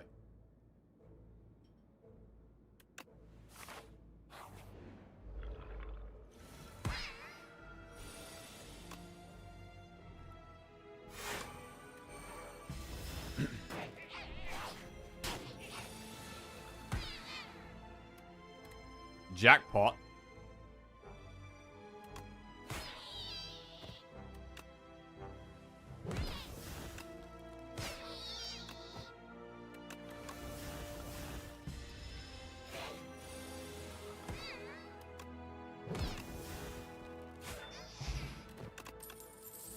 Defile, Grave Warden, Poke. Grave Warden is decent. We'll take a Grave Warden. I mean, we're going to randomly generate shared fates a lot of the time, so relying on our own attacks is probably not super reliable. What do we upgrade here? Delay is good. Putrefy and Debilitate are worth considering.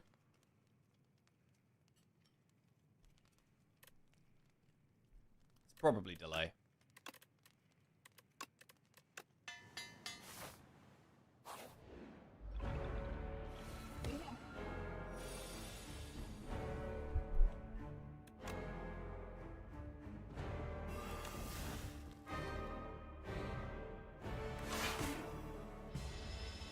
Could have used clarity extract in this fight.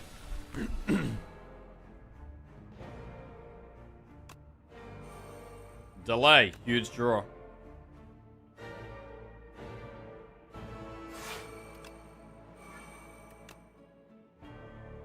Stability, actually not that helpful here.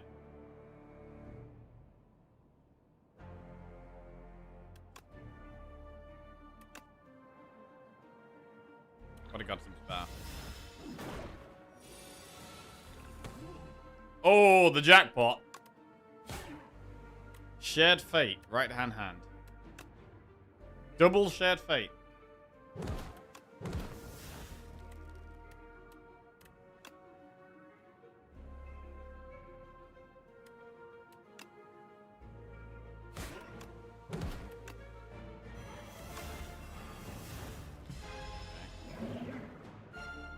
I mean, if we keep creating more shared fates, that would be great. I mean, maybe if we get offered shared fate, we should probably just add it to the deck as well. And just embrace that that's what the deck is happy with and doing.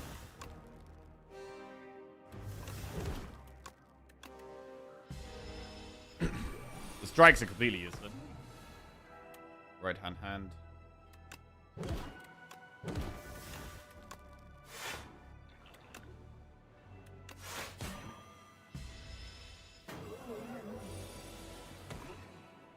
Oh, what a jackpot. Alright. We'll do it. Neurosurge.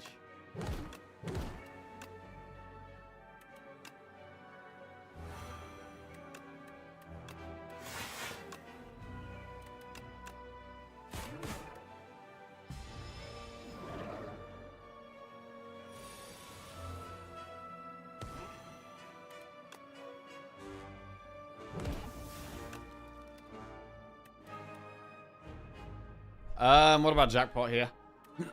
26 damage.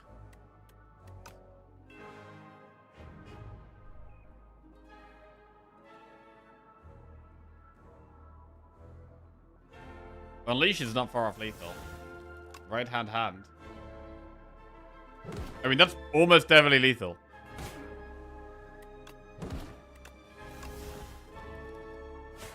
Big. Wow. So far, this has gone really well. We've picked up a bunch of relics. Nothing crazy.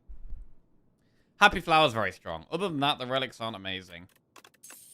But we've got a few. Shared Fate, Misery, Soulstorm. I mean, do we just take the Shared Fate?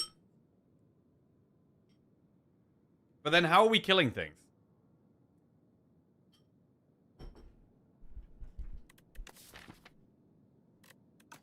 Like, as soon as we take Shared Fate, it does kind of eliminate a few strategies. Like, it eliminates pull from below.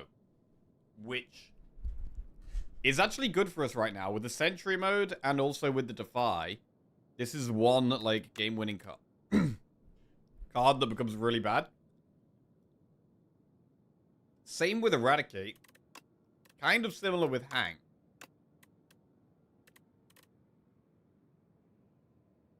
Sentry mode and jackpot is our damage. I mean, in the short term, yeah, but I've got to think about the long term. Like, how do we kill Aeon Glass with jackpot? That doesn't really work. I'm going to take Shared Fate. Yummy Cookie, Storybook, or Toy Box?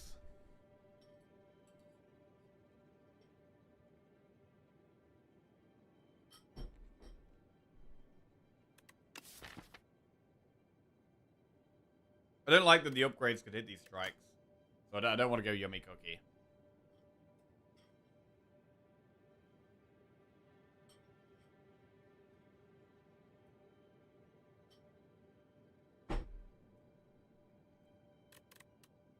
So do we want Brightest Flame or Wax Relics? We need a shop. The closest shop is up there, but it's just pure enemies. That's pretty nasty. That is pretty nasty. So we should look at one of these two shops, really. We could do this path. And look at doing this or this. this.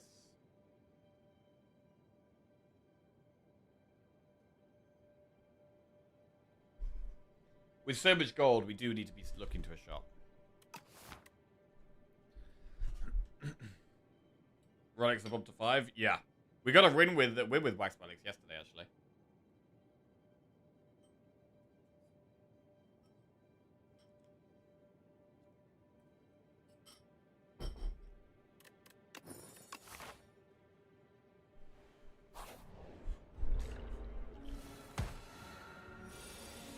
Right.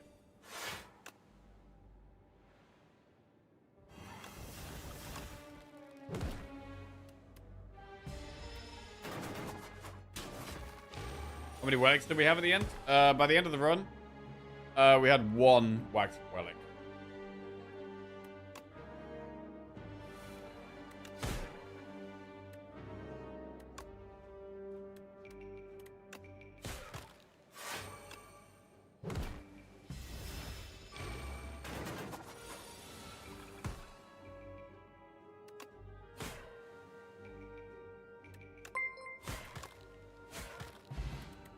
Fetifist just resubscribed for 55 months. J4 wait. Fairfist, welcome back to the Jackoffs. Cheers, mate. Thank you very much. Right. What do we think about Severance or Countdown? Like, we need a way of scaling into late game enemies. Countdown is okay.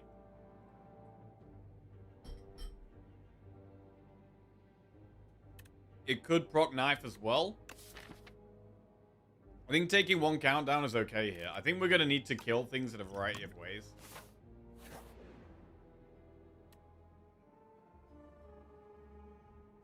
Can pull right-hand hand. Oh, that's true, actually. Right, I'm just going to go in deep here. Pull the score.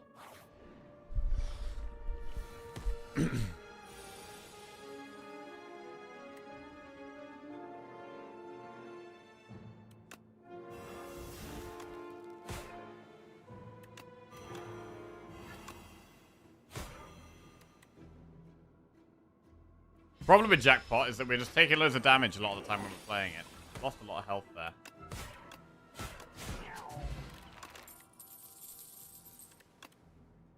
Enfeebling Touch Plus. That's pretty big.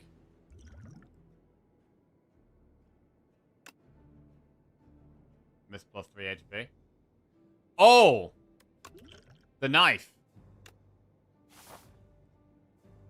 Shit, yeah, I forgot about the knife.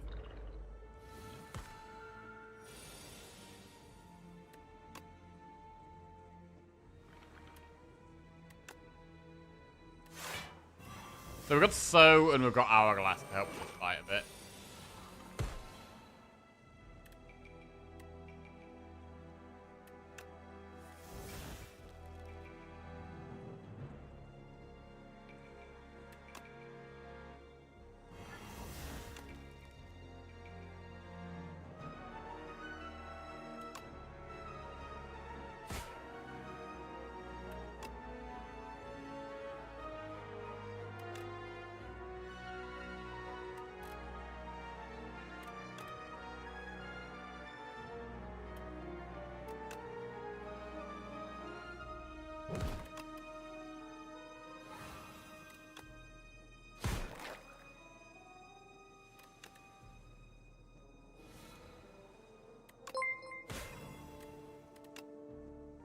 J4Oreos just resubscribed for 44 months. Sup Dadlos PLS Simu 1 Groovin. Jason Warriors, welcome back to the Jackoffs. Cheers, mate. Thank you.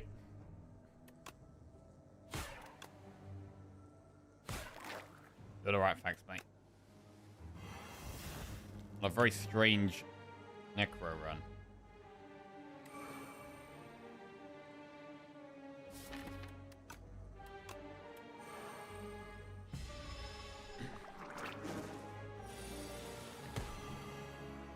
One damage?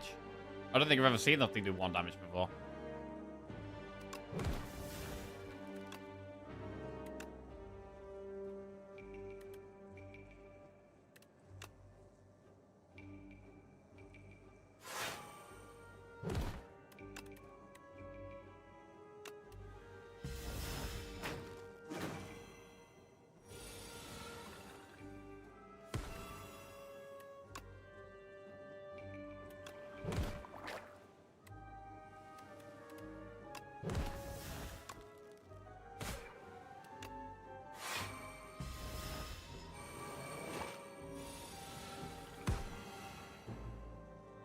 So I want to let that die to doom.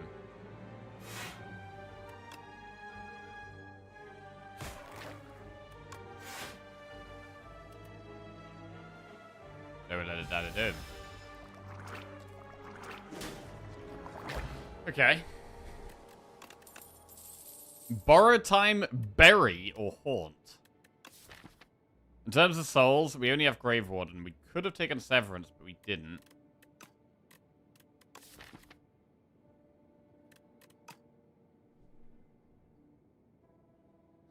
What about Berry? I mean, Berry doesn't mind us having low strength that much, because it's just big numbers. So let's do Berry. Gain 100 gold or fight to obtain the key. So this doesn't really work on Jackpot very well. Because it could work with Jackpot, but the only way it works with Jackpot is if we don't play the zero cost cards afterwards. It can be very good on Berry. 100 gold is also decent. It's only really good on the Berry we just added.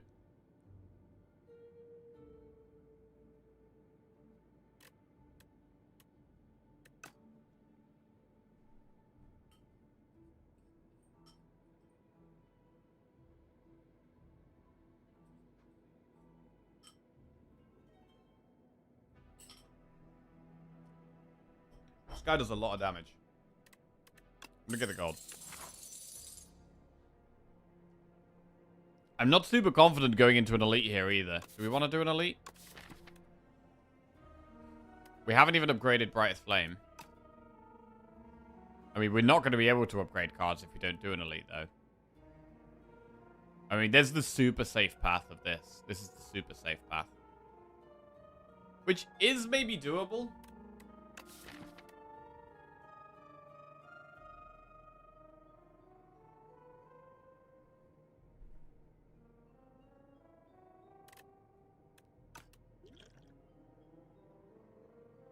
We can double potion. Let's do it. Right. So we might want to use Radiant Tincture here. Committing to the elite, we've got to be happy using our pots. Delay is already going to be great. Shared Fate, I'm going to use it on the one that will kill last. So the one buffing itself is probably not the one we kill last.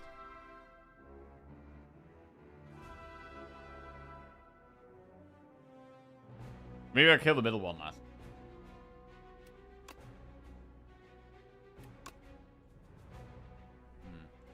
Hey mate, what's your overall game time statistic in Slay the Spire 2 since the release? Game time? Let me have a look.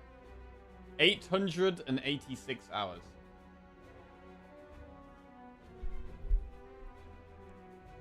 $1,000 soon, I guess.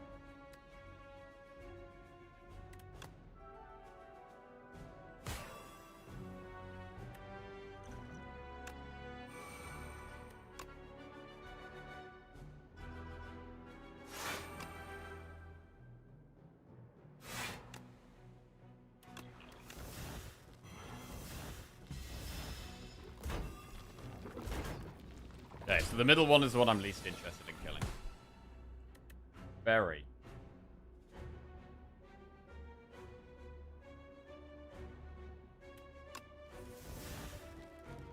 Enfeebling Touch Berry, that's a play.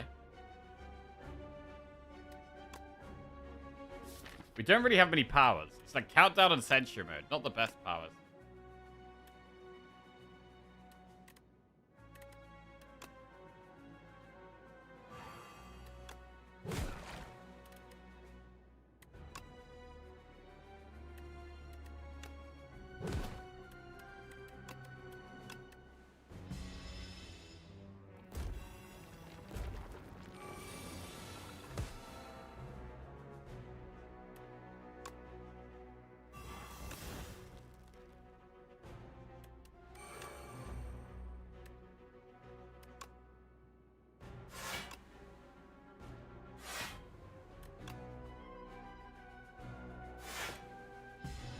Okay.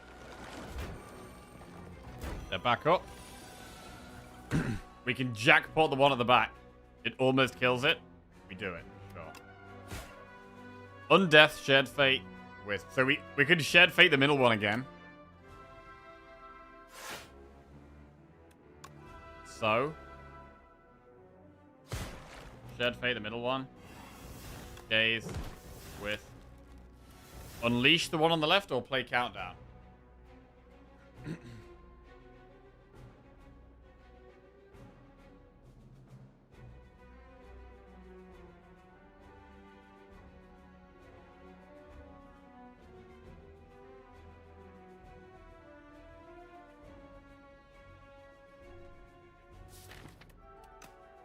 We get loads of draw next turn. I might be able to win the fight if we just kill this.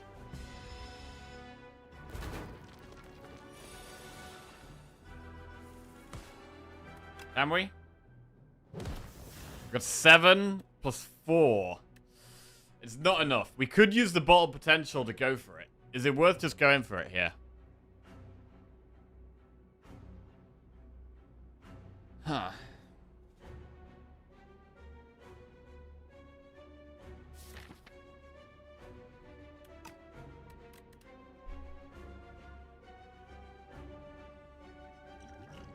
It might be worth going for it. I'm gonna do it. Right, flame. Ah, shit. That's not it.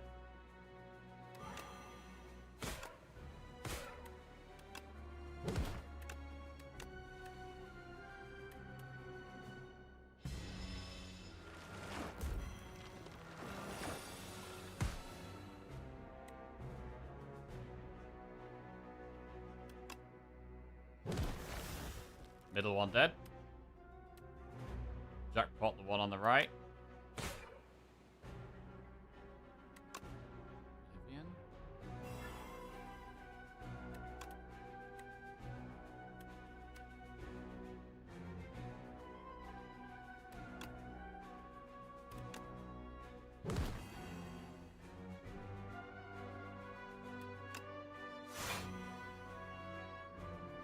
Get Doom on both of them here.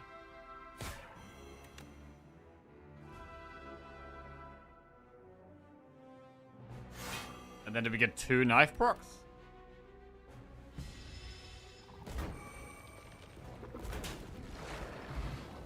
Cool. Lizard Tail. Well, our max HP is going to be quite low. Our max HP is going to be quite low because of the brightest flame. But it's okay. What about a second countdown? I mean, because we're struggling to see how we're going to scale, maybe we just keep taking the countdowns.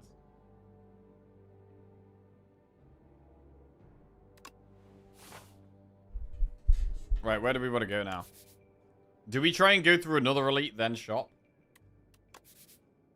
Or do we just do a bunch of events into the shop? I mean, we don't have any potions for this next fight.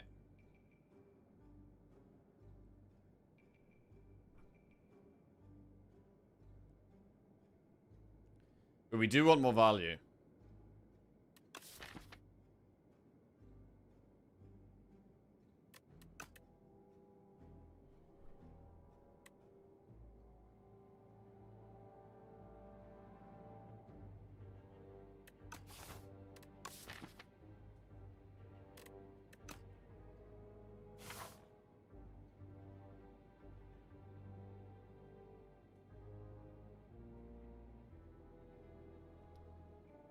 Go this way. Ah! A shop immediately. That might change where we go. Right, Eternal Armor, Dance Macabre, Toolbox. Dance Macabre blocks with Berry and with Delay and with Jackpot. It's probably worth taking. It also makes Borrow Time quite strong.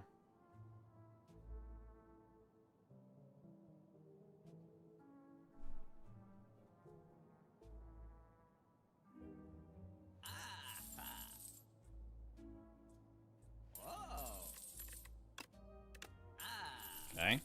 Give it a strike. Right, 343 gold left. We could buy Toolbox. Now we've seen Dorito, there's much less of a reason to take the Gremlin Horn.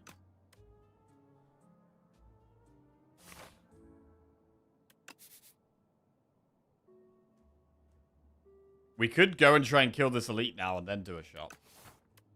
Do any pots really help with the elite? Block pots, okay.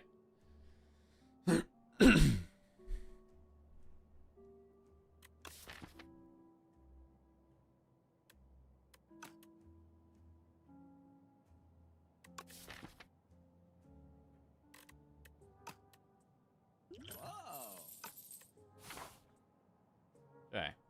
Death. White beast statue. Potions always appear in card wards. That's very nice to have.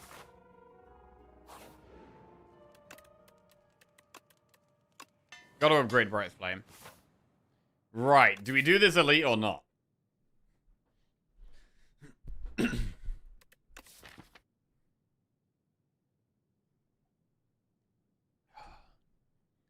I feel like we need a bit more draw if we're gonna do the Entermancer.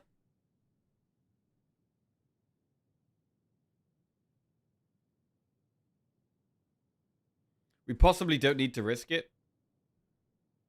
Going round is okay. We do still get good value out of this shop.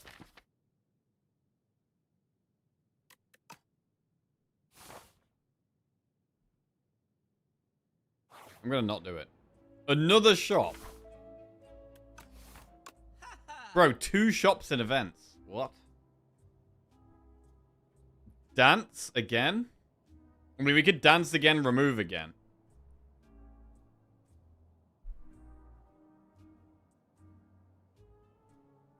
I mean, I don't know if we want to do the other shop now.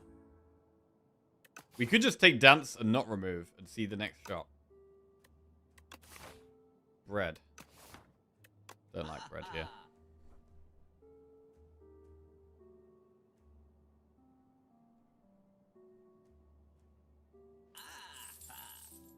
Parrying shield is damage.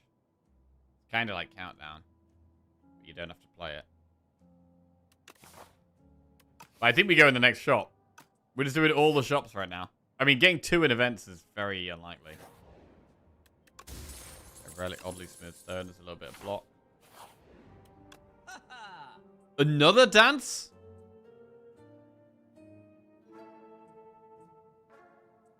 Enchant up to 3 attacks with sharp. I mean, pull from below. You could, like, pull from below. Oh, we can't quite afford gnarled hammering it.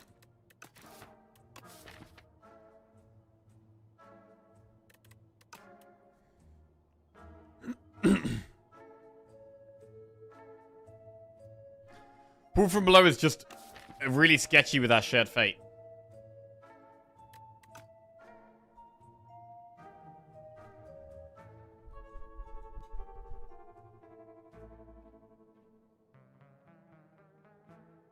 Panache. I mean, Panache works very well with Jackpot. God.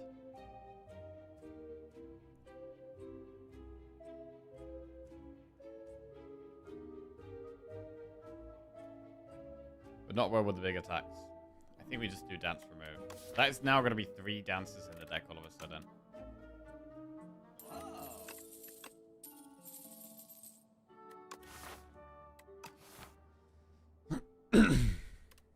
Alright, so that's changed the deck quite a lot. We've got 2 less strikes. 3 dances at a borrowed time. Still, our scaling damage is a bit sketchy, which is why we've got these countdowns.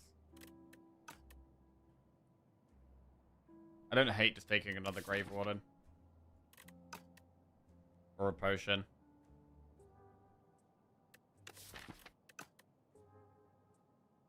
Just buy a Swift Pot.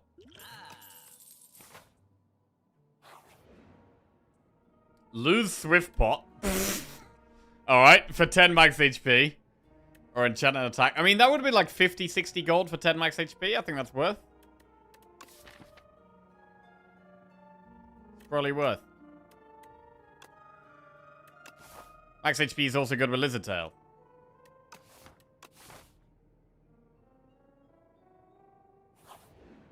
Right, I'd like to upgrade here. What would we upgrade? I mean, we've got some dances. They're all unupgraded. We do need more damage. So we could upgrade Berry or Countdown. I'd probably upgrade Countdown over Berry. Borrowed Time is also a good card.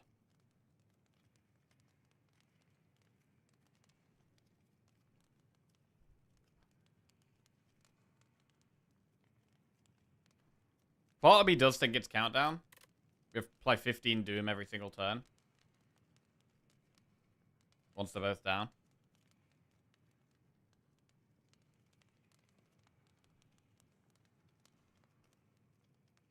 If we can block enough.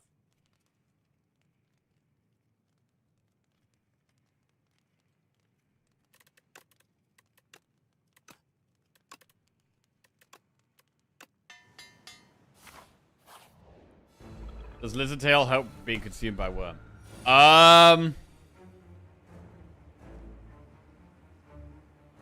I don't think so.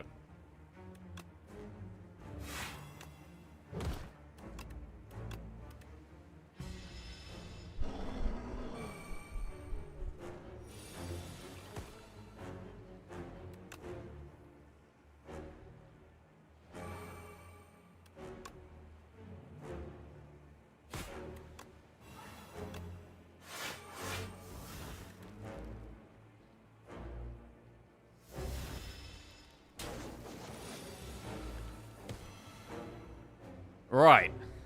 Right, it's Flame. A lot of options here. Got a lot of options. We lose Enfeebling if we don't play it.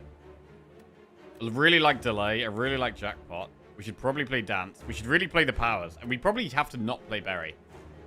I think we don't play Berry here. We play Sentry, Dance, Countdown.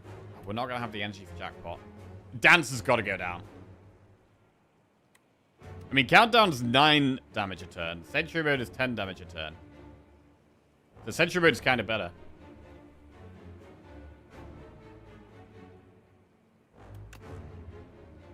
We can see what we get from Jackpot.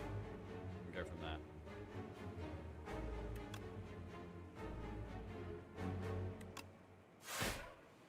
We got Neurosurge. Right, how okay are we with putting... I mean, we got pure energy here.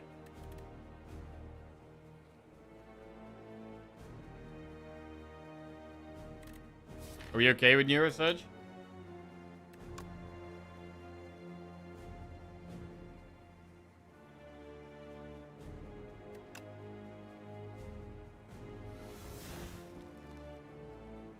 I feel like the fight's going to go on for quite a while.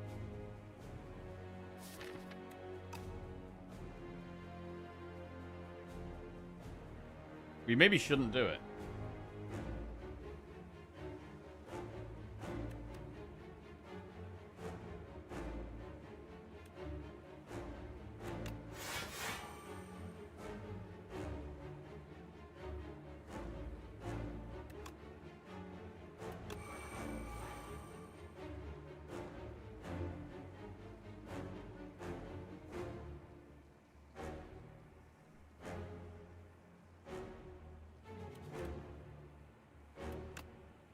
I'm gonna Whisper Frantic.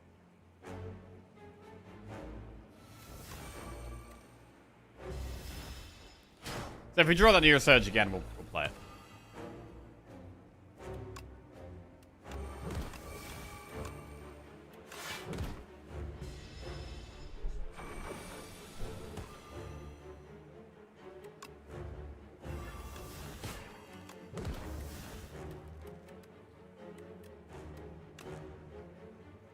Could use a block pot here. Let's do it. You possibly a bit bigger for Unleash.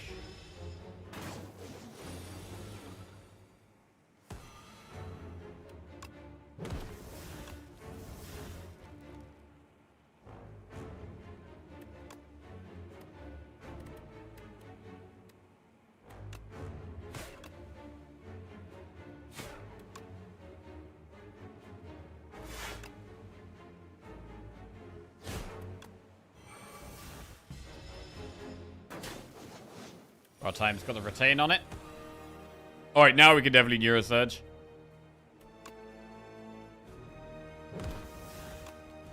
We're 2 away from getting sucked.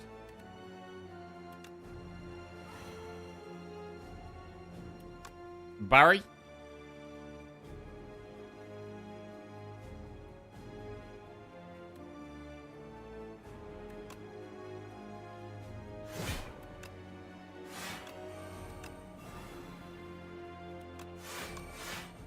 Borrow time's so insane there with all these dances.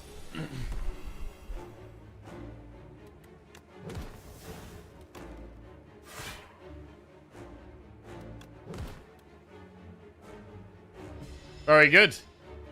Pretty nice fight, actually. The dances were very, very strong.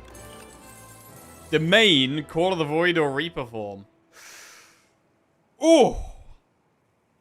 Ah! It's not Call of the Void. It's either Reaper form or Domain. Now, I've had a few runs with Reaper form lately, but it's actually been pretty good.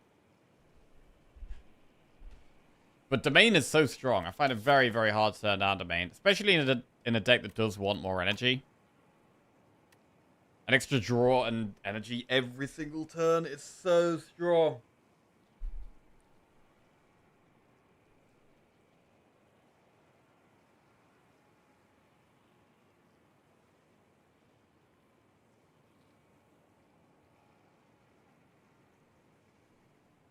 Domain needs to be upgraded.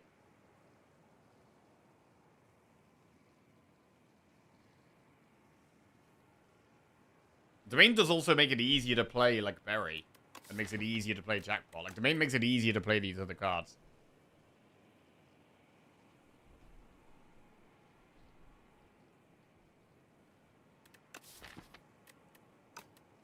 I'm gonna do it. I would take Reaper form, though, if we got offered it, though. If we got offered it, I'd still take it. Pyramid, Philosopher's Stone, or Pandora's Box. We'd transform 6 cards with Pandora's. Is it just Pyramid? It could just be Pyramid. Retain everything. Or do we want Philosopher's Stone? Energy is very good in this deck. We've got Berry. We've got Domain. Energy is super nice. We've got Queen and Aeon Glass. We hard counter Stone. We do kind of counter Stone, yeah, with the Shed Fate.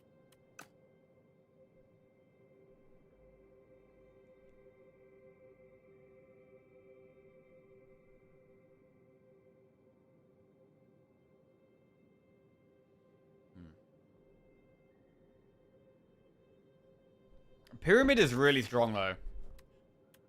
It's hard to say no to Pyramid. But how are we spending energy? We're going to be desperate for energy all the time. We have Brightest Flame, right? We have Brightest Flame. And we have Borrow Time. We might be looking at upgrading Borrow Time now.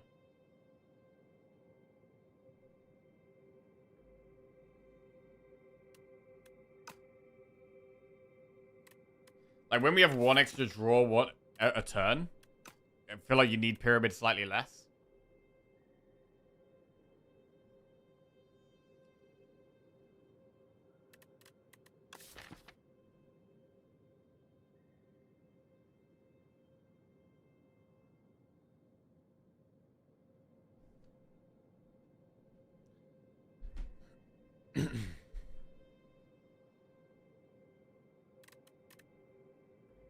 Pyramid is very good against Queen, though. Less good against Aeon Glass.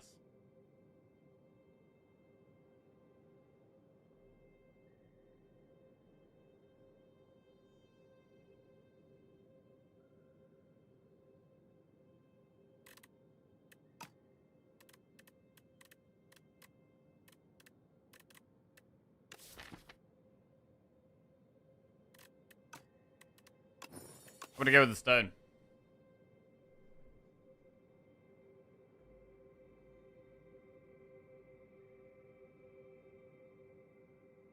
Right, maybe something like this.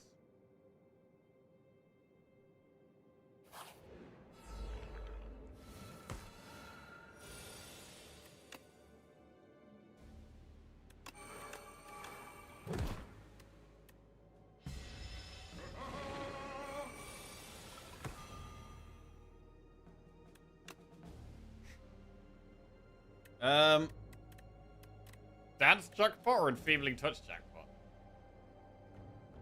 We should probably dance.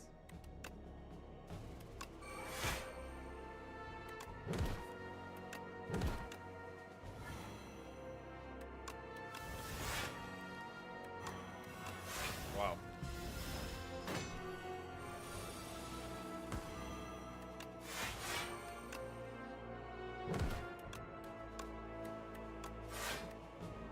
Holding the borrowed time for the right turn feels good.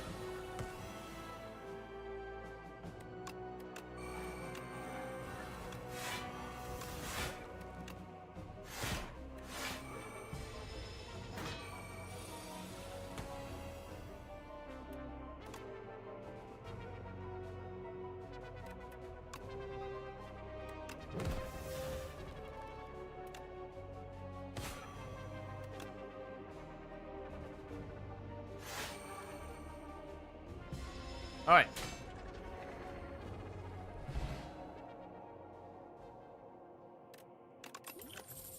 Spur plus Reap or Sleight of Flesh. Right, what about Sleight of Flesh? Could that help? I mean, it does damage with the countdown each turn. It also turns Defy and Putrefy into damage. I think we do take Sleight of Flesh here. Helps our scaling. There's Fish Oil for an upgraded common skill or Explosive Ampoule for an upgraded common skill.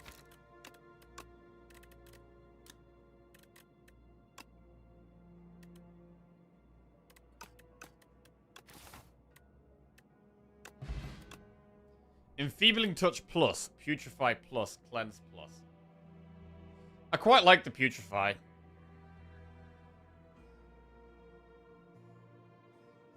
Enfeebling Touch is great too, though. I'm not going to go Cleanse.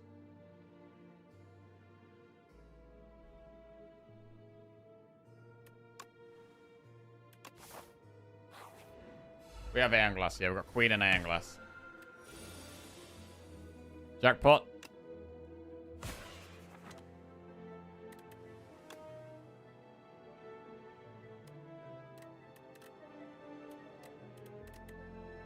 Six, 15.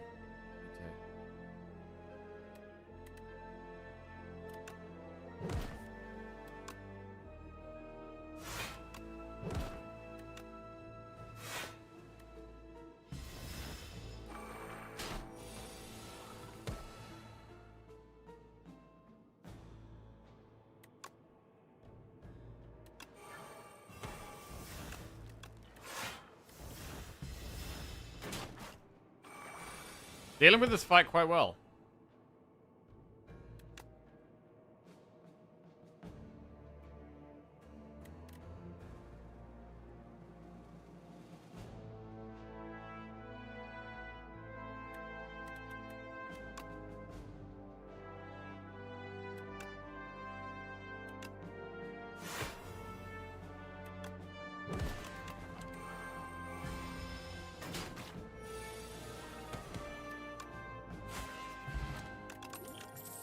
High 5 plus Pellagra or Shroud. The Shroud does work with countdown, but it's very low block numbers. High 5 applies vulnerable and also gives block with dance. Dance turning and does damage with Sleight of Flesh. High 5 might actually be worth taking here.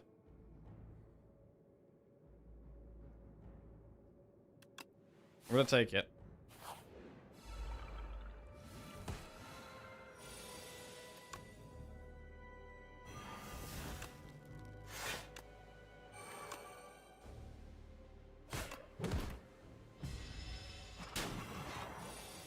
Probably should have given Retain to strike anywhere there, but whatever.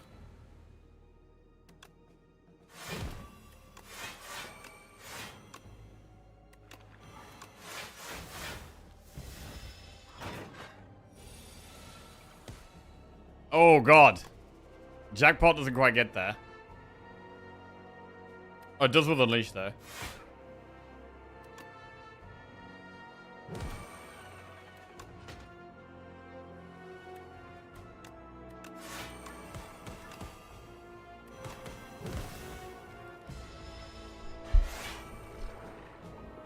Lovely 3 healing from the Book Repair Knife.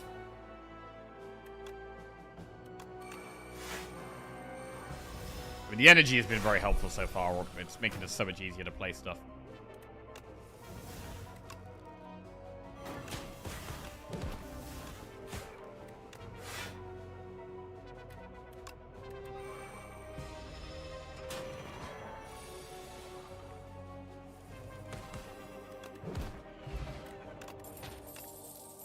Deathbringer plus, so plus Defy. I think the Deathbringer, now we've got the double all the dances and the sleight in, I think we could take Deathbringer plus.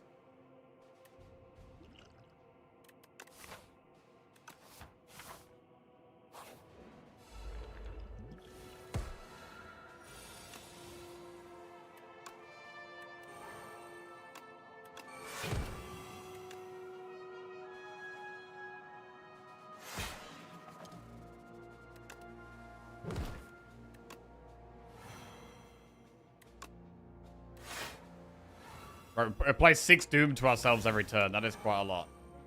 Gotta be wary of that.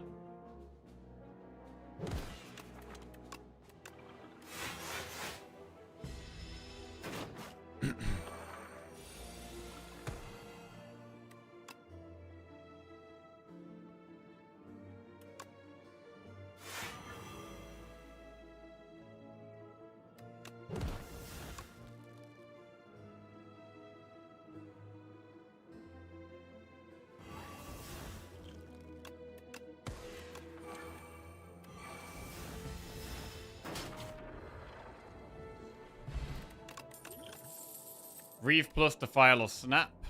Skip those. Right, how do we feel about doing an Elite? We do have 2 potions. So I think we can do it.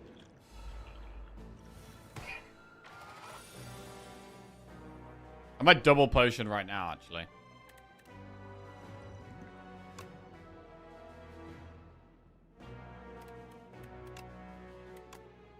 Double ethereal card with this.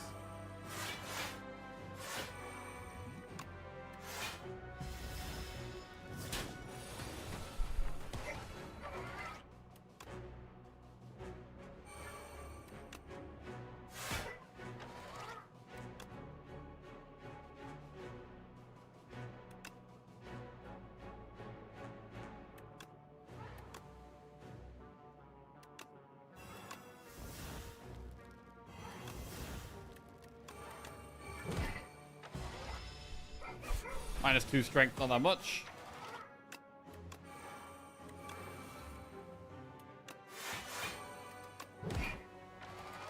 Okay. Nothing much to do here.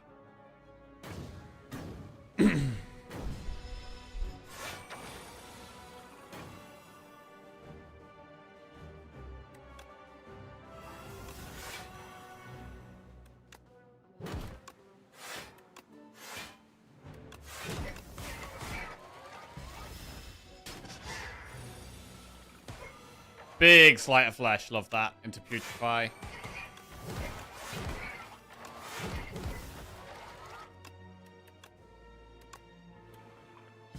Quite nice.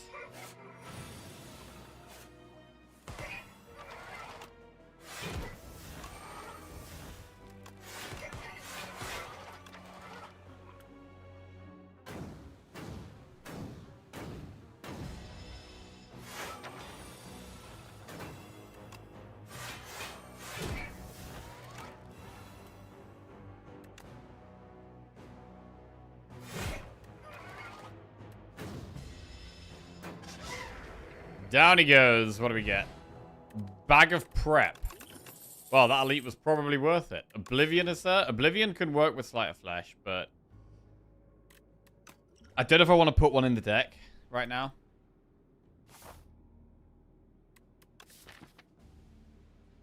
Do we really have enough draw for that? We need to be drawing block consistently.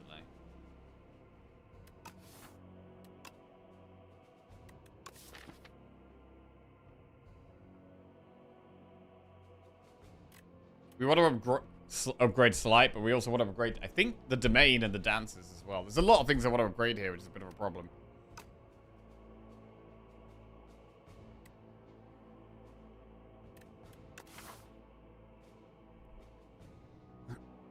I mean, we can do 2 more elites, potentially, here.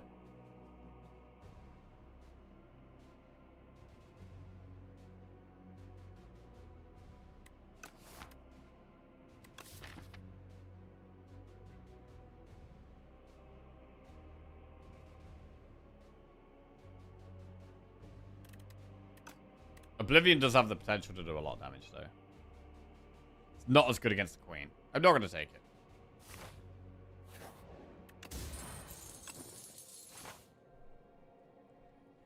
Right. We could do no elites if we want.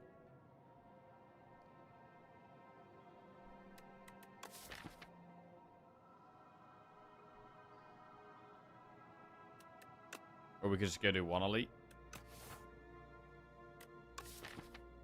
We do lose max HP every time we do elites because of the brightest flame.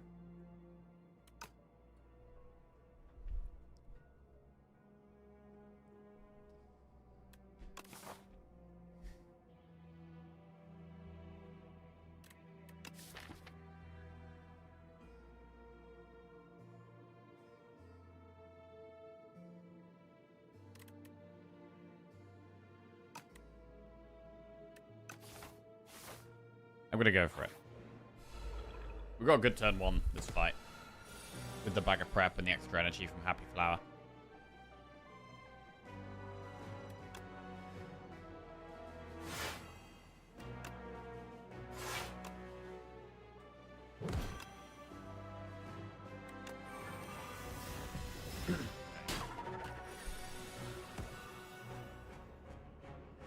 Domain. I think we got a jackpot, though. Could get the energy to domain, potentially. At the moment, we're blocking like nothing. I guess we debilitate jackpot.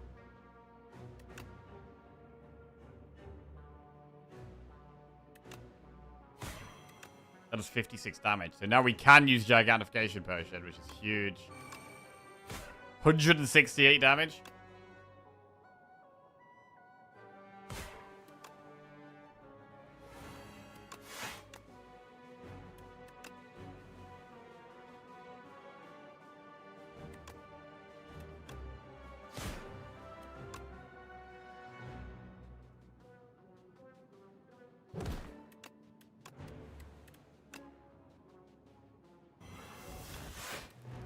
Let her die of the Doom. Okay, really clean elite.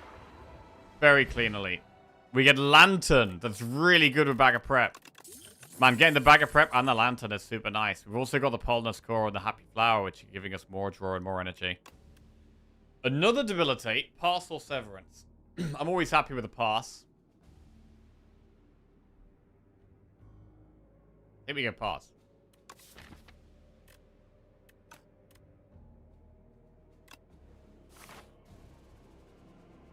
Bro, I just made it to Ascension 9, and Jesus Christ, the difficulty jumped way up. Yes. Hello, Biscuit. How are we doing? Yeah, Ascension 9 is a big step up. The enemies just do more damage, which means you die a lot easier.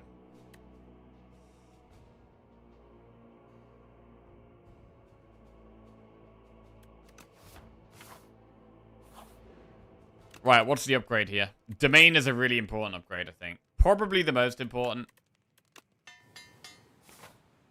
Getting this in play makes us a lot stronger. Oh, that's a turn 1. Brightest Flame draws 3 cards.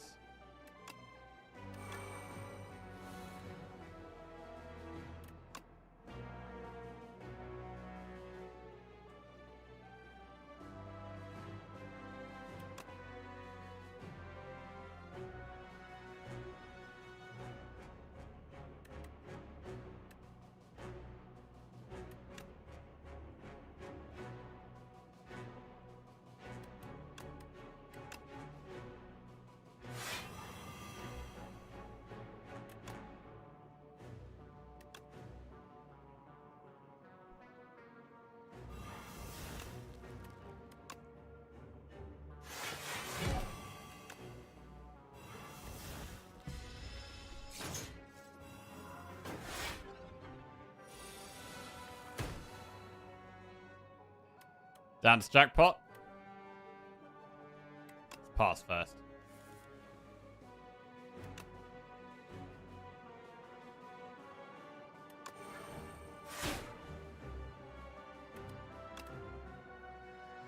Debuffs to all of their enemies. Oh wait, I should have played Slight first. Probably fine.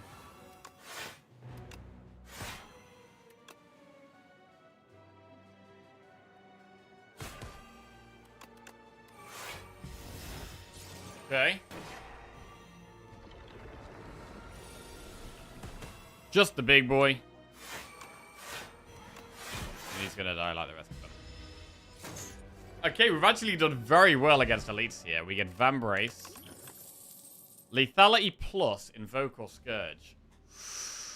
Invoke is nice, but what about the lethality? It could give us a bigger berry. That's kind of it. Also a bigger jackpot. I'm gonna go lethality plus. Shop, we've got 384 gold. Hidden gem. Max HP. Call of the Void. Removing strikes is still very good. Strikes could still absolutely screw us.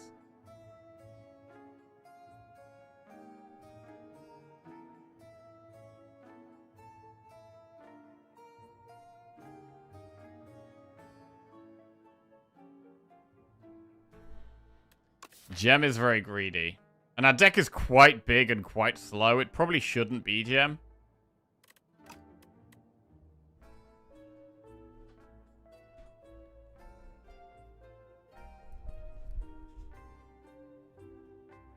But we could just do it. We could just do it, bro.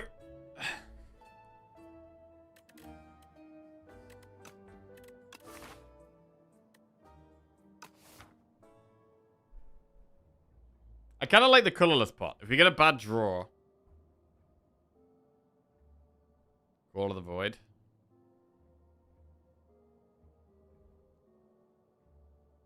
Call of the Void is okay.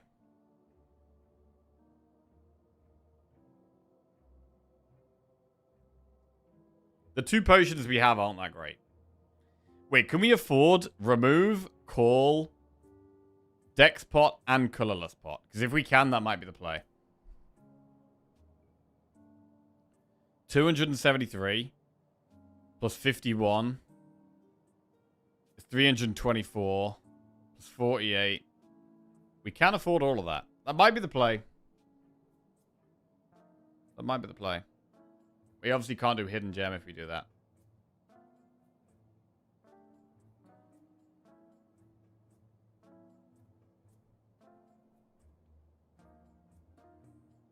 But if we do Hidden Gem, we don't have to remove. We can do Hidden Gem and still do the pots. So we could do the same play. We could do the exact same thing, but we just do Hidden Gem instead of the remove.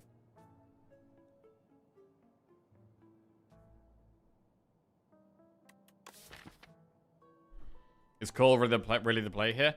So Call is quite good against the Queen because you've got some of your hand locked up. Call gives you an extra option each turn. So Call is good against the Queen.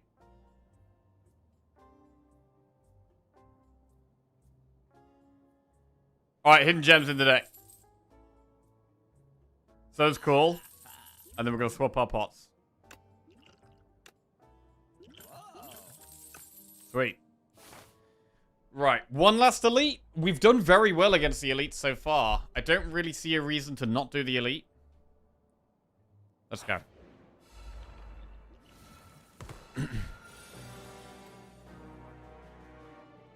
I mean, we are guaranteed a potion from this fight. So we could just use the dex pot.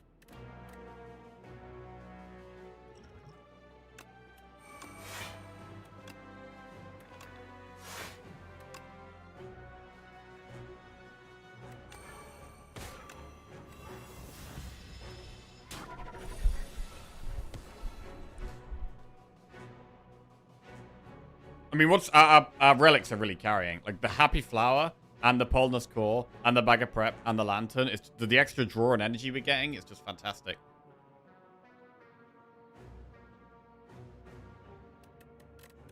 This is a bit sketchy.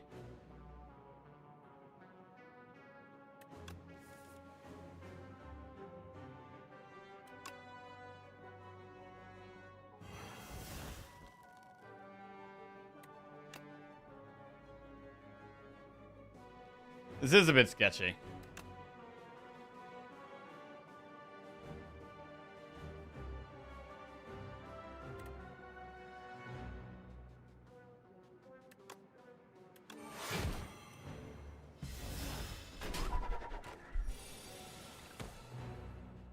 Dance domain. Yeah, with domain in play, we're a lot happier.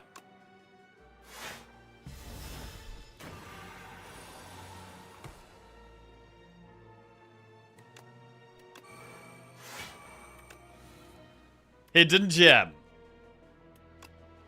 On borrowed time. Okay, that's not amazing.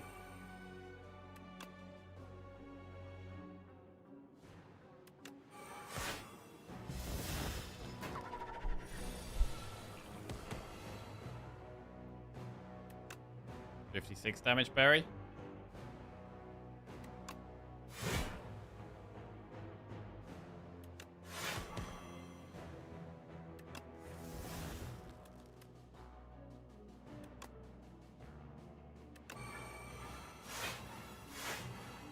All our cards are a lot more expensive, but we can do Putrefy and End of Days.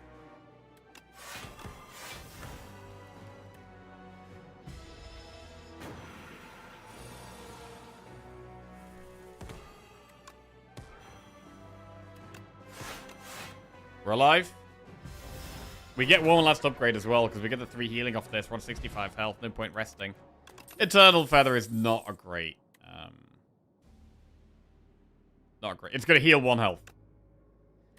Capture Spirit plus Deathbringer or Cleanse. I mean, Deathbringer is just a great card. Like, once we've played our powers, once we've played the dances and the sleight, Deathbringer does just become amazing, so... I'm going to just take the Deathbringer. And we've basically got to decide whether we want to upgrade block or damage. If we upgrade damage, if we want to upgrade damage, it's Sleight of Flesh. If we want to upgrade block, it's Dance. We can also upgrade Call of the Void, so it's in our opening hand. But I kind of just like upgrading block or damage. Call in our opening hand is good.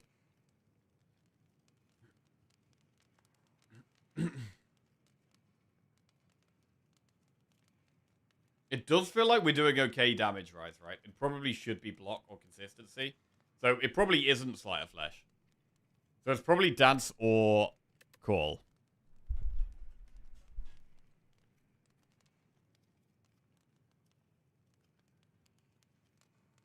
Dance or Call.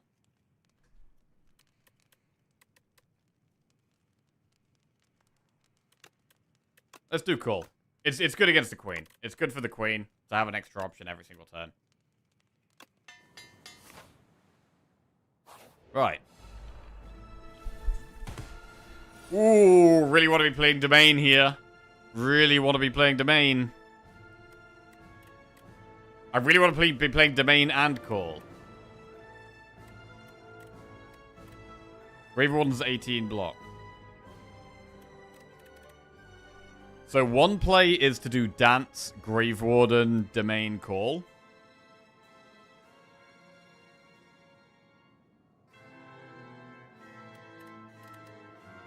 It does look quite good. Decent weak pot. Weak pot is an option. It's a very strong starting hand. Having Domain turn 1 is amazing. Plus a Dance as well, plus the Call. Like, 3 powers in play straight away is really, really good.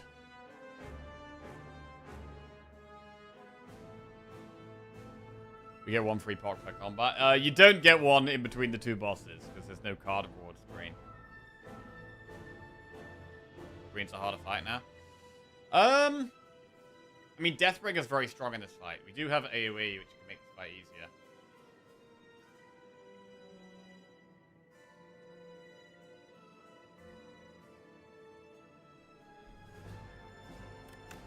I mean, I think this is the play.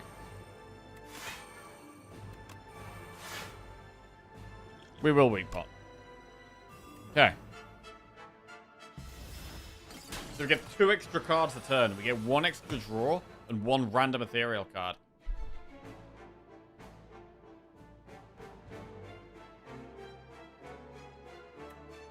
I don't love losing Enfeebling Touch. We don't have to lose it. I do like Deathbringer, though. Got to pick between Deathbringer or Enfeebling Touch. Borrow Time gives us some good block with the dance. It's going to be a while till we find Enfeebling Touch again, and we should probably Deathbringer.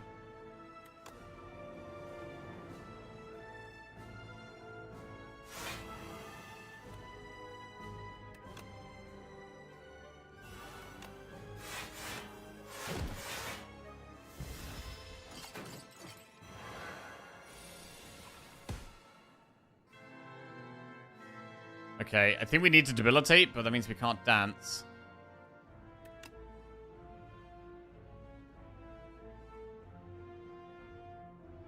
We could start with Scourge and go from there.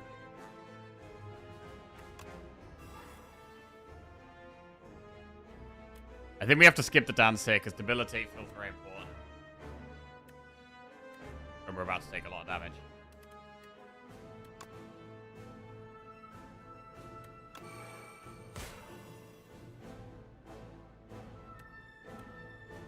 Double defend over Hidden Gem.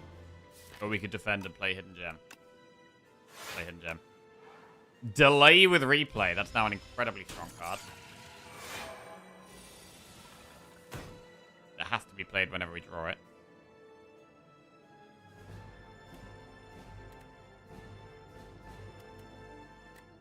.68 damage Berry. I mean, we have a lot of damage. We make it vulnerable, right?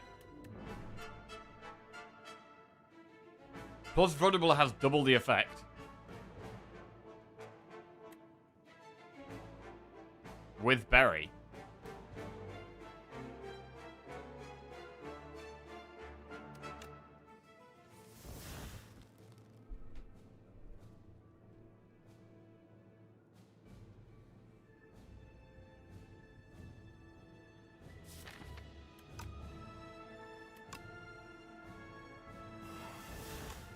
$136 damage. Can't really do it though.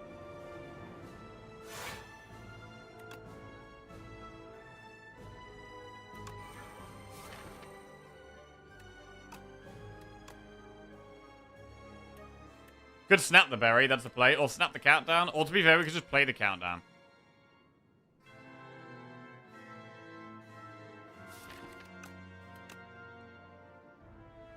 That worked.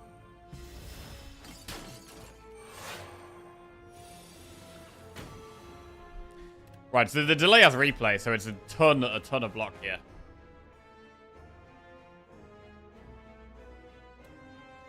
I mean, it's a shame that Sleight of Flesh and Brightest Flame are both at the bottom of the deck there.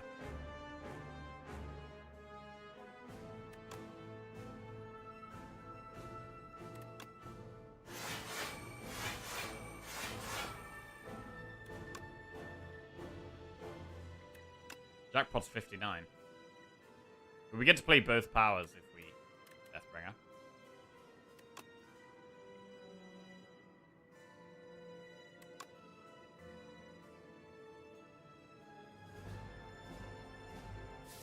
We have a massive turn next turn anyway.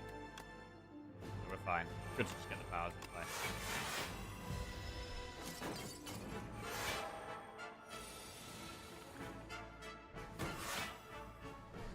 Right, so we can't... This is awkward. I mean, we kind of almost don't need Brightest Flame. Maybe Sleight of Flesh is more important. We've got 11 energy this turn. 11 energy is crazy.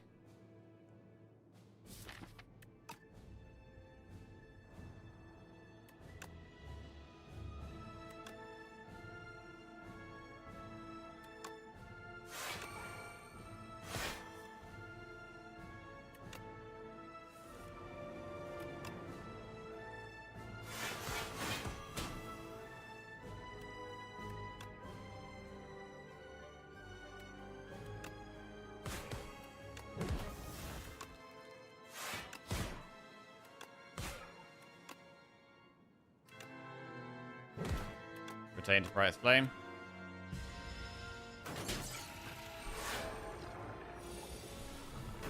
Seven times 5. The Queen has 103 Doom on her just from countdowns and Deathbringers, which is nice.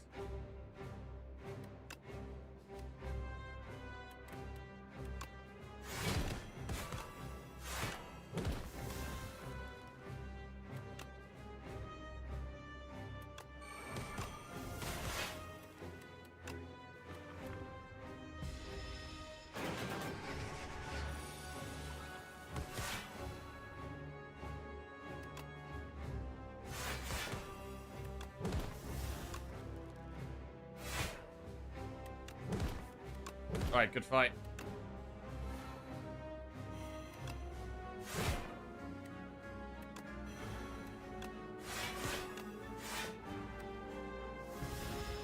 One fight to go. We've got 37 health, 40 health. We do have one colorless pot. Come on then. So we had Domain in our starting hand last fight, which helped a lot. No Domain this time, but we do have Call and one Dance.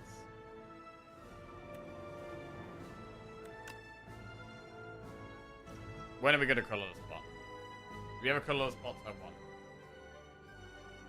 I feel like colorless pot is like the hardest potion to decide when to use. Because it's very random what you're going to get. And you're not even going to get one of your class cards. Using it turn 1's alright. I might use it turn 1 here. Eternal Armor.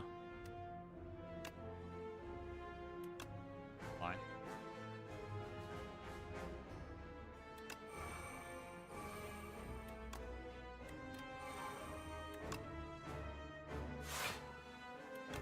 We're going to script the artifact. Defender Afterlife. Do we want to draw Afterlife again? Is what we've got to decide. I don't think we are going to want to draw it again. Play it.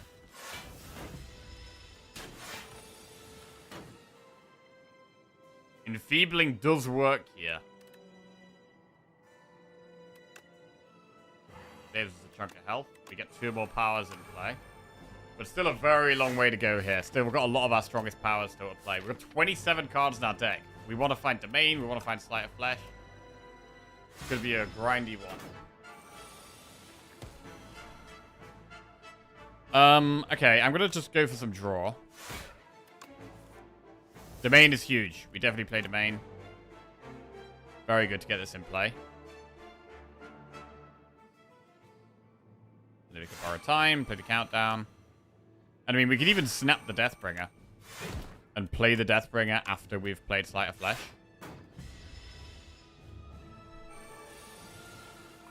Spirit of Ash. Whenever you play an ethereal card, gain 4 block. That's quite strong. Oh, so many cards we want to play here, though. We really want to play Hidden Gem and Deathbringer and Spirit of Ash and Dance. And Debilitate. And Putrefy.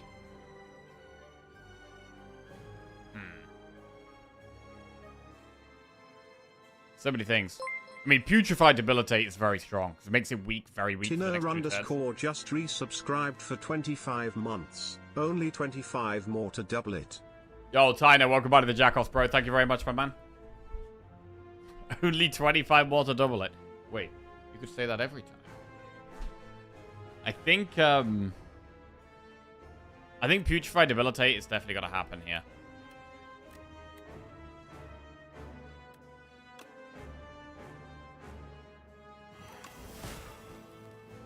It does save us a lot of health. And Deathbringer... I mean, we've got to Dance, really. We could do Deathbringer, Spirit of Ash, Hidden Gem. Let's go. Or use Deathbringer next turn, sorry. Hidden Gem hits... Oh, God. Hidden Gem just hit the other Deathbringer in our deck. Okay. This Deathbringer. It's got replay on it, but we still haven't played Slay of Flesh. We've got to play Slay of Flesh. Need to draw it right now.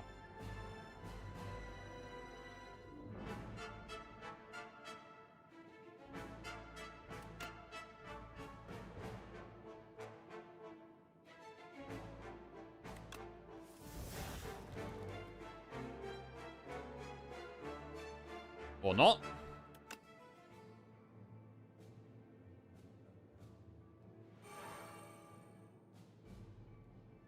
Right, I'm going to stop us getting the Wither by playing Brightest Flame right now. Oh, there's the Sleight of Flesh. It's big.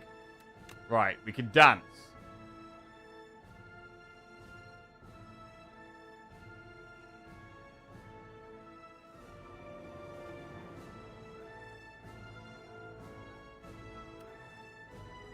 Could even jackpot. 105 damage jackpot.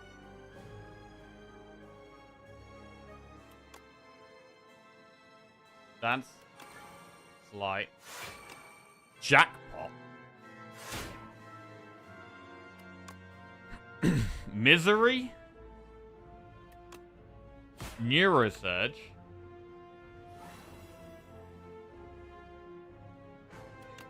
Undeath.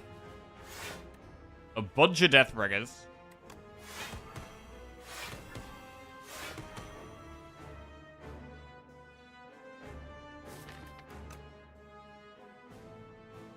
Another Deathbringer?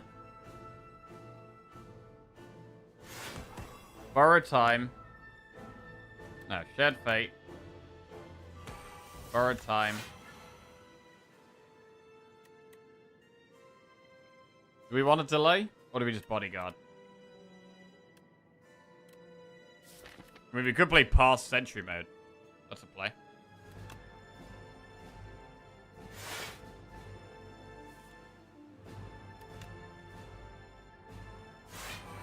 Right. Right, we've reshuffled the deck.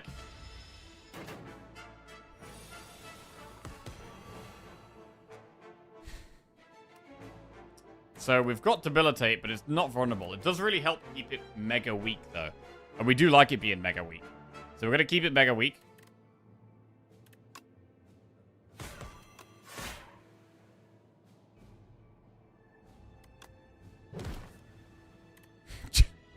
Triple Misery.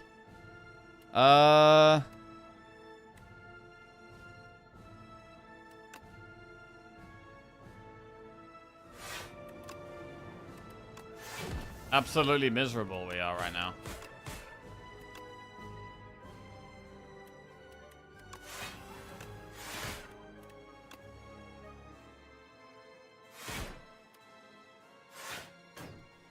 Alright, we're getting there.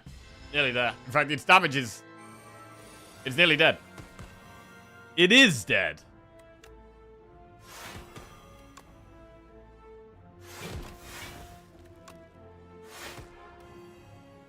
Beautiful. Dice to Doom. Wow. Pretty clean run, man.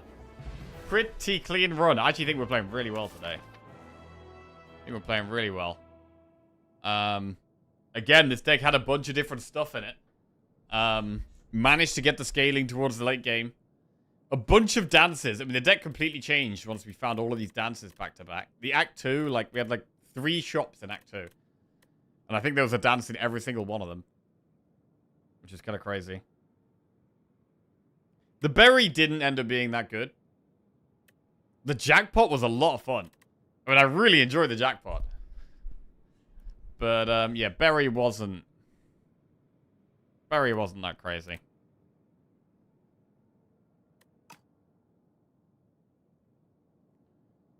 But I'm going to have to take jackpot a lot more often, bro. I'm going to have to take jackpot a lot more often.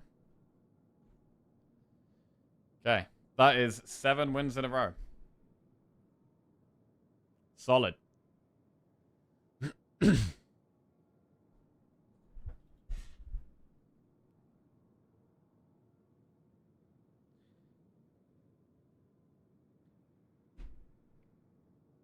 Jackpot is mid on defect. What is actually the best character? I've not really thought about what the best character is for Jackpot. I think it's awkward on Regent, right? Because you can get the star cards. Although it can be good on Regent if you've got creation synergy things, I guess. But in terms of like the 0-cost cards you can create.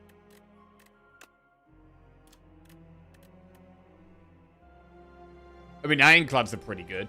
Bloodletting, Battle Trance, Bully, Spite, Anger, Rage, Offering. Ironclads definitely look pretty good. Silence? Maybe less good.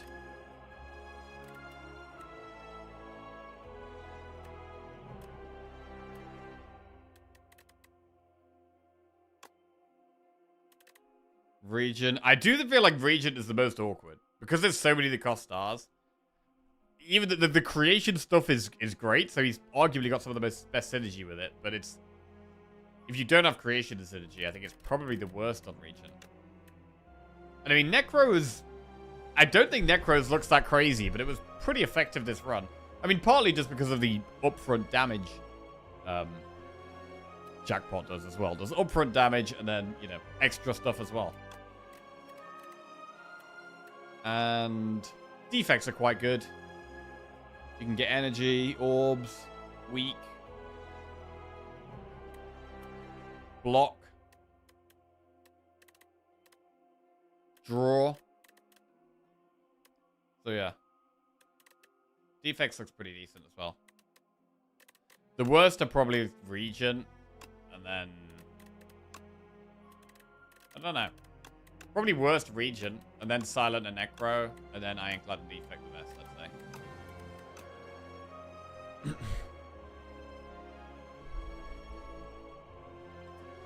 Okay. Right, it's starting to feel the pressure now, bro. Starting to feel the pressure. Having 5 energy is so fun. Agreed. Having 1 extra energy helps out so much there. We made a massive decision that run between taking Pyramid or energy, right? With the Philosopher's Stone. Could have taken Pyramid. Went with the Philosopher's Stone as well. It was very helpful. Pyramid is insane, though. It's very hard to say no to Pyramid, but there are some spots where you don't want it. And this deck had so many expensive cards that we wanted the energy so badly. And we had draw from in other ways. Like, we had less of a need for Pyramid because of the Polnus Core giving us more draw, the Bag of Prep giving us more draw, as well as...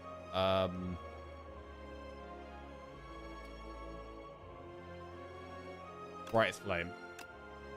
And... something else. What was the other thing? Domain.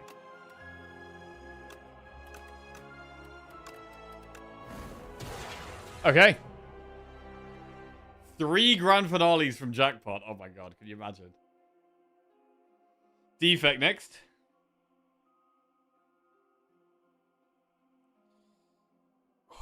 This is for 8 wins in a row. We're getting pretty serious now, bro. We're getting pretty serious now. Just got my first 3 rotating streak. Hey, GG, it's Tom. Well played. Nice, man. You hate Defect, bro. How can you hate Defect? What do you mean you hate Defect? Defect's great. Right.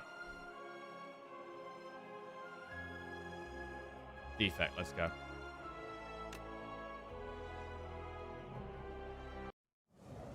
Right. Scroll boxes, file holster or large capsule, and we have the Soulfish as our boss. So we're in the underdogs. Initial map doesn't look amazing.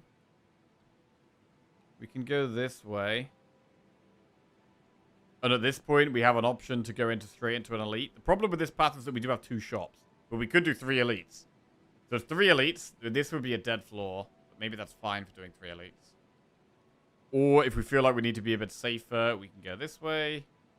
And then just go and do 1 elite or a shop. This forces us into an elite, which is maybe okay when we have file holster. But even if we go that way, it's just not great. If we're going to go for a more aggressive path, I still just prefer the one up the right. Where we would have a dead floor as a shop, but we just accept that and move on. Scroll boxes, file holster, large capsule. Gamba, yeah, we could do a prediction. I really don't like large capsule.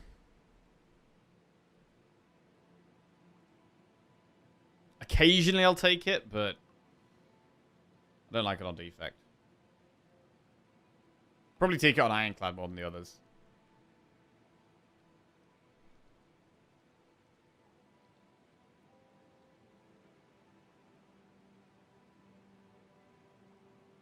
Okay, predictions up. I think file holster's fine. If we're going for elites, taking a file holster is okay. Lucky Tonic. Powder Demise. So Powder Demise could definitely help us kill an elite.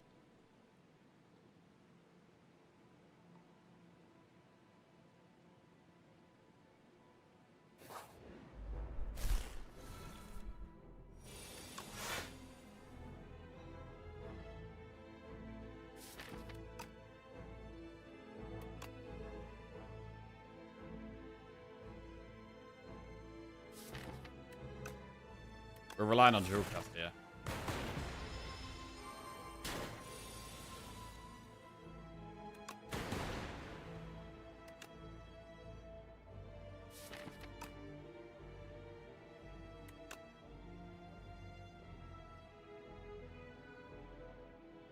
I don't think it's worth striking.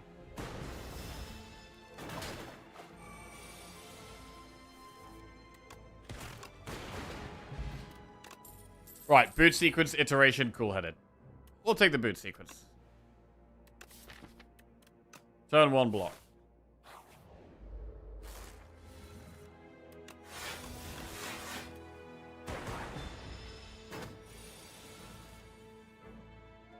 That's a bad draw.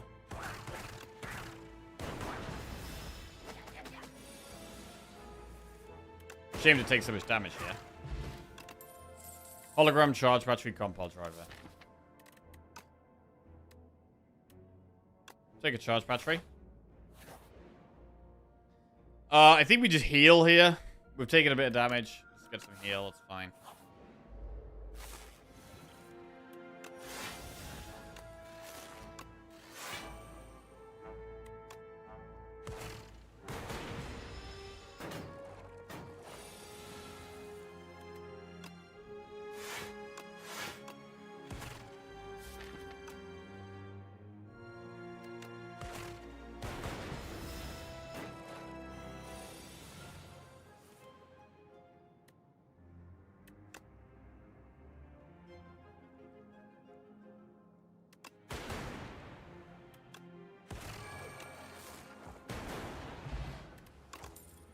Skim, focus strike, hologram.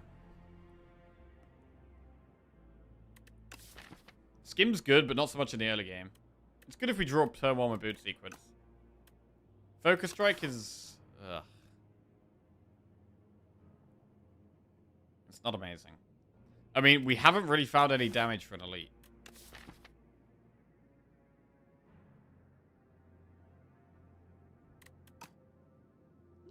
Other than Powder Demise. Maybe that's enough. It's not really very good against the Gardeners, but we'd probably have to use it anyway. So you kind of have to take Focus Strike? Possibly. I'd much rather take Skim, but we might have to take Focus Strike. We do need some more damage here.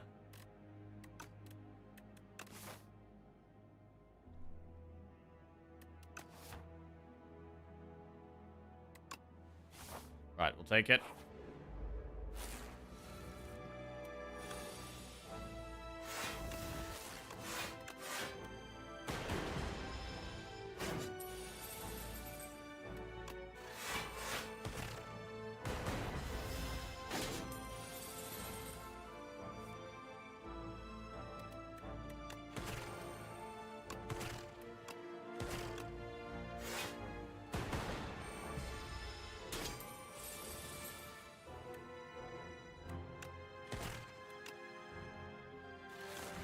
Lightning gets there. Alright. Can we kill the dude at the back here? We got a shop coming up, so I really, really, really want to kill him. Yeah, we get him.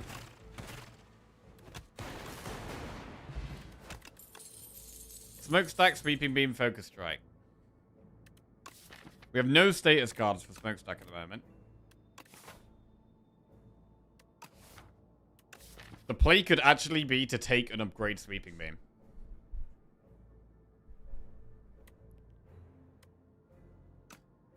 It sounds terrible, but I think we need some help here.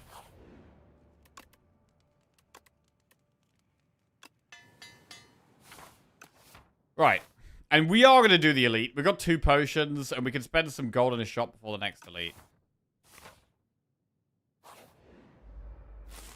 Right. Well, we definitely use Powder Demise. It's probably going to be a lot of our damage.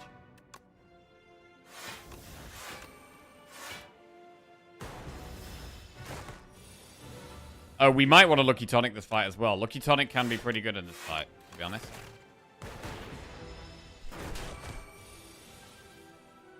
Well, we could Lucky Tonic right now.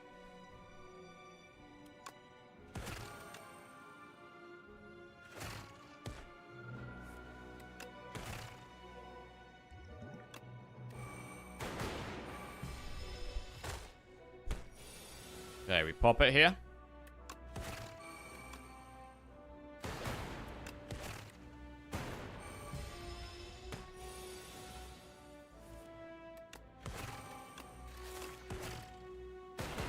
Okay. Dealt with this quite well. Storm, Barrage, Beam Cell.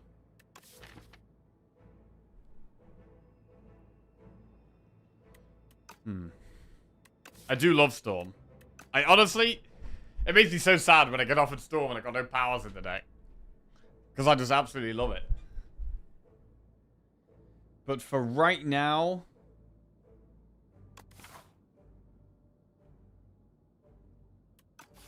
we should probably upgrade Beam Cell. Take and upgrade Beam Cell.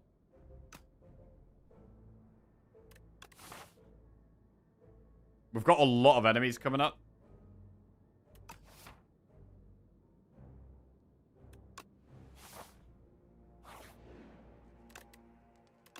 Take Beam Cell, upgrade Beam Cell. Meat on the bone. Okay, that could keep us sustained. We've got 2 healing relics here. That's gonna help. Data disk. Another storm! Damn it! I mean, we wouldn't have been able to afford data disk and storm. Is bronze scales better than data disk?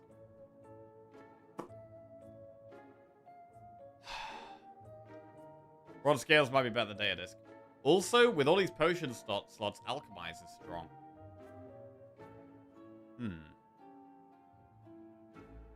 Data disc, bronze scales, and alchemize all really good. Also, toolbox is also really good because we've always got 10 block turn 1.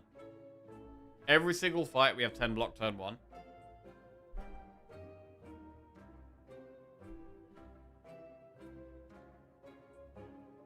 The thing is that with data disc it can be block and damage. Does he not see the data disc? I see it where I see it. Right. Let's go to the bathroom. One sec.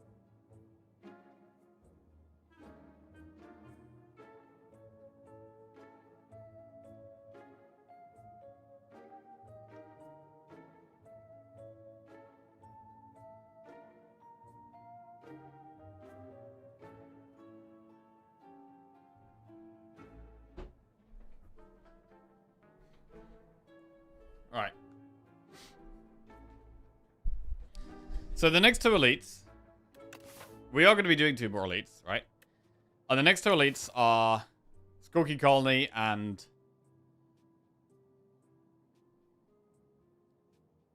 the Gardeners. And honestly, Bronze Scales is very good against both of them.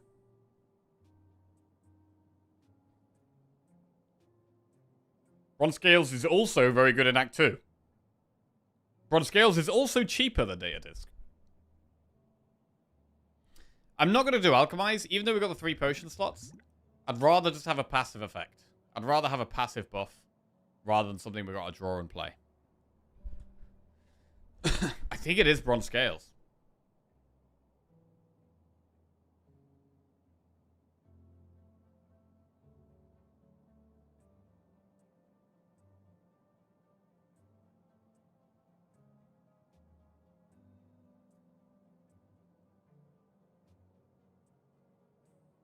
If we take Bronze Scales, we can afford the Storm.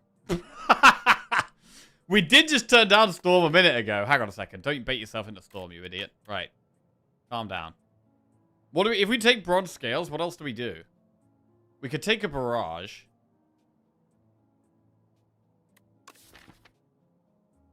I've only got one other way of getting an orb at the moment.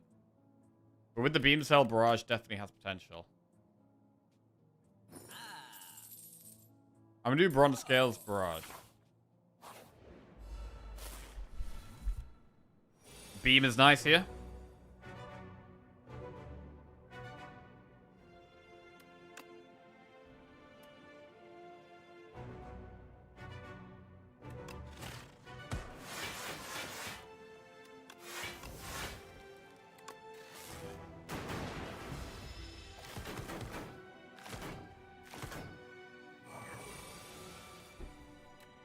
Damage.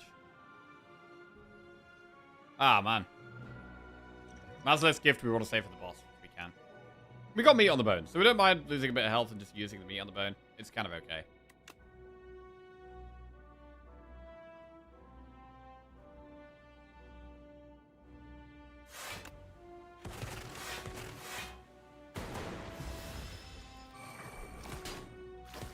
So wait, what health do we have to go down to get it proc? Oh, well, we're down to it. 37. Right? 37 is the ideal health to be on. So 36 is beautiful, if we can stay here.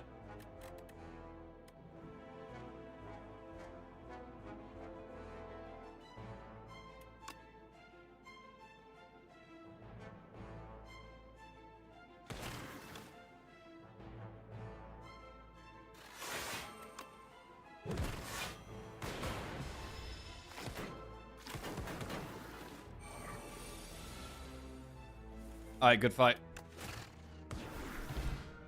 Bowler Hat. Gain 25% additional gold. Shatter Hologram Boost Away. Shatter is another really good early game card. But I mean, it's not amazing right now. We don't have loads of ways of getting orbs. It can be a bit awkward with Barrage. But I find it very, very hard to turn down Shatter. Boost Away is also good. But Shatter is quite a unique card. We're going to have to waste gold in this shop. Unless we want Thunder. Bro, we've already been offered 2 Storms that are Thunder. It's crazy. I mean, Thunder doesn't actually need Storm. You can take Thunder before Storm. With Shatter, it can do quite a lot. Okay.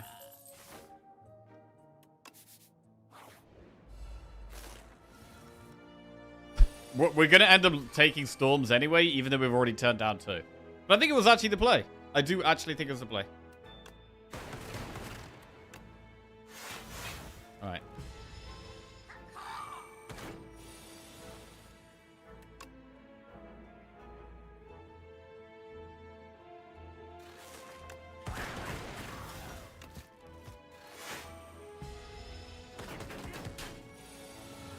Cool. Fusion. Momentum Strike. Uproar. I don't like Uproar here. What about Fusion? It's another orb. I don't take Fusion very often.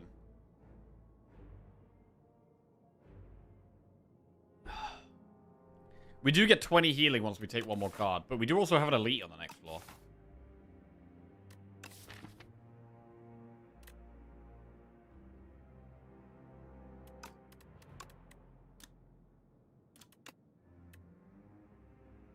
thing with fusion is that it's like it does nothing immediately and it gives you 1 energy next turn. Like it's very slow energy.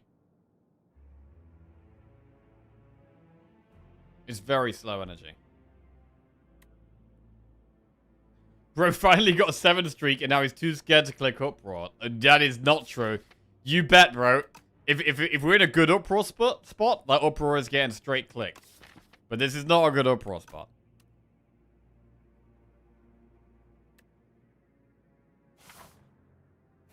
Right, let's do the elite.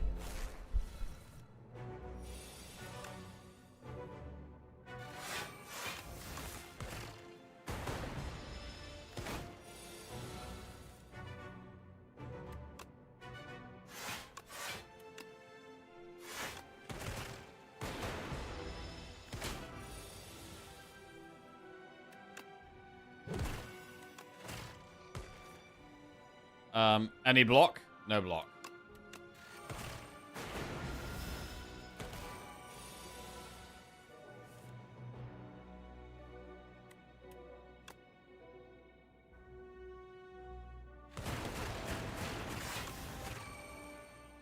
Thorns. Big thorns. Saving us a bit of health there. Joss paper, distilled chaos. Rocket punch, boost away, momentum strike. Boost away is fine. Rocket punch, there's no way of getting it reduced at the moment, so we're gonna just go boost away. We get a big heal as well. And we get to upgrade for the boss. We upgrade Barrage, Focus Strike, Thunder, Zap.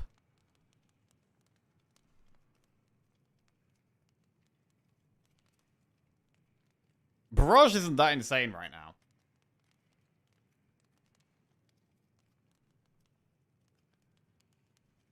Because I'm not generating that many orbs.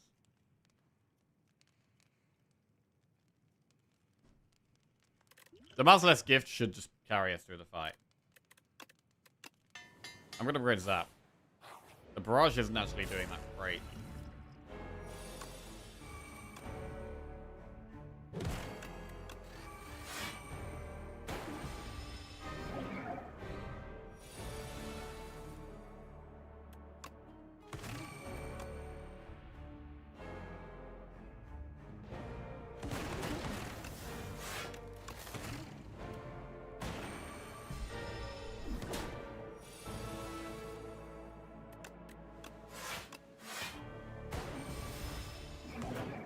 We'll use Distilled Chaos if we have to this fight, but we're hoping to not have to.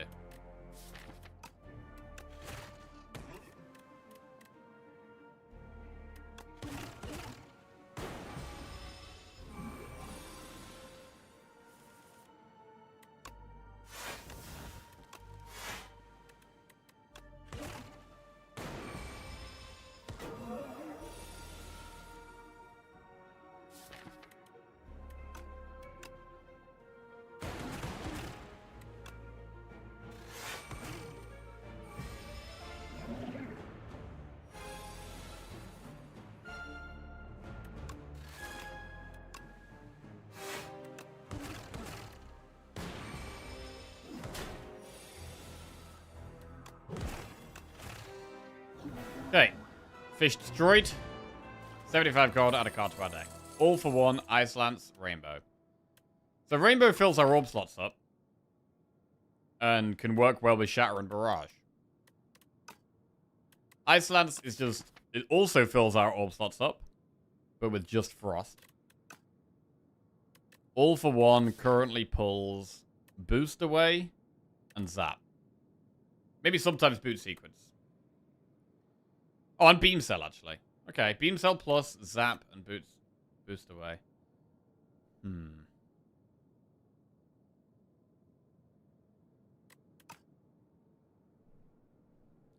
None of these are incredible, but they're all okay. I do like filling our orb slots up. And Rainbow does that for the cheapest here.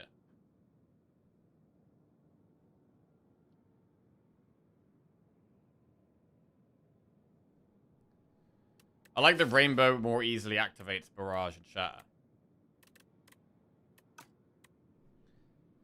Ice Lance does become better as we get more energy later in the run.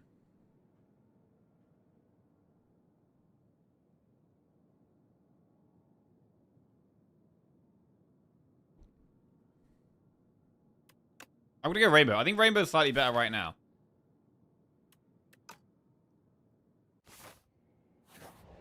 Right. Very hot cocoa, brightest flame, or pumpkin candle.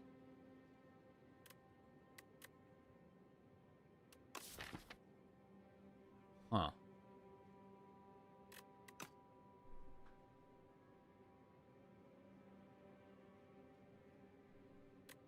How many rest sites do we have to kindle at? We could go up the right and do kindle, kindle, kindle.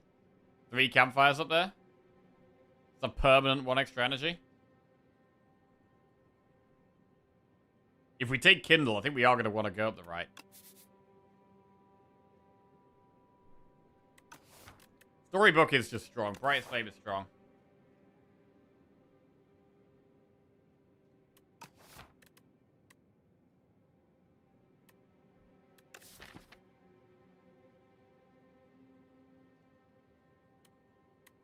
Is kindle spam a legit strat? I mean, pumpkin candle's great. And you only need to kindle, like, probably twice? I think you only really need to kindle twice. Don't even need to do it there. We kindle, like, there, and then we, like, do some fights, get an upgrade or a heal there, and then we'd maybe kindle there, and then an upgrade or a heal there. Like, you only have to sacrifice 2 or 3 campfires for candle.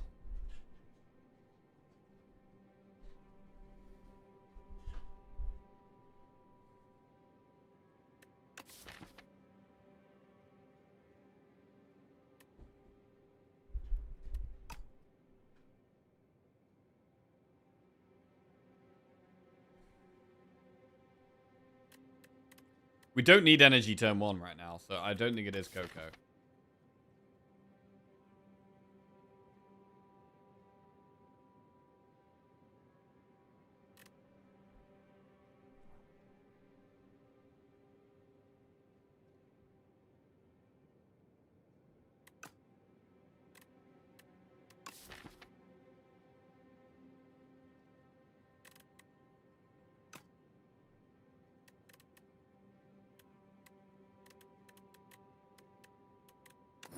I'm gonna go Bright Flame.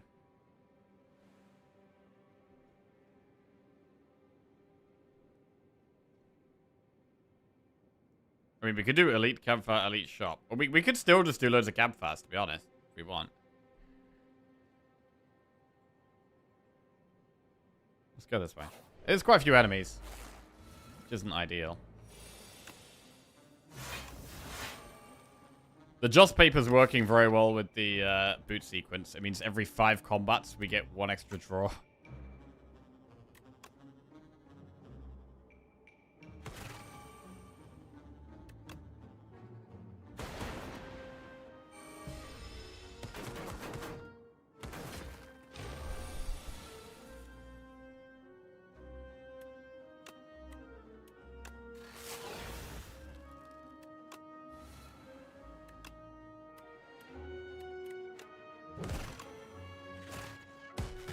Very good draw. Sweeping Beam, Leap, or Double Energy. Joss Paper can also consider Double Energy. Would want to upgrade it. I do like taking Double Energy. I feel like once you've got it in your deck, it opens up more possibilities.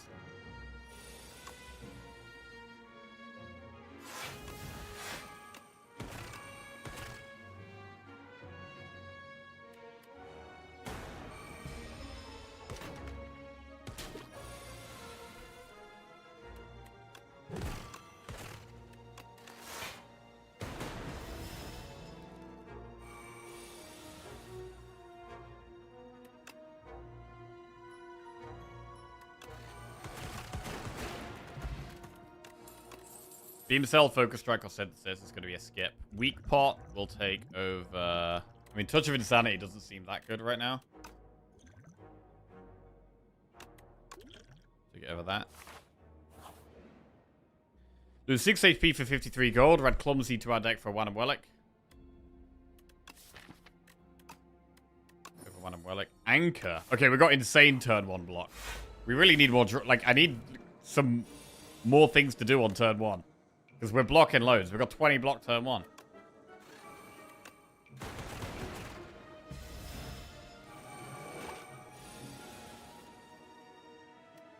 Okay, this is pretty bad. This is where I'm gonna play Distilled Chaos. Double energy, charge, battery, defend.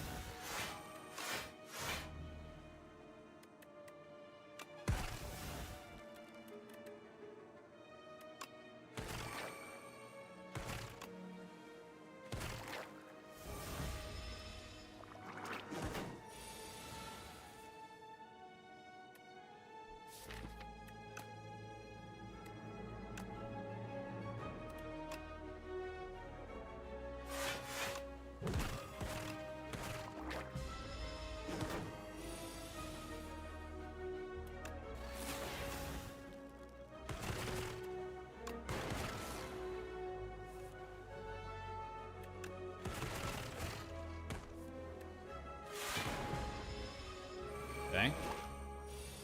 25 damage. Big damage turn.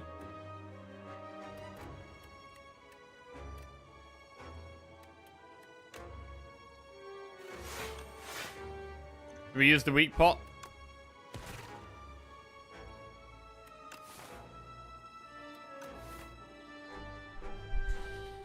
I mean, we've got meat on the bone and Book of Five Rings, so we shouldn't.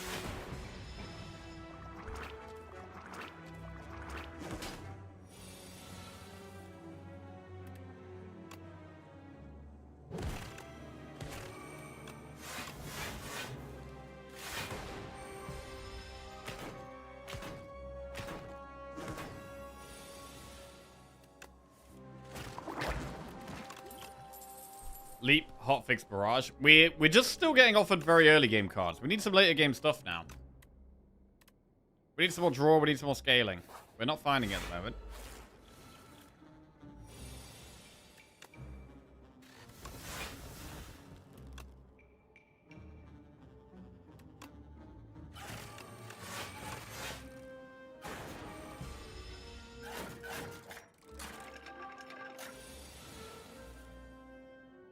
Gonna just take some more damage here. I mean, we could Distilled Chaos because we've got full up potion slots. Shatter, Brightest Flame, Barrage.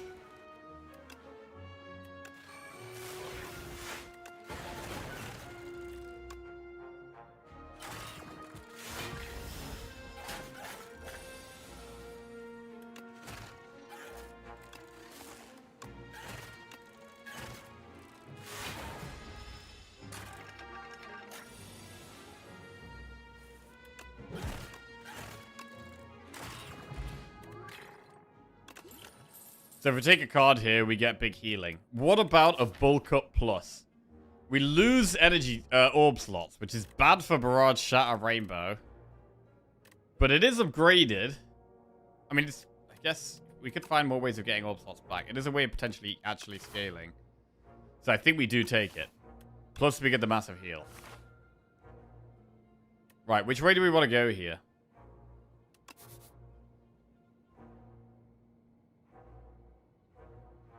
I think going up the right is fine. We don't have to see a shot.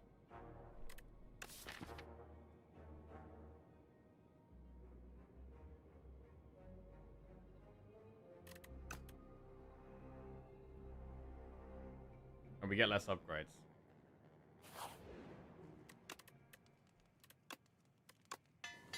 Right, Brightest Flame Plus.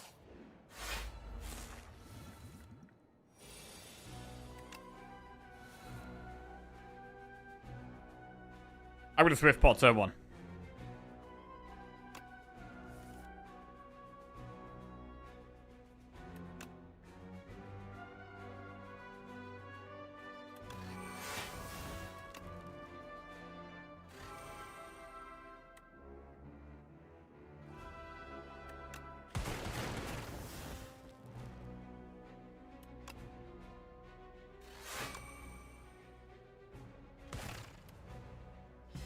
Okay.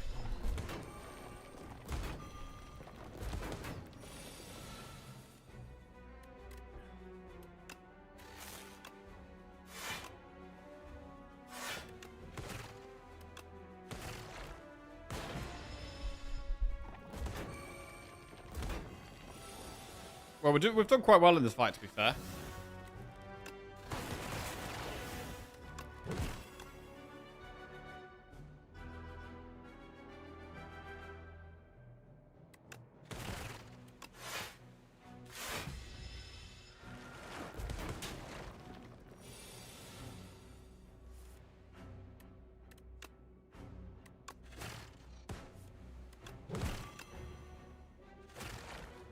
Okay, Stone Cracker. Starvage Combat, upgrade 2 random cards in your draw pile for the combat. Right, there's going to be more upgrades. Hologram plus, Glasswork or Null. I like that Hologram's already upgraded, and it's a good card. We're not going to take Glasswork, because we've already just had the Millipede, which is one of the best fights for it. Null is good. So it's Null or Hologram. We don't have any weak at the moment. Null does give us some weak.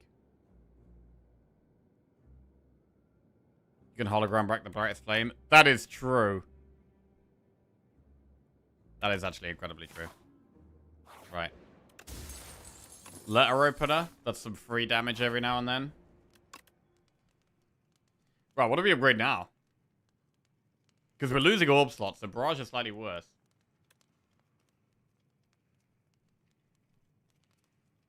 Focus Strike and Barrage are okay upgrades. Thunder is an okay upgrade. You could upgrade Rainbow so it doesn't have Exhaust.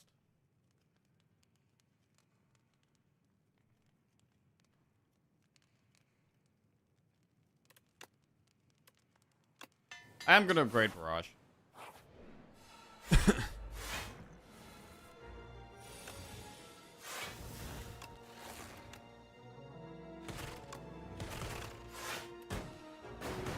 Save Strength Pot for an Elite, I think.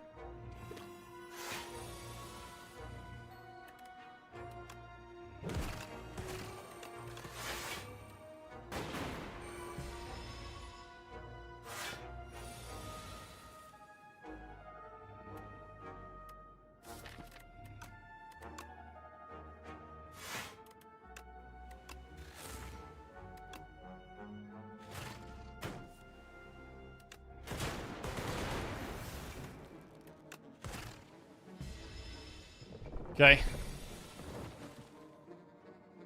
No block. So we could weak pot here. Thunder Rainbow is a play. I mean, we have a big turn next turn. But this deck needs to be faster. I'm going to keep saving the weak pot. The Rainbow has been quite good, to be honest.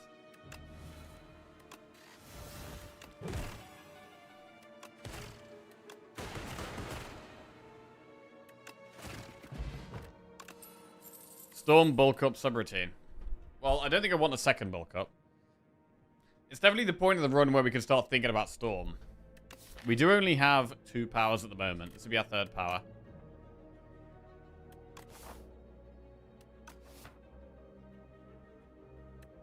I'm going to take the Storm.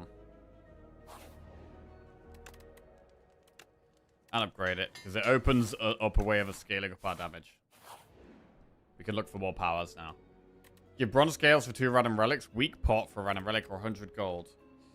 Right, I don't like these options, because bronze scales is very good against Entermancer, which could be the elite we've got on the very next floor.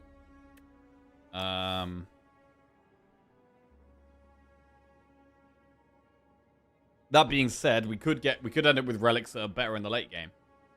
I don't love giving up 100 gold. Weak pot is also very good against the enemy on the very next floor. Weak pot is good against both of the enemies. In fact, we might even give scales.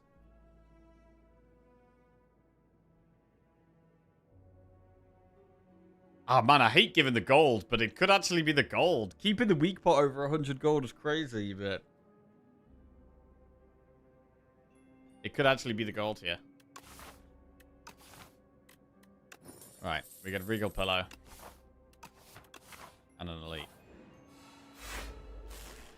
Dorito. Right, do we strength pot this fight or save strength pot for the boss? I do think the boss is going to be quite tough. We haven't found as much scaling as we'd like. So I'm leaning towards saving the weak pot for the boss. Or saving the strength pot for the boss, at least.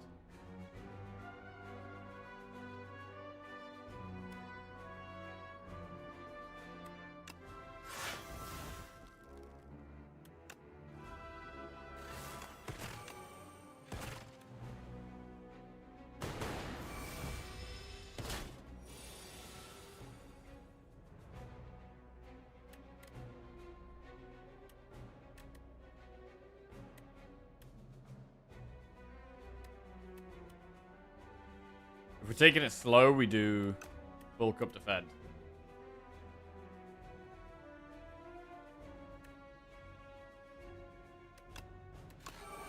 I mean, bulk up is good.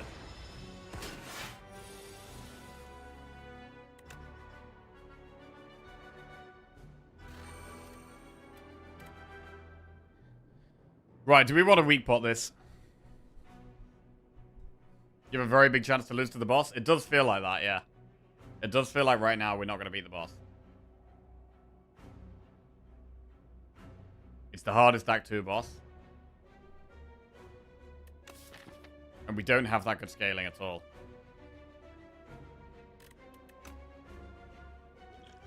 I'm going to weak pot here.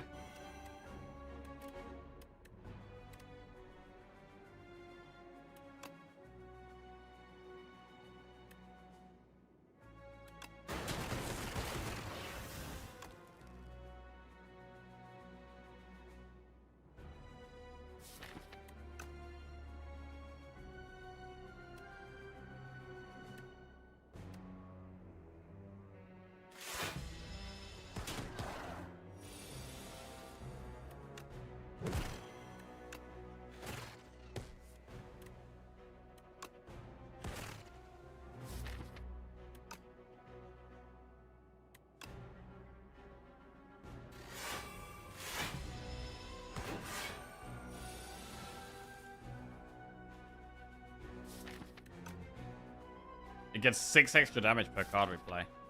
It's a lot.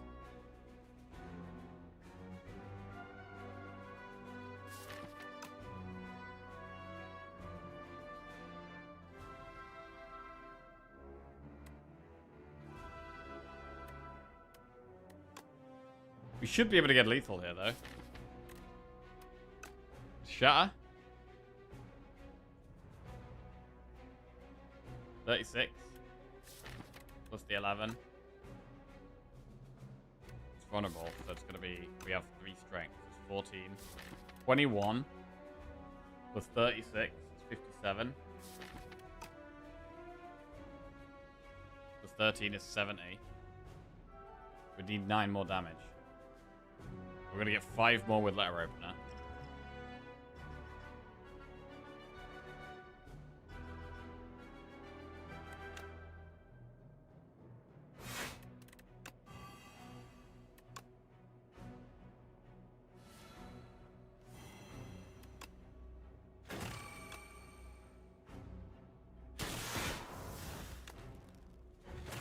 Alright, not too bad. Akabeko doesn't help that much. Tempest, Lightning Rod, Turbo.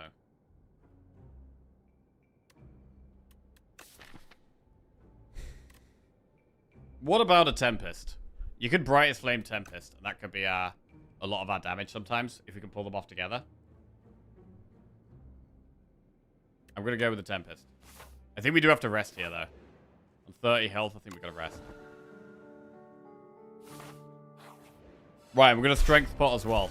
I think this boss is going to be very, very tough. Do we want to play boot sequence? We get 1 extra draw turn 1. But we lose the 10 block card. It could be good later on in the fight.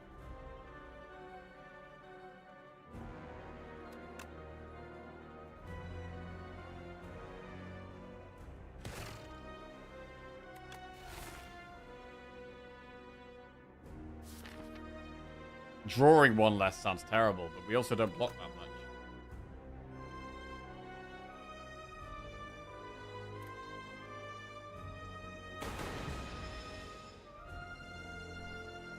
Right, this is a big decision. Talking about well-designed characters, I think this may be one of the most well-designed bosses in the game in terms of variety and how you may approach it. Yeah, I think that's fair. I think that is fair. It's a painful boss, but you do have some kind of decision-making in your downside, which is... And the decision is often different. I'm not picking the same thing every time, so... Yeah, I think you're right.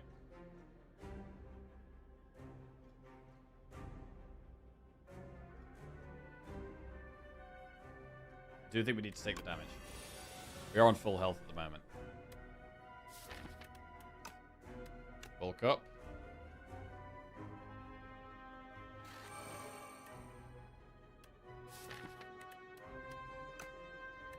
Hologram boot sequence.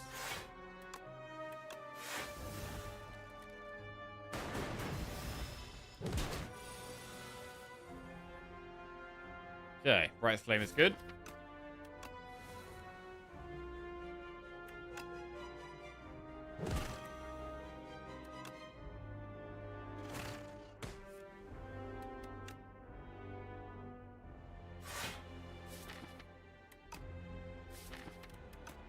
Still have Thunder to play.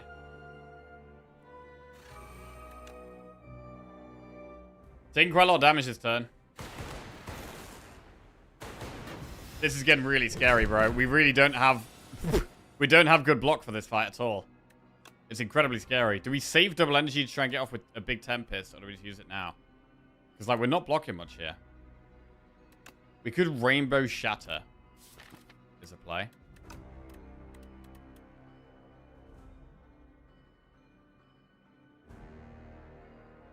I feel like we might need to save the double energy.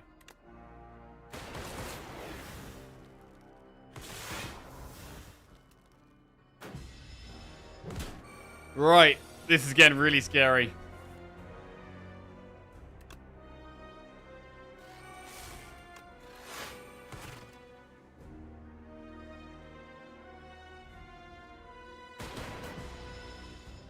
I mean, what do we do now? God.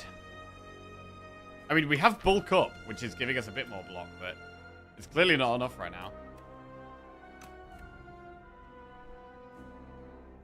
We have to take the damage, but I really don't know how we're going to survive.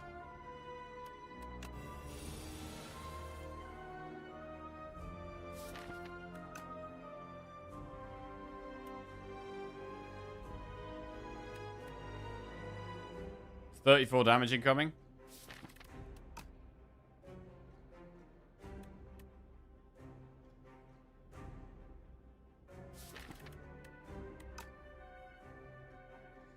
Maybe we just double energy now.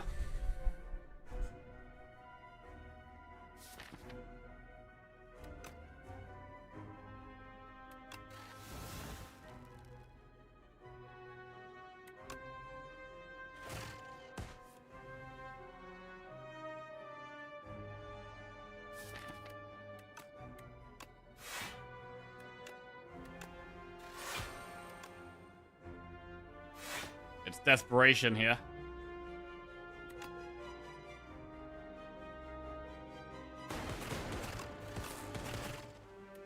Alright, got it to half health, but I think we actually die next turn. I don't think we can survive next turn.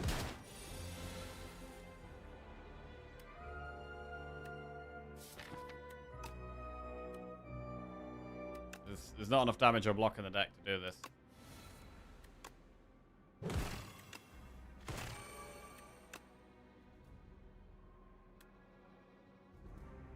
Yeah, we're dead here. Wow. Brutal, man. That was really brutal. There's just no scaling. I mean, we took the powers we could, but we just didn't get offered any powers in turn 2. In Act 2, sorry.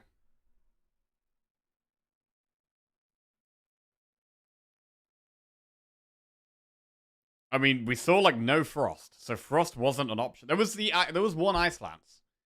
There was one Ice Lance. But it would have been very hard to play. And it doesn't even block that much. It blocks 6. Needed Frost Lance instead of Rainbow. I don't think that would have made the difference. I'm not sure it would have made the difference.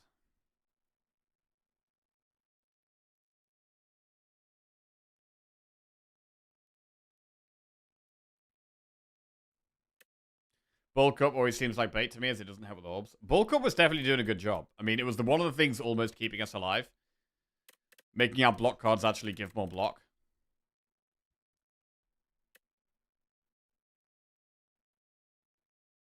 Played Thunder earlier, would you have done it? I don't think so. We would have got less lightning orbs from Storm. It would have done a little bit from earlier things. But I don't think so.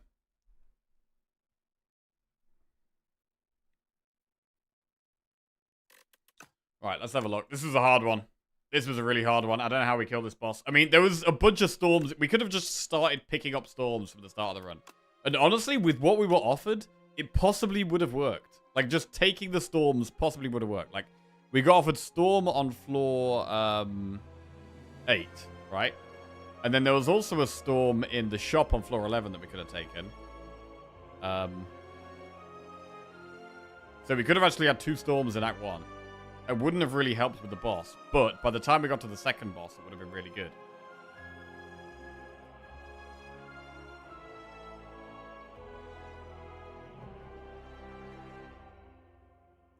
Maybe we need to shop somewhere. We could have pathed slightly differently. I mean, there was another path where we would have less campfires. But we could have done a shop. That was an option. It was a bit of a harder path because there was more enemies as well. There's like more enemies and less campfires, but there was a shop on it. So that was an option.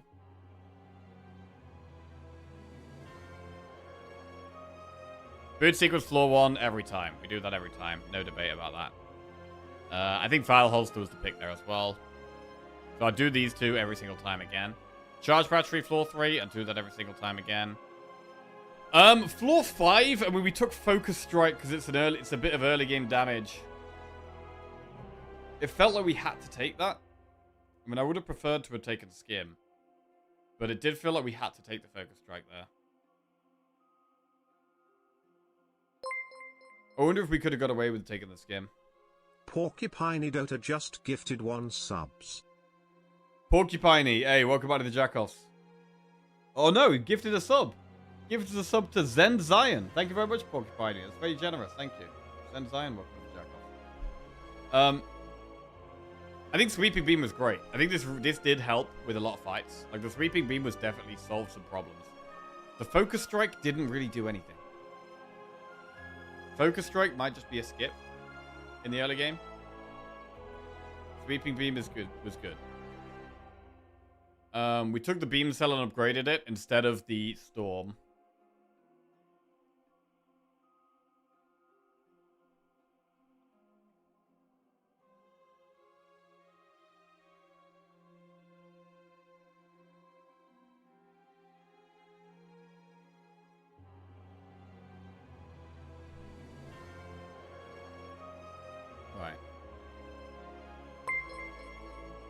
Bronze Scales. I think Bronze Scales was definitely the right choice. Antonio just resubscribed for 4 months. Yo, Bantonio, welcome back to the Jackoffs. Cheers, mate. Thank you. I do think Bronze Scales was definitely the right choice. It massively helped through Act 1 and Act 2. I usually pick -1 draw instead of 6 damage a turn, and a 7 turn a block. The fight becomes way harder at the second choice if you pick damage first, I think. It does, yeah. So that is another thing we could have done differently. Shatter, I mean, I'll take the Shatter again every time. Shatter's just great. And then we had Thunder, and then it's like, okay, we took the Thunder. What about the Storms?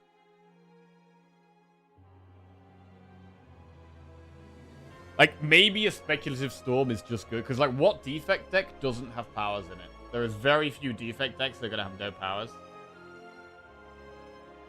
And it's like taking a Curse. Or it's like taking a Clumsy or something. But that has massive potential upside. Or Spoils Map. It's kind of like taking a Spoils Map.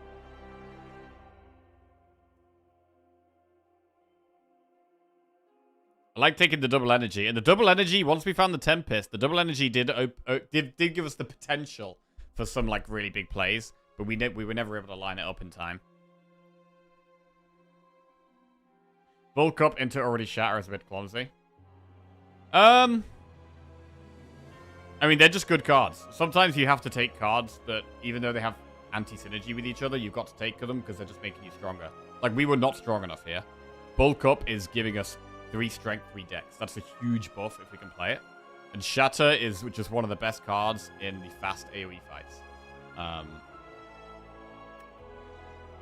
Yeah, you don't want to have the mindset of like, oh, I can't take this card because I got this card.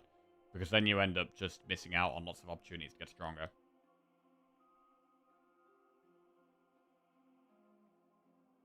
We could have taken a second bulk up. That's kind of interesting, actually. We would have had 1 orb slot. God. I mean, it was definitely a hard one. I hate it when I don't take the Speculative Storm, though, and I almost feel like, oh, what if we had taken it? Right. Well, we'll play Ironclad next. We've got another run in. It's a shame that the streak is over, because we were doing quite well. And we've got a few good streaks on the other characters, so let's try and keep them going. We've got a 3-win streak with 3 different characters, so let's keep going it.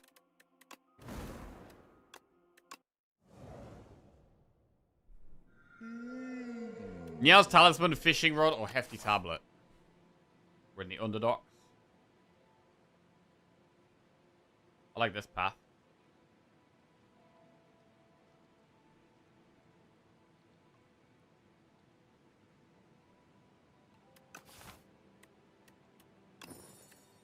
Pyre, Conflagration, or Barricade?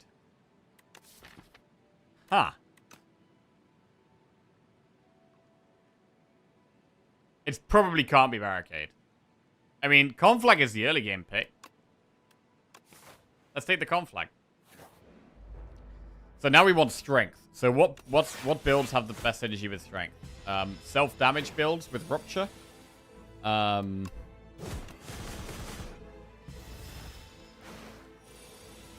Dominate. Fight me, true. Conflag is a really nice card to have in your deck at the start of a run. Headbutt, Cruelty, Breakthrough. Do we need Breakthrough when we've already got Conflag? Cruelty is scaling. It's greedy, but we're going to be greedy.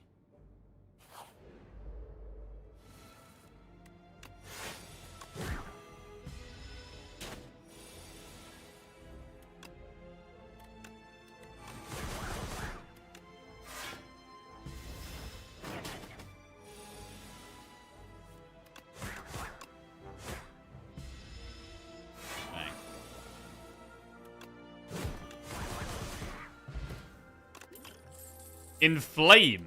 Bro, you know what? With Conflag, I think we take Inflame. Inflame's in. The Boot. Bro, that actually buffs Conflag. Even before Inflame. Spoils map? Okay, that might be a step of greed too far. I think that's a step too far. We're gonna go with the potion.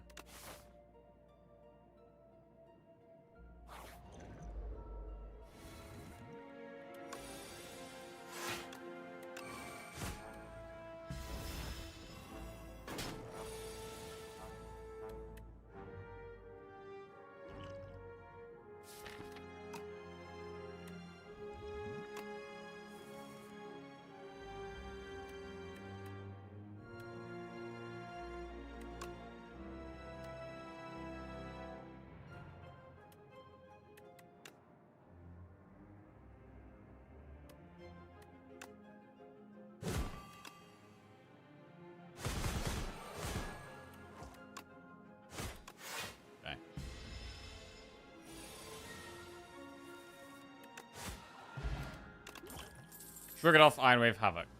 Shrug. Obtain the Sword of Stone. More strength.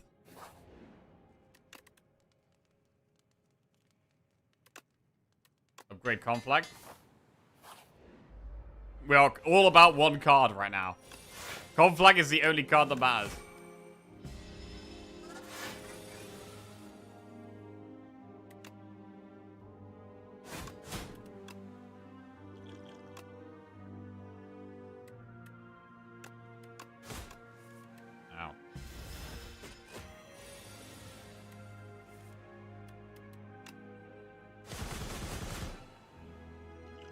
Well, that was pretty painful. Triggered off Bloodwall Spy. Big block card in Bloodwall. Where's your Cruelties uncommon? Mine is rare. I'm playing on the beta branch, which is the branch with the most recent patches, which you can change your settings in Steam to be on the most recent branch.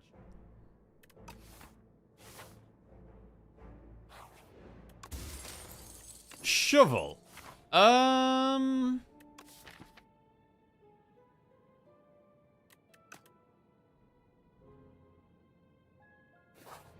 Let's just dig. Pendulum. We've got an elite with no potions, which is quite scary. Bro, we could actually just die here. Oh god, are we playing stupid? Are we doing stupid shit? We might be doing stupid shit.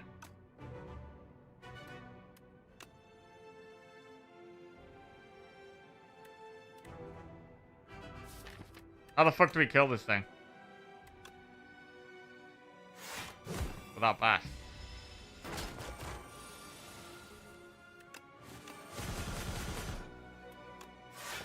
Oh, God.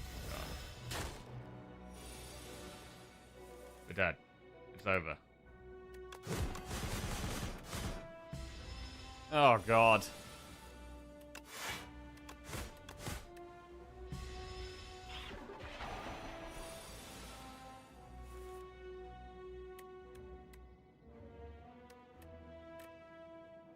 Rip. So what, we should arrest it?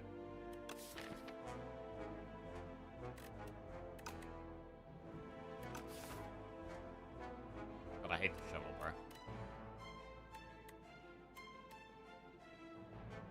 Dead? No, dead. Alright. Wasted 2 potions on robot guy? I don't know about wasted. They saved us health. If we didn't use them, we'd be on even less health. I mean, the potion was terrible. Like, we used colorless pot to try and save some health. We used it at a time where we were about to take loads of damage, so it made absolute sense to use it, but we just got terrible options from it. It was just a useless potion. Alright. Well, we're doing that thing again where we lose a run and then we start playing like shit. So I'm just going to call it a day. I'm going to stop. Because if I keep playing, I'm just going to throw all the streaks away. So we're going to leave it there. Right. But I hope you all enjoy the rest of your day. Thank you for tuning in. Appreciate it. And yeah, we'll try and lock back in tomorrow and get the streaks going again. I mean, we were on 7 in a row was massive, bro. 7 in a row is massive. I feel like we're getting better, but then we do something like this, and I'm like, are we even getting better? Like, we've just died in Act 1. Like, why did we just die in Act 1? I maybe need to, like, come up with some, I don't know, some, like, ritual or some kind of thing I have to do after I lose a streak before I play another run. Because I do this every time, right? Every single time we lose a streak, the run after is another loss immediately. Every single time. So I've got to do something where after I lose a streak, I've got to, like, reset somehow. How do we do that? Any suggestions? Any suggestions on how we do that? 100 push-ups? 100 push-ups. 30 push-ups.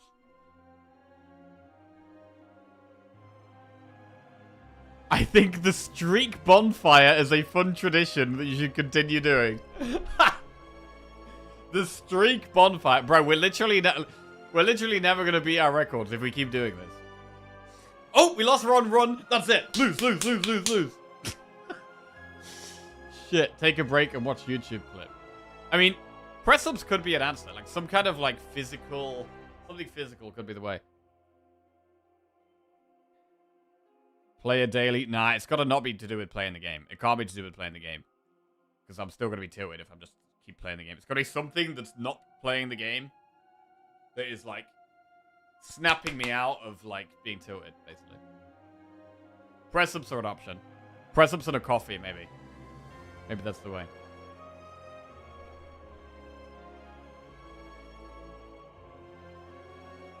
Right, anyway. Thank you for watching everyone. Some fun ones today. We did have some fun ones. I mean, we had a jackpot necro run. This was sick. This was really cool. Really like that run. What else do we have? The region... Bro, this region deck was really strong as well. We had the Arsenal run, but it had star stuff as well and creation. This felt like a very, very good region deck. I really like that one as well. And the silent one was just a basic poison deck that was just strong. Right. Let's go find us for the raid.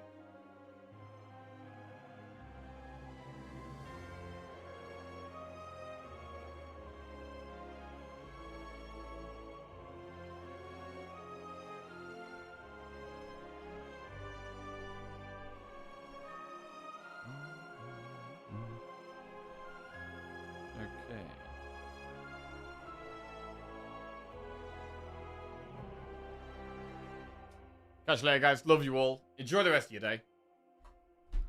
Have a good one.